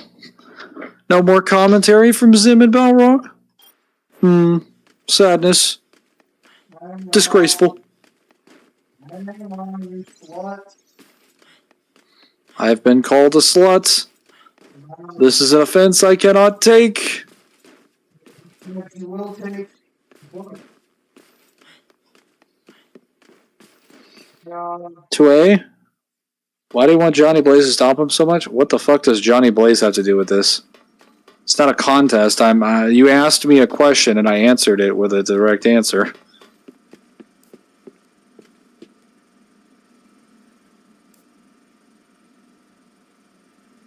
Wait, did I not grab it? Oh my god.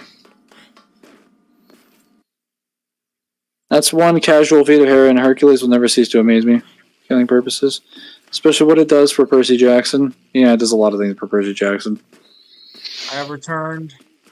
Why do I make Mother spawn a Bill Cipher victim? Not that I'm just stating what her scaling is. I don't care where Bill Cipher or Johnny Blaze does scale like that. That doesn't matter. It's irrelevant. I just don't get why those numbers and letters mean anything. Jeremy, they just refer to the points on a tiering system. 3A means universal. It's tier 3A. It's the top of tier 3. That's all it means. It's a classification system.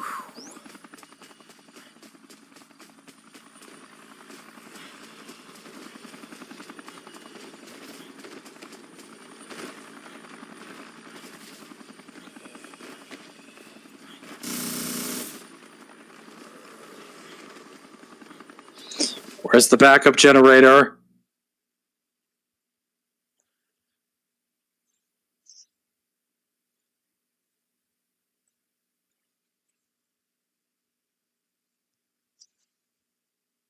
Zim, do you know about casual galaxy level scaling versus Jackson? I do not.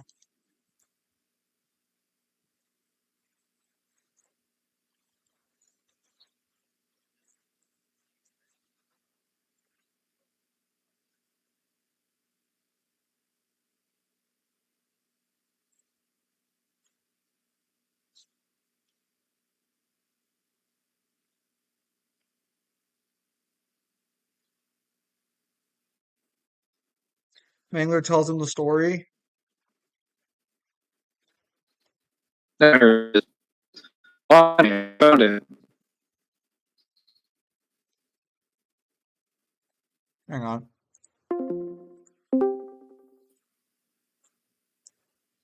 Of course, them. I am. I'm just a sad boy today.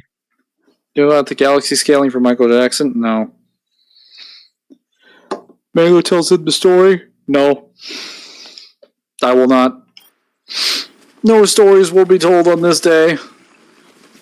Unless there are stories I wish to tell.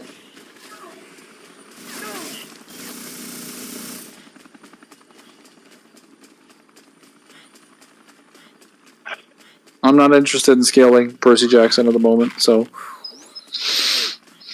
I got too much stuff on my plate.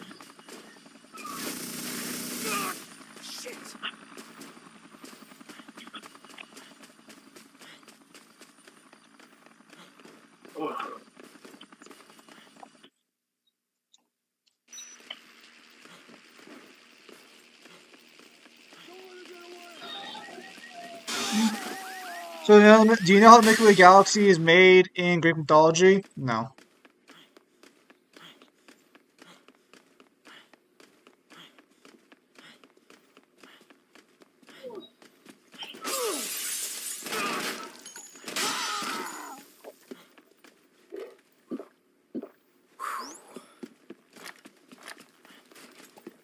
I do not. Okay.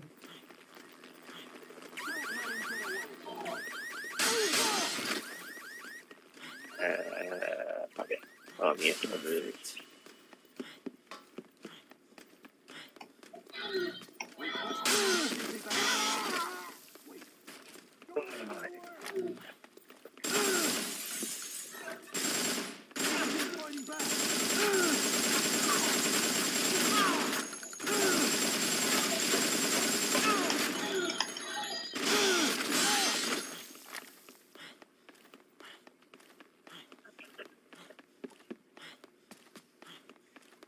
I am now max level. Good job.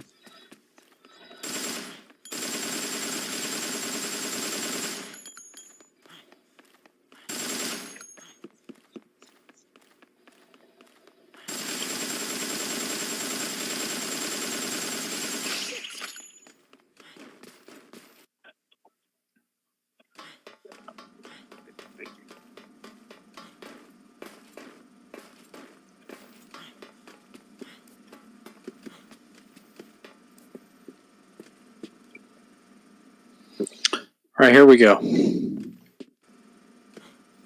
Just gonna save real quick.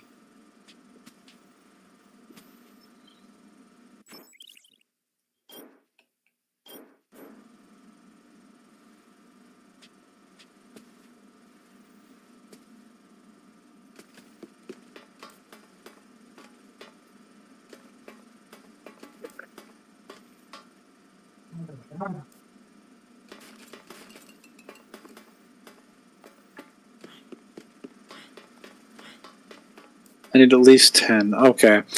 Gotta go farm some queens, boys.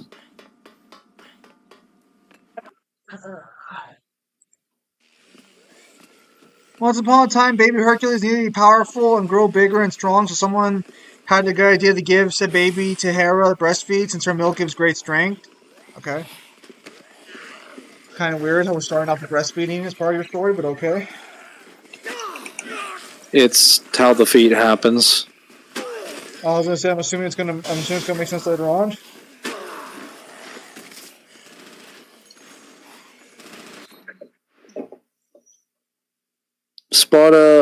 Mangler Sparta with 1/3 of his powers versus Mother Spawn. Sparta would still take that, even if you had like 0.0000 of his powers. He's a significantly higher dimensional being. He's also fought people with an equivalent amount of hacks and better versions of those hacks than Mother Spawn. Wow.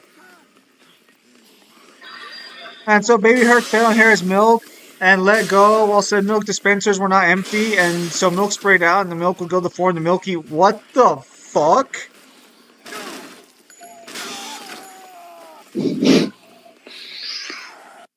Oh. Okay. I'm traumatized.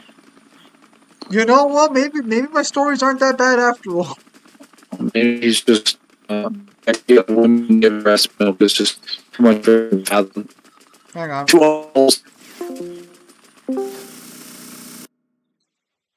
Free the nipple movement. Yes.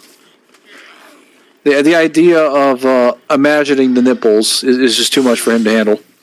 Oh, fuck. What the fuck what shit talking have you guys been doing while I've been gone? Enough. We're just remarking how the idea of breastfeeding is just apparently too much for you to handle. It's just such a weird story. It's just an act of breastfeeding, and then it just creates the Milky Way galaxy. I don't see what's. Is that where the name comes from? I actually don't know if that's where the name comes from directly. Probably does. I was gonna say that would actually make a lot of sense. Yeah, milk this way. You know what I mean? Listen, you all know me. I'm a wholesome individual, so I don't think there's nothing necessarily wrong with anything that just was stated. I'm just a little It's a perfectly natural response, yeah? Yeah, perfectly natural response. Perfectly natural response. Listen. I was just a little caught off guard because all my stories are very wholesome, and that does not sound wholesome. But I thought it was natural. It is. Bro, do not compare kitty milk making the galaxy to having one of your characters basically fuck Blade his wife. You said that really weird. It was really uncomfortable to listen to as an audiobook. That reminds me, I'm gonna send you the 5th draft. It's not the one I'm currently working on, but that version, for sure, has none of that in there. And if you tell me it's good enough... If it's not the finished product that I get to try, then I don't... Because at this point, you're not going to take any of the feedback I give you for this next one and add it in, because you're already done with trying to do this one. The problem is when you were giving me that feedback, I was working on that draft to refine it and make it better. So a lot of the shit you told me sort of got ironed out. It might still be there, but like, this book's been going on way too long. Either draft 5 or 6 is going out. So this one is technically in the running for final product. How about you give me the final product, I'll get through the final product, and I'll let you know if there are any final changes that need to be made. Kyle, what part do you not understand about what I'm telling you? There's 2 drafts that are up for final product position, and one of them is the 5th draft. And you're going, yes, and you're going to want me to basically like listen and read the 5th draft and also the 6th draft. If it makes you feel better, they are different. because there are substantial changes in the sixth draft, if it makes you feel better. So it's not going to be exactly the same twice. This myth is in Percy Jackson because Hercules. I fucking do a lot for you, boy. I do a lot for you, boy. You better fucking remember that when I get time to actually do mine.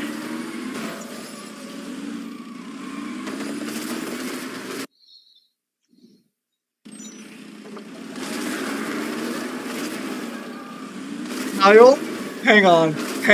Let me get back to that real quick.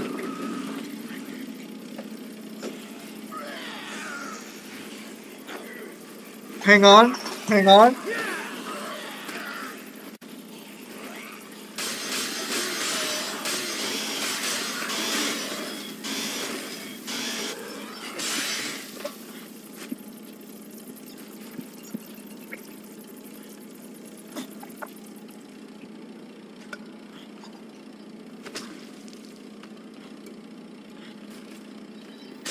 Where was I? Kyle, I would just like to point out for the record that I actually edit my own shit. You don't edit yours. I edit yours. There is a big difference in our discussion here. I do a lot for you, boy. I pay you in whiskey. You haven't paid me in ages. I'm freelancing for free. Tell you what, Kyle. If I send you another $50, will you read the fifth draft without complaining? There's no sex in it, and I'll double check that before I send it. Fine. Am I giving feedback on this one, or am I just going through it? So for this one, just go through it. You don't have to necessarily give direct feedback. If there are massive glaring problems or similar problems to what you already ran into, you don't have to go through specifics. Just say, yeah, a lot of the problems I mentioned earlier are still there in this one, but it's like fine or whatever. Because Kyle, this book's been out for Kyle. I'm not writing the Lord of the fucking Rings here. This book should not have taken this long, but you took like 4 months to read a draft. Which was your fault because I would start getting into it, and then one of those things would come up, and it would suck the energy right out of me. Oh yeah, this is like I need to get this book out already. It's not. It'll never be worth the wait.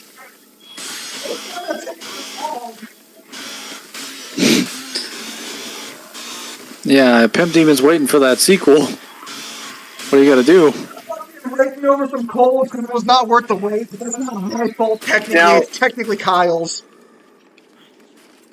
Fucking don't say technically mine. It is You've been editing you've been editing the entire time I've been going through the other drafts. Fuck off. It's not like you had a finished product and you were waiting for me to give you the okay. The reason! What I was expecting from you were some quick pointers, which you did give, to be fair, but you took Rock and Alice, you have not even read the first book, so I don't want to hear it. I don't want to hear your slander right now. Where was I? Oh, yeah. Thank you. Listen, you son of a bitch! You took forever!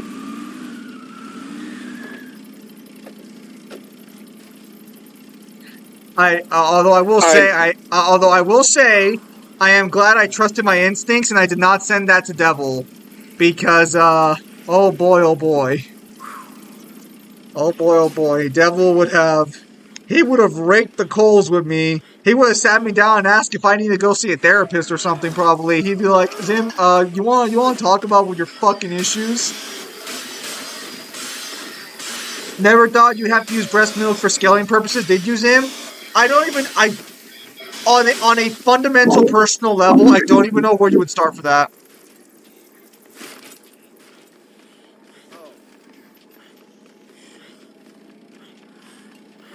What were you saying, Kyle?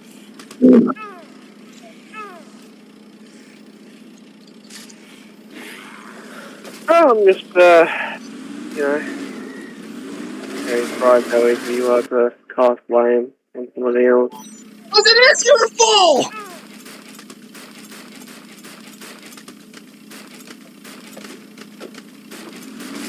You can't gaslight me, Kyle! I was there! No! My vehicle left with my weapon. Bro, it's not even a long book. It's not even that long. I just want to move on to the next books in the series. I just want to write Top World War II or the Alexander book now. Are we saving how you soft rebooted Ren or are we or can I talk about that? I did do a soft reboot for Rin's character, although to be fair, that soft reboot was more so fixing either issues, depending on the draft that Rin had to some extent, or it was completely sort of adding a new Rin, technically. I think draft 5 is solid, though. I think draft 5... well, fuck, because you never sent the draft you got, so I don't know which version of the story you even had. I couldn't find it. I know, I don't necessarily blame you for that one. That one's not entirely your fault. Oh, I know I got it from you, but I don't have any email evidence for it, and it's not in a fucking DM, so I have no idea where the hell it went. Do you still... And you didn't have the PDF for it, right? No.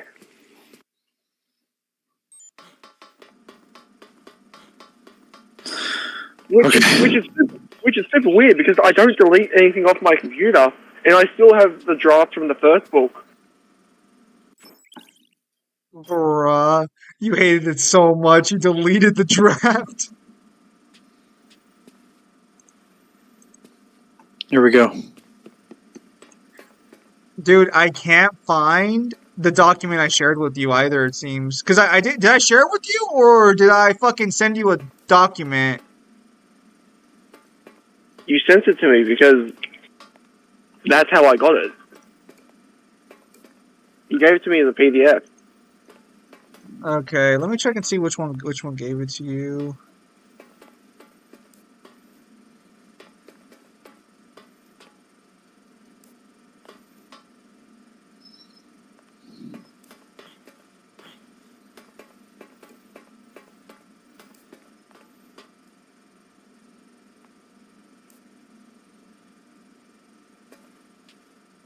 Right, and we couldn't find it on the Discord either for some reason.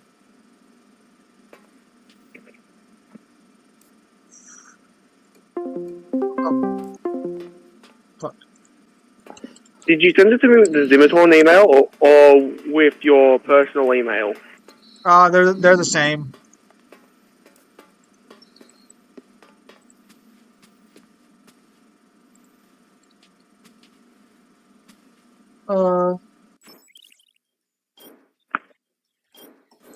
Now, in case I need to go out and get more queens, I should be fine. What is your Gmail?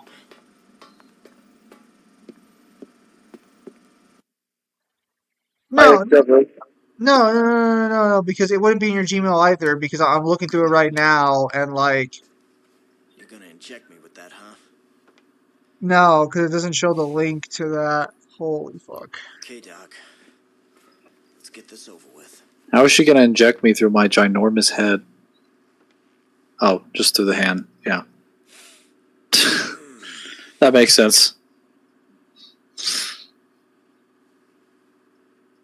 Yeah, so husband.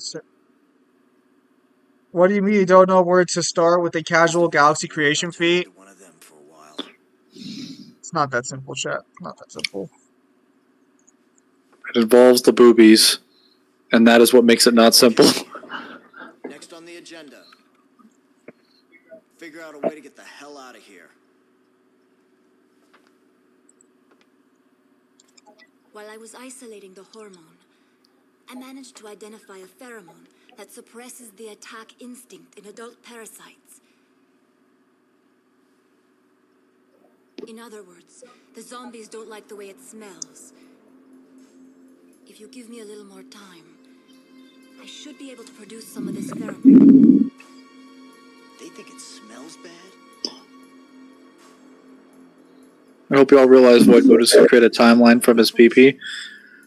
I mean, technically, all of the We could just walk right Demon past Kings it. could make things like that. So Yes. I just don't like to think of that. It's certainly better than There nothing. was a cave outside where the helicopter crashed. It was packed with zombies. I mean, shoulder to shoulder. But it may lead somewhere outside. If it works, your anti-zombie perfume, it could keep us safe in that cave.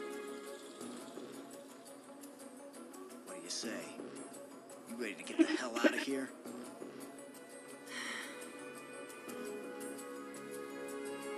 There won't be enough of this pheromone to waste it on experiments. We'll only have enough to use it once. Why do we have so many DMs?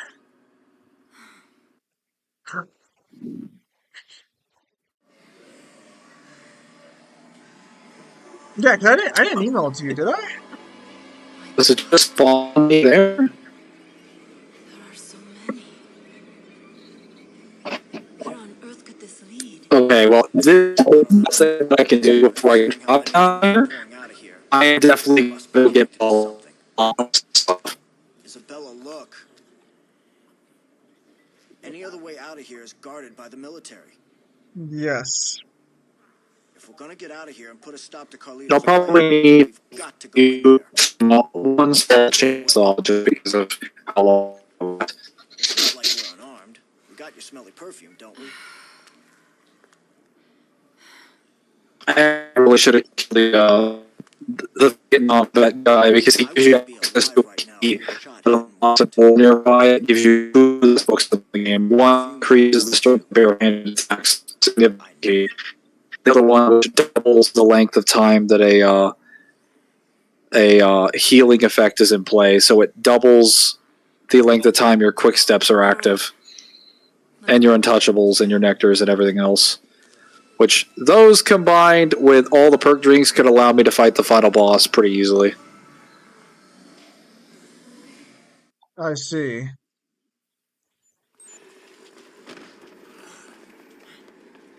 Yeah. Okay. So, once I give her the last queen, that's it.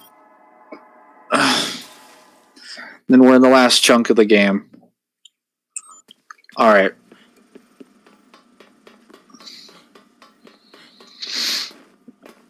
Gotta go get one small chainsaw. Probably a lot of quick steps. Actually, no, I'm going to be carrying Isabella. I'll need untouchables.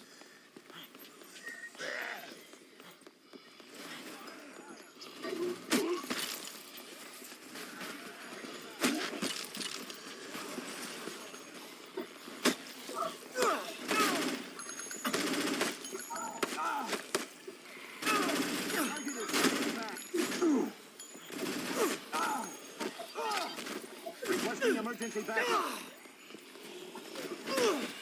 Good lord.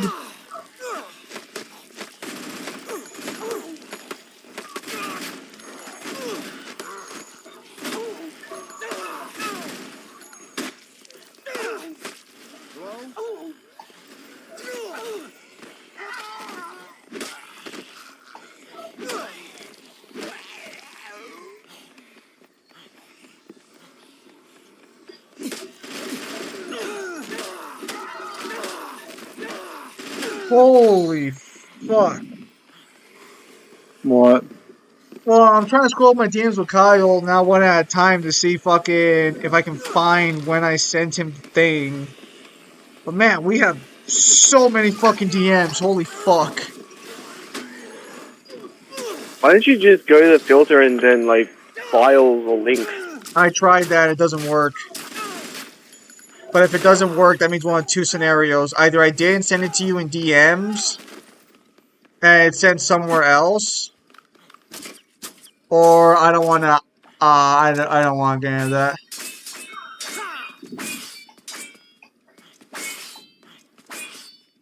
Alright, well, you let me know how that goes. And I'll talk to you both a little bit later. There's...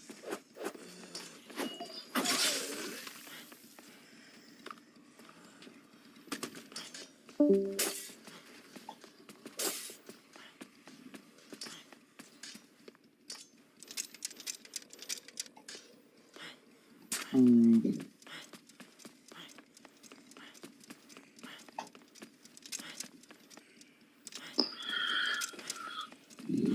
right. I gotta go make probably I'd say one quick step. Well, actually, two quick steps. Probably three quick steps. One to get there. One to get Isabella there. Actually, no, probably two. And then like three untouchables, I'm thinking.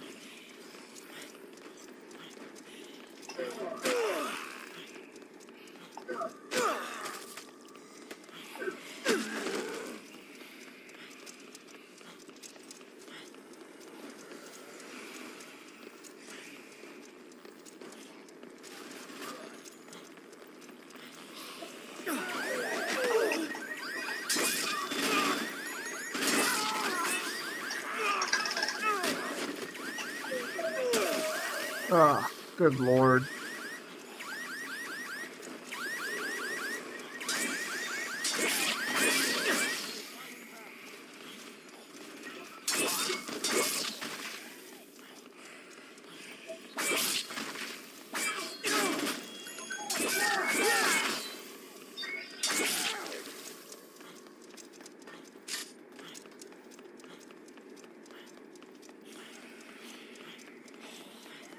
See, Boobs, Greer, and Dim, I hope you all realize what Moonless could have created time for his PvP Boobs, Greer, and Dim's power scaling. You were bothered squeezing in Boobs on Lyzim. It's just weird. Because technically, like, what do you even scale there?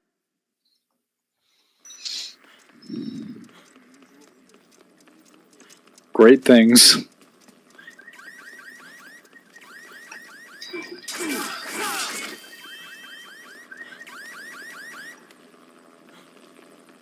Right, I need to see if I can make Energizer with this. If I can make Energizer, we're set.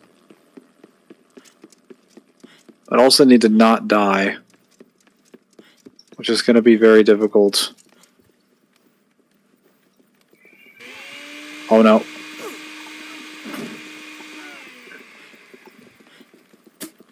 That is Spitfire. Oh no! Alright, boys.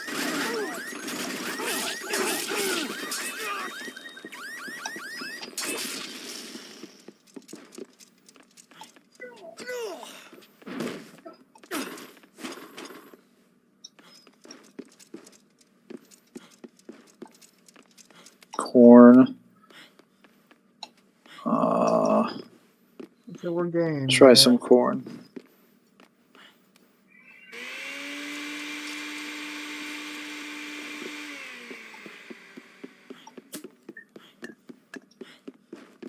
Zombate. Great. Not what I wanted at all. Okay. Put some bread. Zucchini.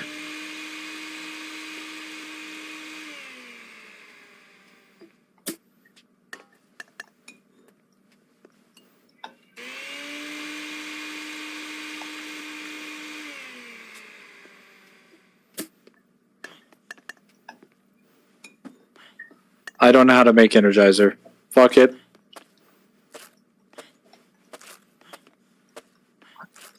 Fuck. Does not matter.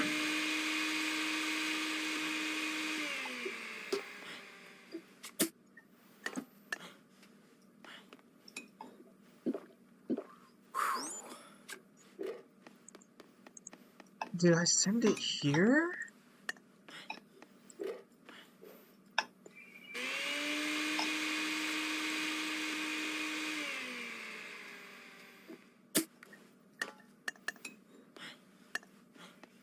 No.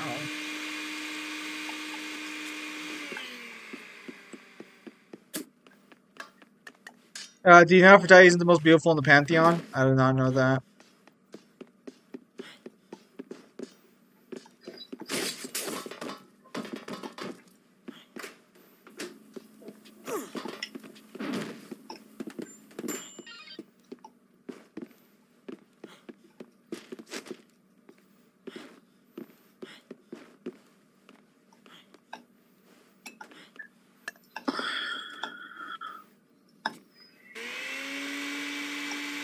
Hera is actually considered the most beautiful. Apparently, she has deep chocolate eyes like a cow. Also, Artemis is also directly stated to be a redhead with big breasts and curves.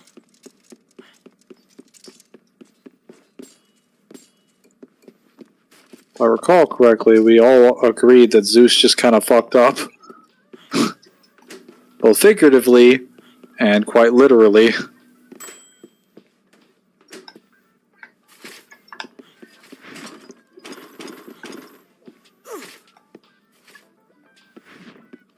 Why don't we just put that in there?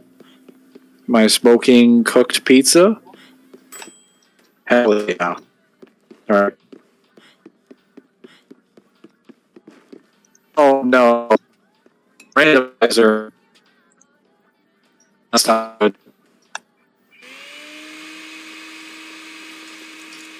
Try.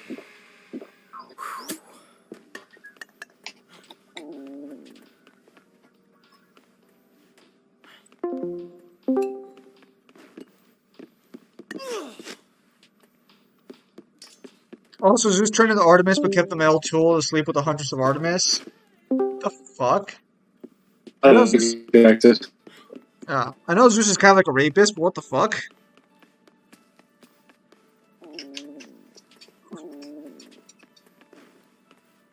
Kind of a rapist. Hang on. Repeat that again. Kind of like a rapist. You mean completely a rapist? Kind of like a rapist.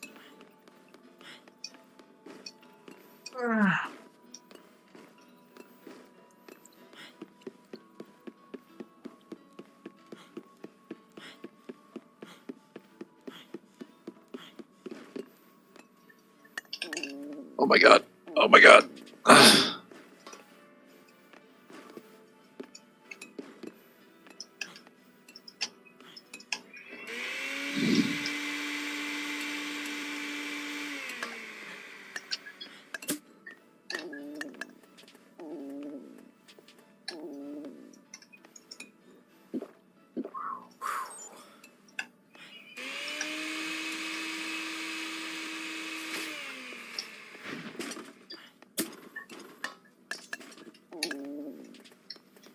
This effect on my stomach is terrible.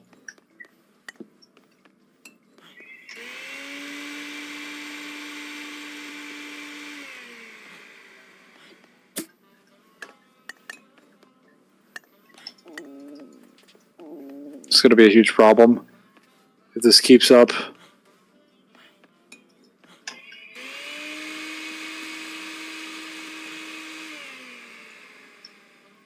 The Huntress would never have slept with him, so he turned into Artemis and seduced her as Artemis to get her pregnant, which implies he kept or grew a penis. It also gets worse from here. Isn't that like how the cases with Zeus always? Like, it just gets worse. Yeah.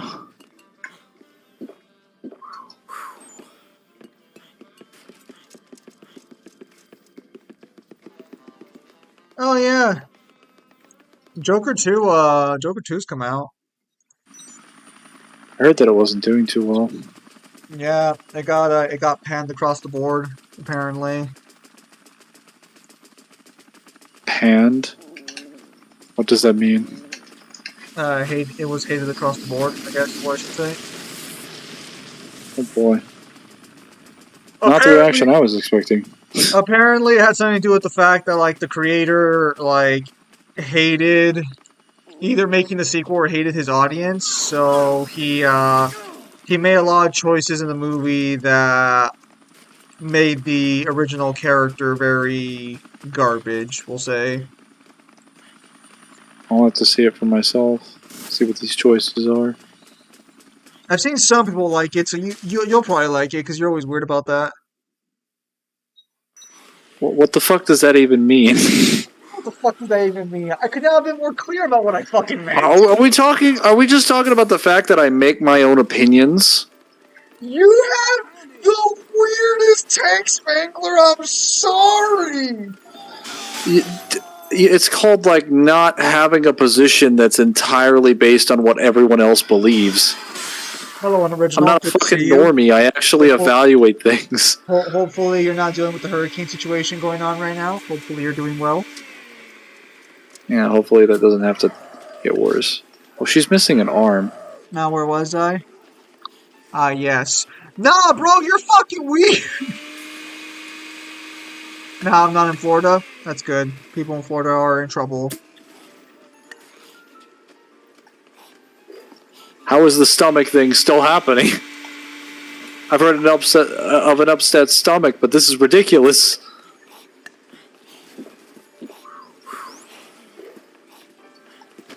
Your mom's ridiculous. Hey. Huh? Got him!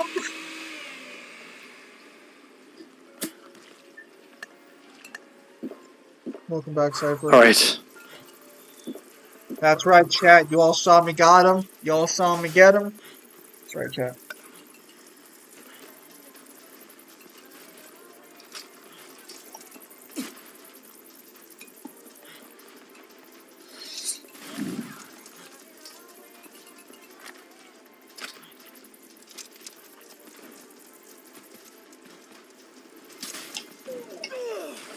Off we go! No, get off me, you fool!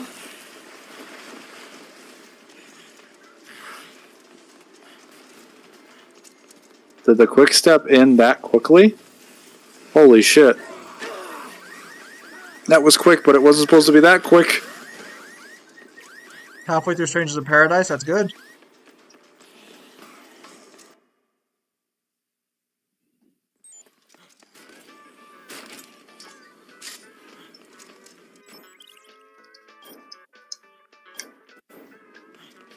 Alright.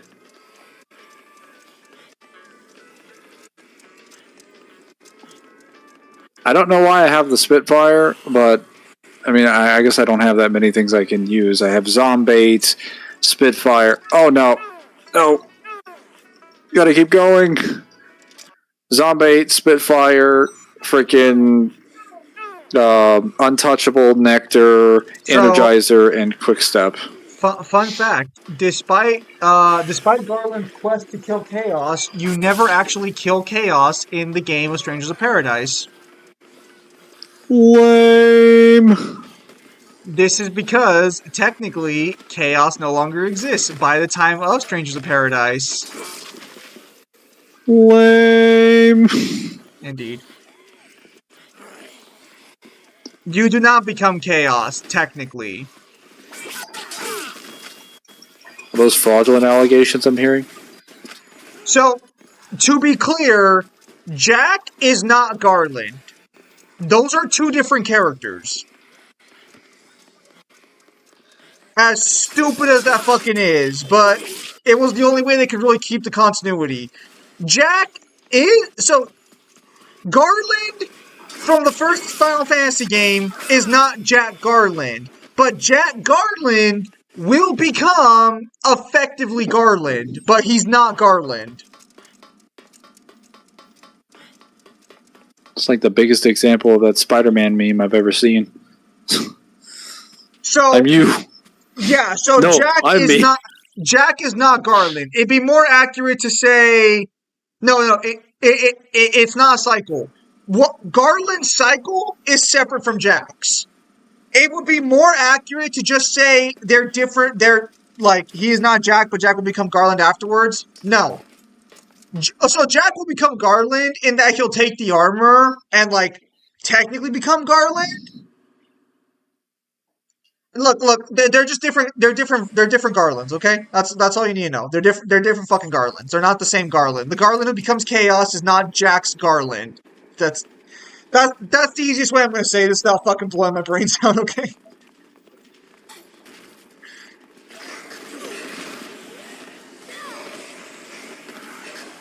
Suddenly my day is worse. You're welcome.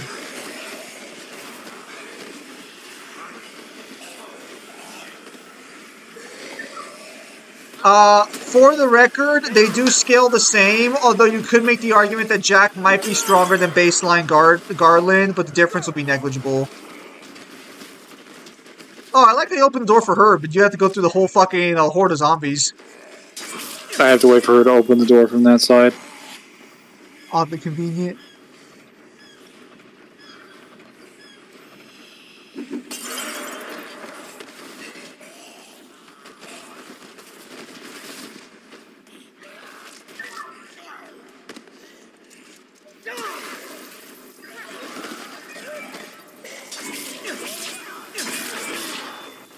I really should have gotten rid of the head thing, so I could take this seriously.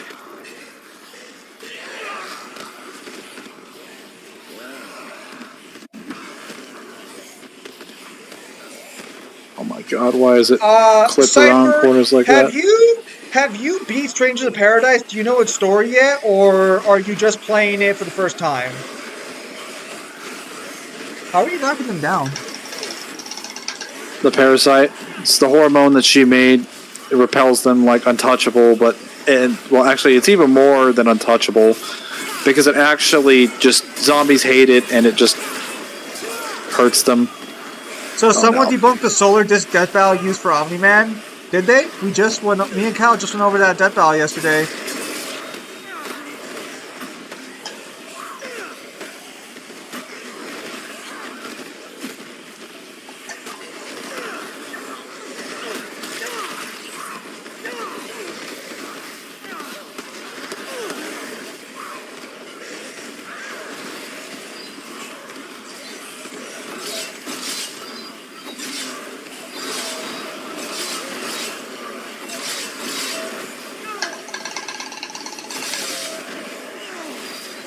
Can you clarify who the Time Warriors are for me before I say anything? I just want to make sure that, like, I'm not spoiling anything too crazy.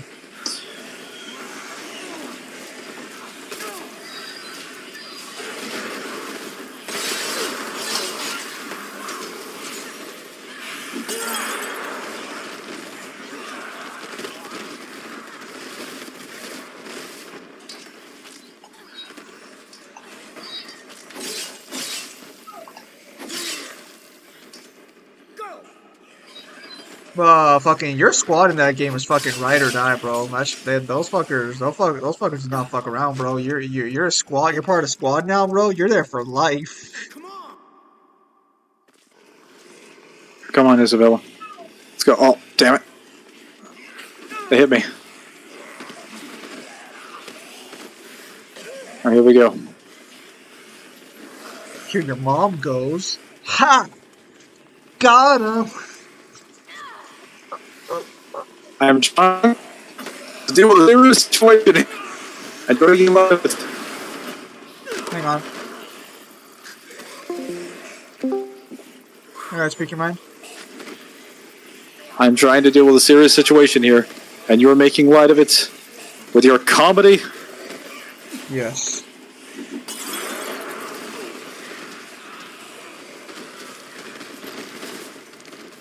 Oh, there's another one. Bro was bewildered by how that disc was bigger than the planet. Death Battle Mathematics truly is the real screw attack. Mangler, they should add a style word. Then they should add a style word. Then D and DMC, which starts with L. Lame. Then we hear your voice. I see. Not that the planet was much bigger than Earth, seeing as Jupiter has 60 moons, so having 2 moons while Impressive doesn't produce a planet much bigger than Earth. So I'm going to say this regarding Screw Attack's Omni-Man versus Bardock video in particular. So we talked about it on stream. It was last night's stream, so go check it out if you want to watch our commentary on it. But they use non-canon feats for Bardock, despite the fact that they made fun of things not being canon as not usable, despite the fact that what they were talking about is more canon than what they actually used. And the actual fucking the mathematics in there seemed off. No, they didn't use heroes. They didn't want to use heroes. Like Boomstick makes the joke that it's non-canon, so we're not to not worry about it. But the problem is that like half of the fight, almost all Bardock's feats are non-canon. The feat of fucking Goku traveling to Namek is not canon. The feat of fucking... Okay, so it depends on how you're defining the continuity. If we're talking about the original DBZ and GT, like Toei continuity, Bardock Father of Goku is canon to it, as is the filler. The problem is that the Super Saiyan version isn't canon to that one, because it was a separate thing, and the Dragon Ball Super version of Bardock isn't canon to either of those versions. So you have 3 different versions of Bardock. And they're like, yeah, there's only one canon. No. There's 3. And that's not including Heroes or Xenoverse or any of that. Since Bardock fights a level beyond Gas would call Saiyanly possible. I'm gonna be honest, like what the Saiyans consider possible is kind of dog shit because they should all be stronger than Frieza. With like, because we hear all the time about how Saiyans just fight. It's their whole nature, their warrior race. But they make it clear that Saiyans don't just get stronger for being near death. They get stronger by fighting, even though all the Zenkai boosts happen when they almost die. So by that logic, they should all be stronger than Frieza, or at least they should be at the cap that their race is at, which is supposed to be 60,000, according to the Ginyu Force. None of them should be weaker than the Ginyu Force or Zarbon. And the minimum power level to Mega Planet, 10,000, and the planets in DP on average are larger than on Earth. That's actually, is that confirmed? The minimum power level was 10,000? Yes, it's in one of the guidebooks, but the statement, what he's basically saying is that the minimum level of power needed to destroy a planet is 10,000, and Earth is considered a tiny planet, according to King Cole. I was going to say, where's the source for that? Because Roshi blew up the moon, and I don't think Roshi's power level hit 1,000 back then. Well, Earth is considered a tiny planet, so it would need way less than 10,000, is what he's suggesting. Well, the reason I'm getting at this is because, like, you could, I'm pretty sure there's enough evidence to support the idea that you can have planet busters. Like, fucking Raditz probably, if you tried hard enough, could probably blow up the planet.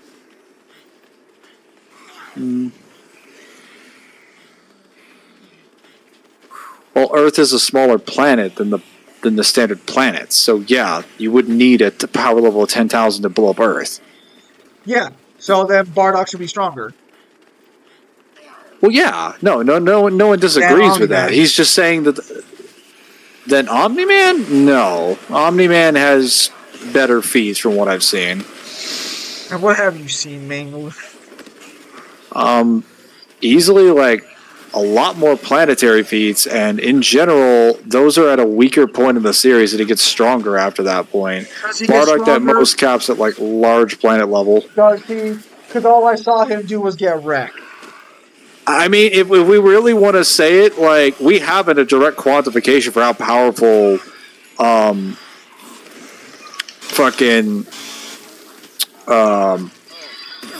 what's it called? Bardock would be. So you either take the position that Earth is a small planet, or you take the position that the planets in DBZ that aren't at Earth's level are just bigger. Which at most, if you take the first position, then it would just be a planetary feat. If you take the second position, it would just be large planetary, but we know how big planet Vegeta is. It's 10 times the size of Earth, because it has 10 times Earth's gravity. So at most, he would only be like an order of magnitude greater than the level of power needed to destroy a planet. So you just have to prove Omni-Man got 10 times stronger after he performed his planetary feats. That's all you have to prove. That's not difficult to prove. Suspicious.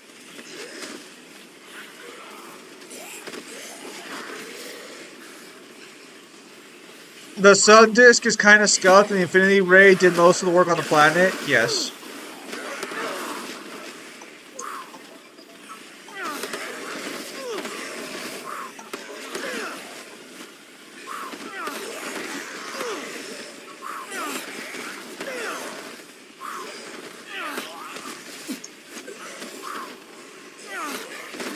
Wait a minute. Why was Bardock even put in a matchup with Omni-Man to begin with? What did he even comment? Hello? Being people that destroy races. What was that? Oh. I said, what did Bardock and Omni-Man even have in common? Aside from just their occupation. That's it. And I guess technically, like, sort of renouncing their old ways, technically. You sure it wasn't just the fact that they were the fathers of the main protagonist? I'd hope it's more than that, but I could be wrong. Well, I was assuming that was the supporting reason. I hope not, but I could be wrong.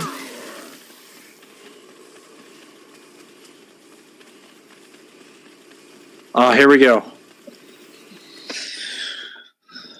Bardock didn't renounce his ways. He kind of starts to before he dies.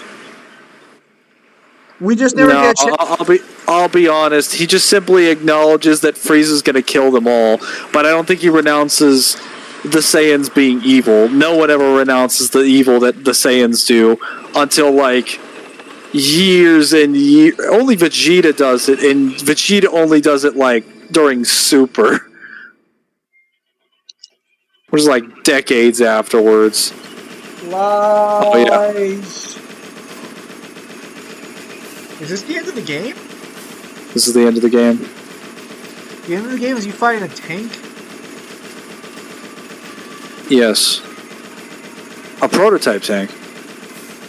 I see.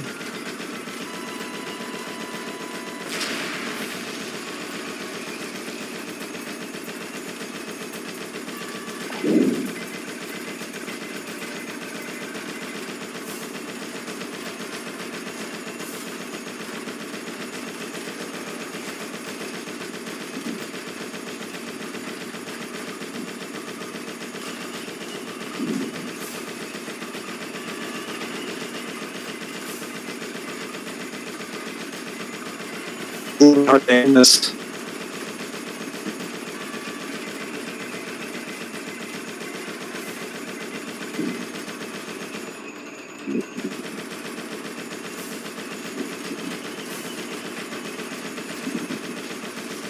Basically, is emotionally sensitive Space Marine.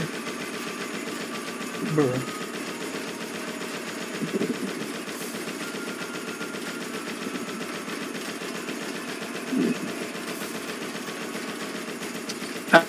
It's a lot more, which is like credit for. Hang on. Legion. Oh. Like I would say, Emperor's Children, the Luna Wolves, pre-Heresy, and the Ultramarines and Salamanders are very. Oh, actually, that reminds me. Okay, so to be clear, Space Marine 2 has crossplay, right? Yes, it does. Okay. Why? Well, Why are you asking me? Well, I'm willing to buy it and give it a shot, but like, I just want to make sure I don't waste my fucking money with the assumption that I can play with the other people like easily or not. Oh yeah, that reminds me. I have to give Jeremy the role for Space Marine. I gave everybody the role that wants to participate in like Warhammer chats and play the game. So I will give him the role. By the way, Unoriginal, how long have you been attending the streams on the? Oh no! Oh no, he's got the missiles.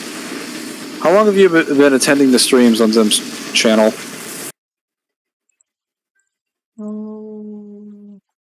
What's the approximate date when you started?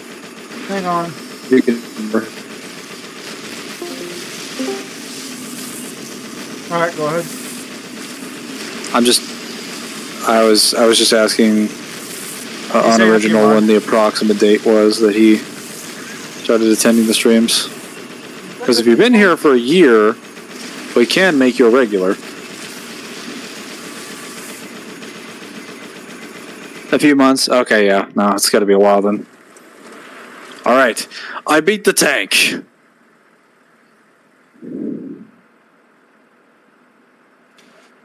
Well, not really. I would disagree. It took me a lot of machine gun bullets to destroy that thing. Oh, wait. It's still fine. I started after my hospital visit.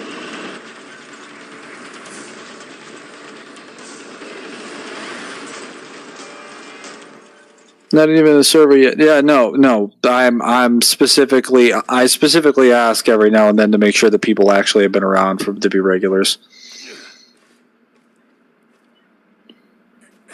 It's only been 3 months, so he cannot. Main cannon. That's a very useful tank. Oh, here it is. Well, what I'm Frank West, photojournalist. Can you say that without the fucking mask on your head? Where were you? Only if it bends inside. I was hiding in North Plaza. On a mission.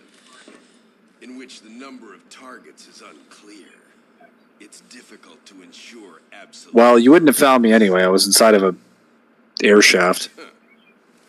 You have imagination. That's what Can't just get drives everyone you in the in your house. quest No, to that's fair. run, Can't just get everyone in the house. Not if you don't know them. your quest to hide. That mask's making me laugh. As prey, you and your kind are much more stubborn than the zombies. You mean people? Yeah, that tends to be the case. How much do you know about the zombies? I commanded the Santa Cabeza cleanup operation.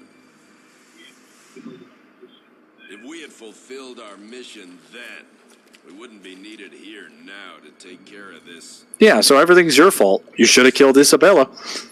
And Carlito. That's all it was to you, huh? A mission. Yeah, it's a What job. about those innocent people who had to pay for sins committed by our government Our and its mistakes inhuman have not research? begun with this operation.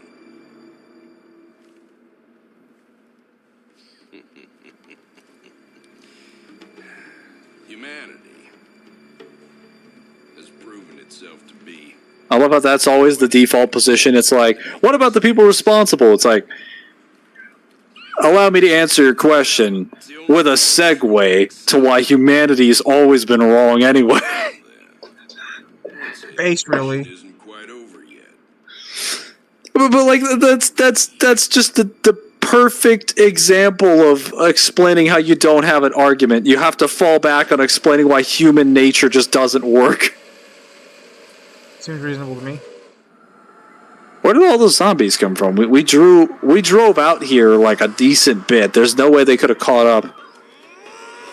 Yeah, you don't need that cigarette here. No smoking. Can't you tell we're in a mall, man?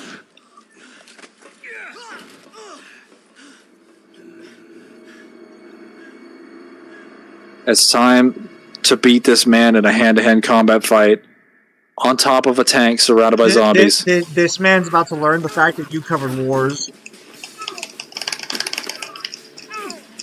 Is that all the strength you can muster? I probably should have Brought a weapon with you.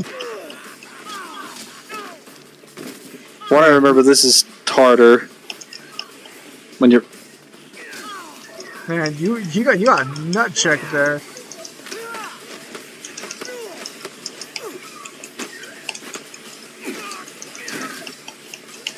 Defender of Justice will worry something like that. So the kids don't get scared.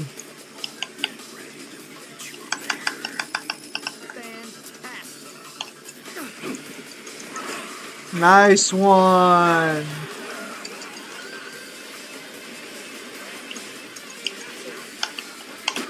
Can you knock him off or no? Is that all the strength you can muster? Hey, Isabella, can I have some help? Can I get that gun? No? Fuck you. Mangler, go fight him. Stop being a coward.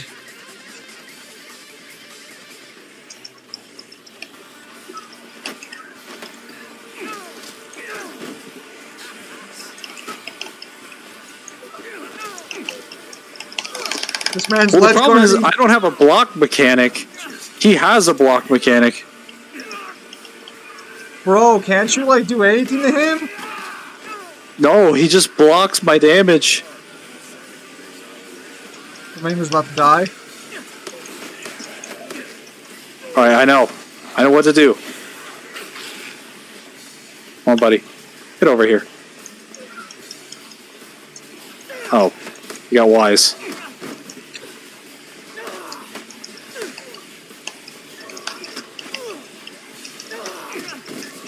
Damn. Alright, so Mangler's gonna fucking die right now. Mangler, where are your weapons at?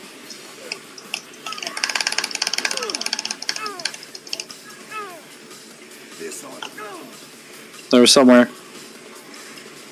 Mangler, channel the ferocity of a god of war fan trying to fish for fake scans. If you have that determination, you'll certainly win. Oh. Alright. Well, before I go out there again, I'm just gonna drink all my drinks.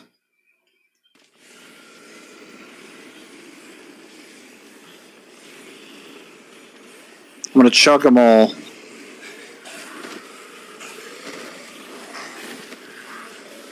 Oh, that's a wall. Oops.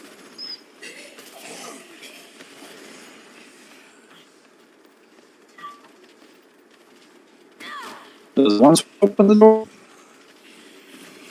Okay.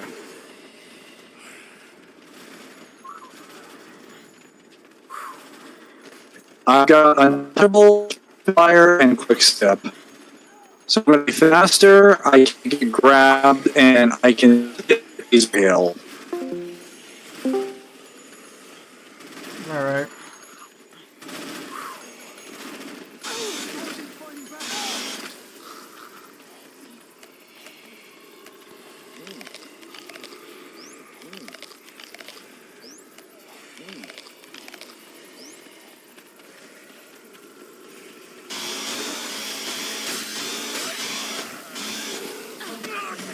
Hey.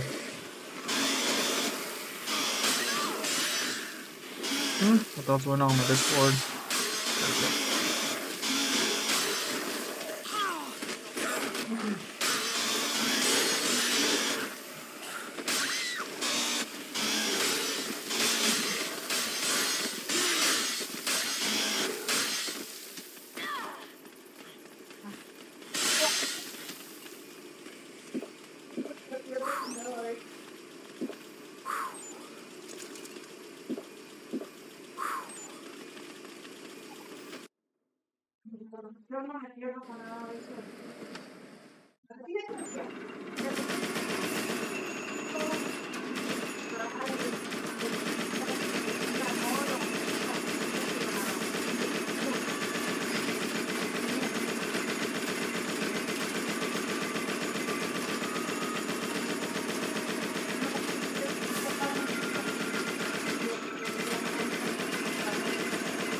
Going for the Cinta Soda.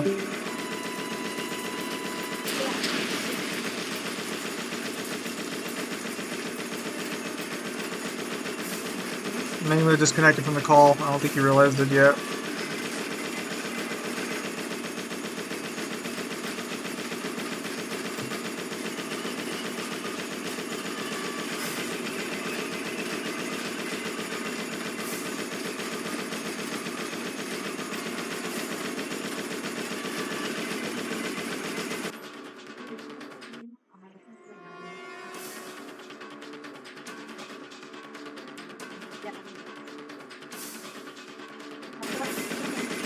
Yeah, I think he realized he DC'd the call.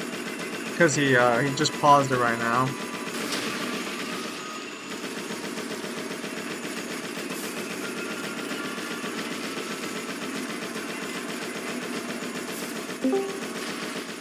Mangler, is that you? Yes. Welcome back.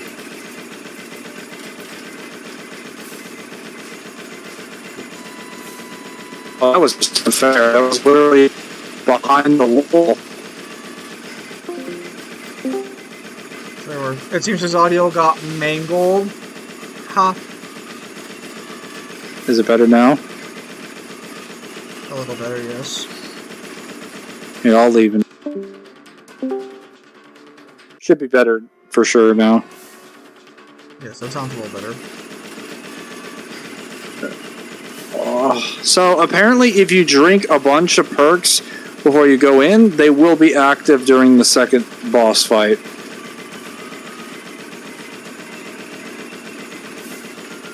That's nice.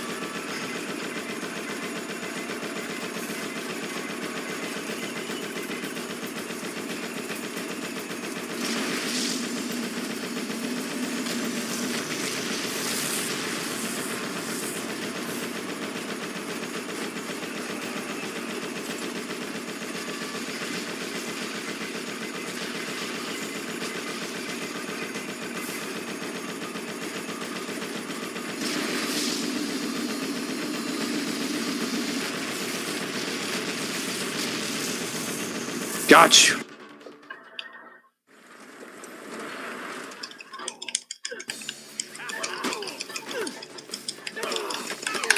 No. I'm too strong.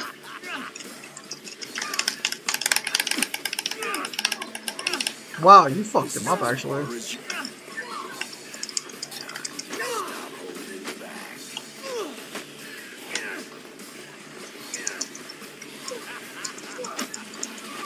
What the fuck? Why did my damage increase?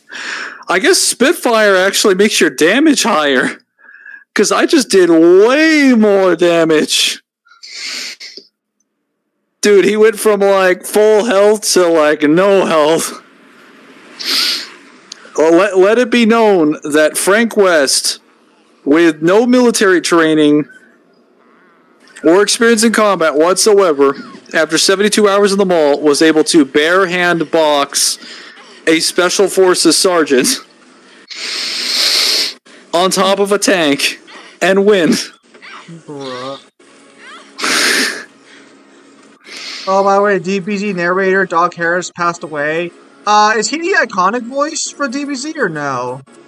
He's the guy for the Ocean dub, but I have no idea if he did the original as well.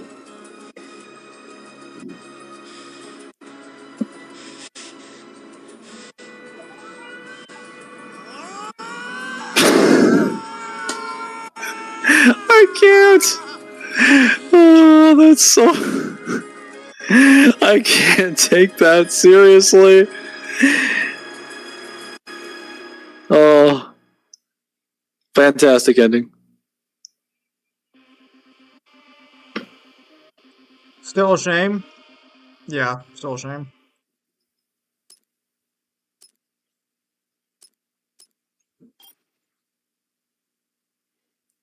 Frank West managed to escape the town of Willamette with information pertinent to the incident under his belt. The news caused a fever through the world, leading to the United States government to admit at least partial culpability in the livestock research program. However, no connection to the Willamette incident was acknowledged, and the events that occurred there were deemed the work of a fringe terrorist group. The people of the world, as could be expected from the modern culture of news saturation, soon let the Willamette incident fade from their minds. The authenticity of Carlito's chilling plan to utilize the orphans as his pawns has yet to be confirmed or proven false. Was that true or not? And yet he complained that his belly was not full. It is true. Because you play as one of the orphans, Nick Ramos, in Dead Rising 3. He is the main protagonist of Dead Rising 3. And what, he spreads the disease himself on accident, or what? No. The people that he actually infected with the zombie virus, they're carriers, but they're perfectly immune to the zombie virus. They don't spread it at all. They're just like basically newly evolved humans. I see. Still a shame, yeah. Alright. So I have finished the Dead Rising. Fantastic. So then, what's the situation looking like for next week then? So we can be aware in advance. Next week for sure, I can still stream. I don't know what happens after that point because my dad's whole living situation. I'll try to make it sure that I have at least 2 Tuesday streams. Okay. At least. Because that's all I need to finish Dead Rising 2 off the record. Are you not going to play the original Dead Rising 2, or are you just going to go for off the record? I'm just going off a record. Screw the original. Well, I don't like the original. I don't like the original because I don't like Chuck, but I also prefer certain psychopaths, combo weapons. They're just more fun with Frank, because Frank just does get access to better weapons and better stuff in general. He also has, like, smoother gameplay. His model controls a lot better than Chuck's does. So needy.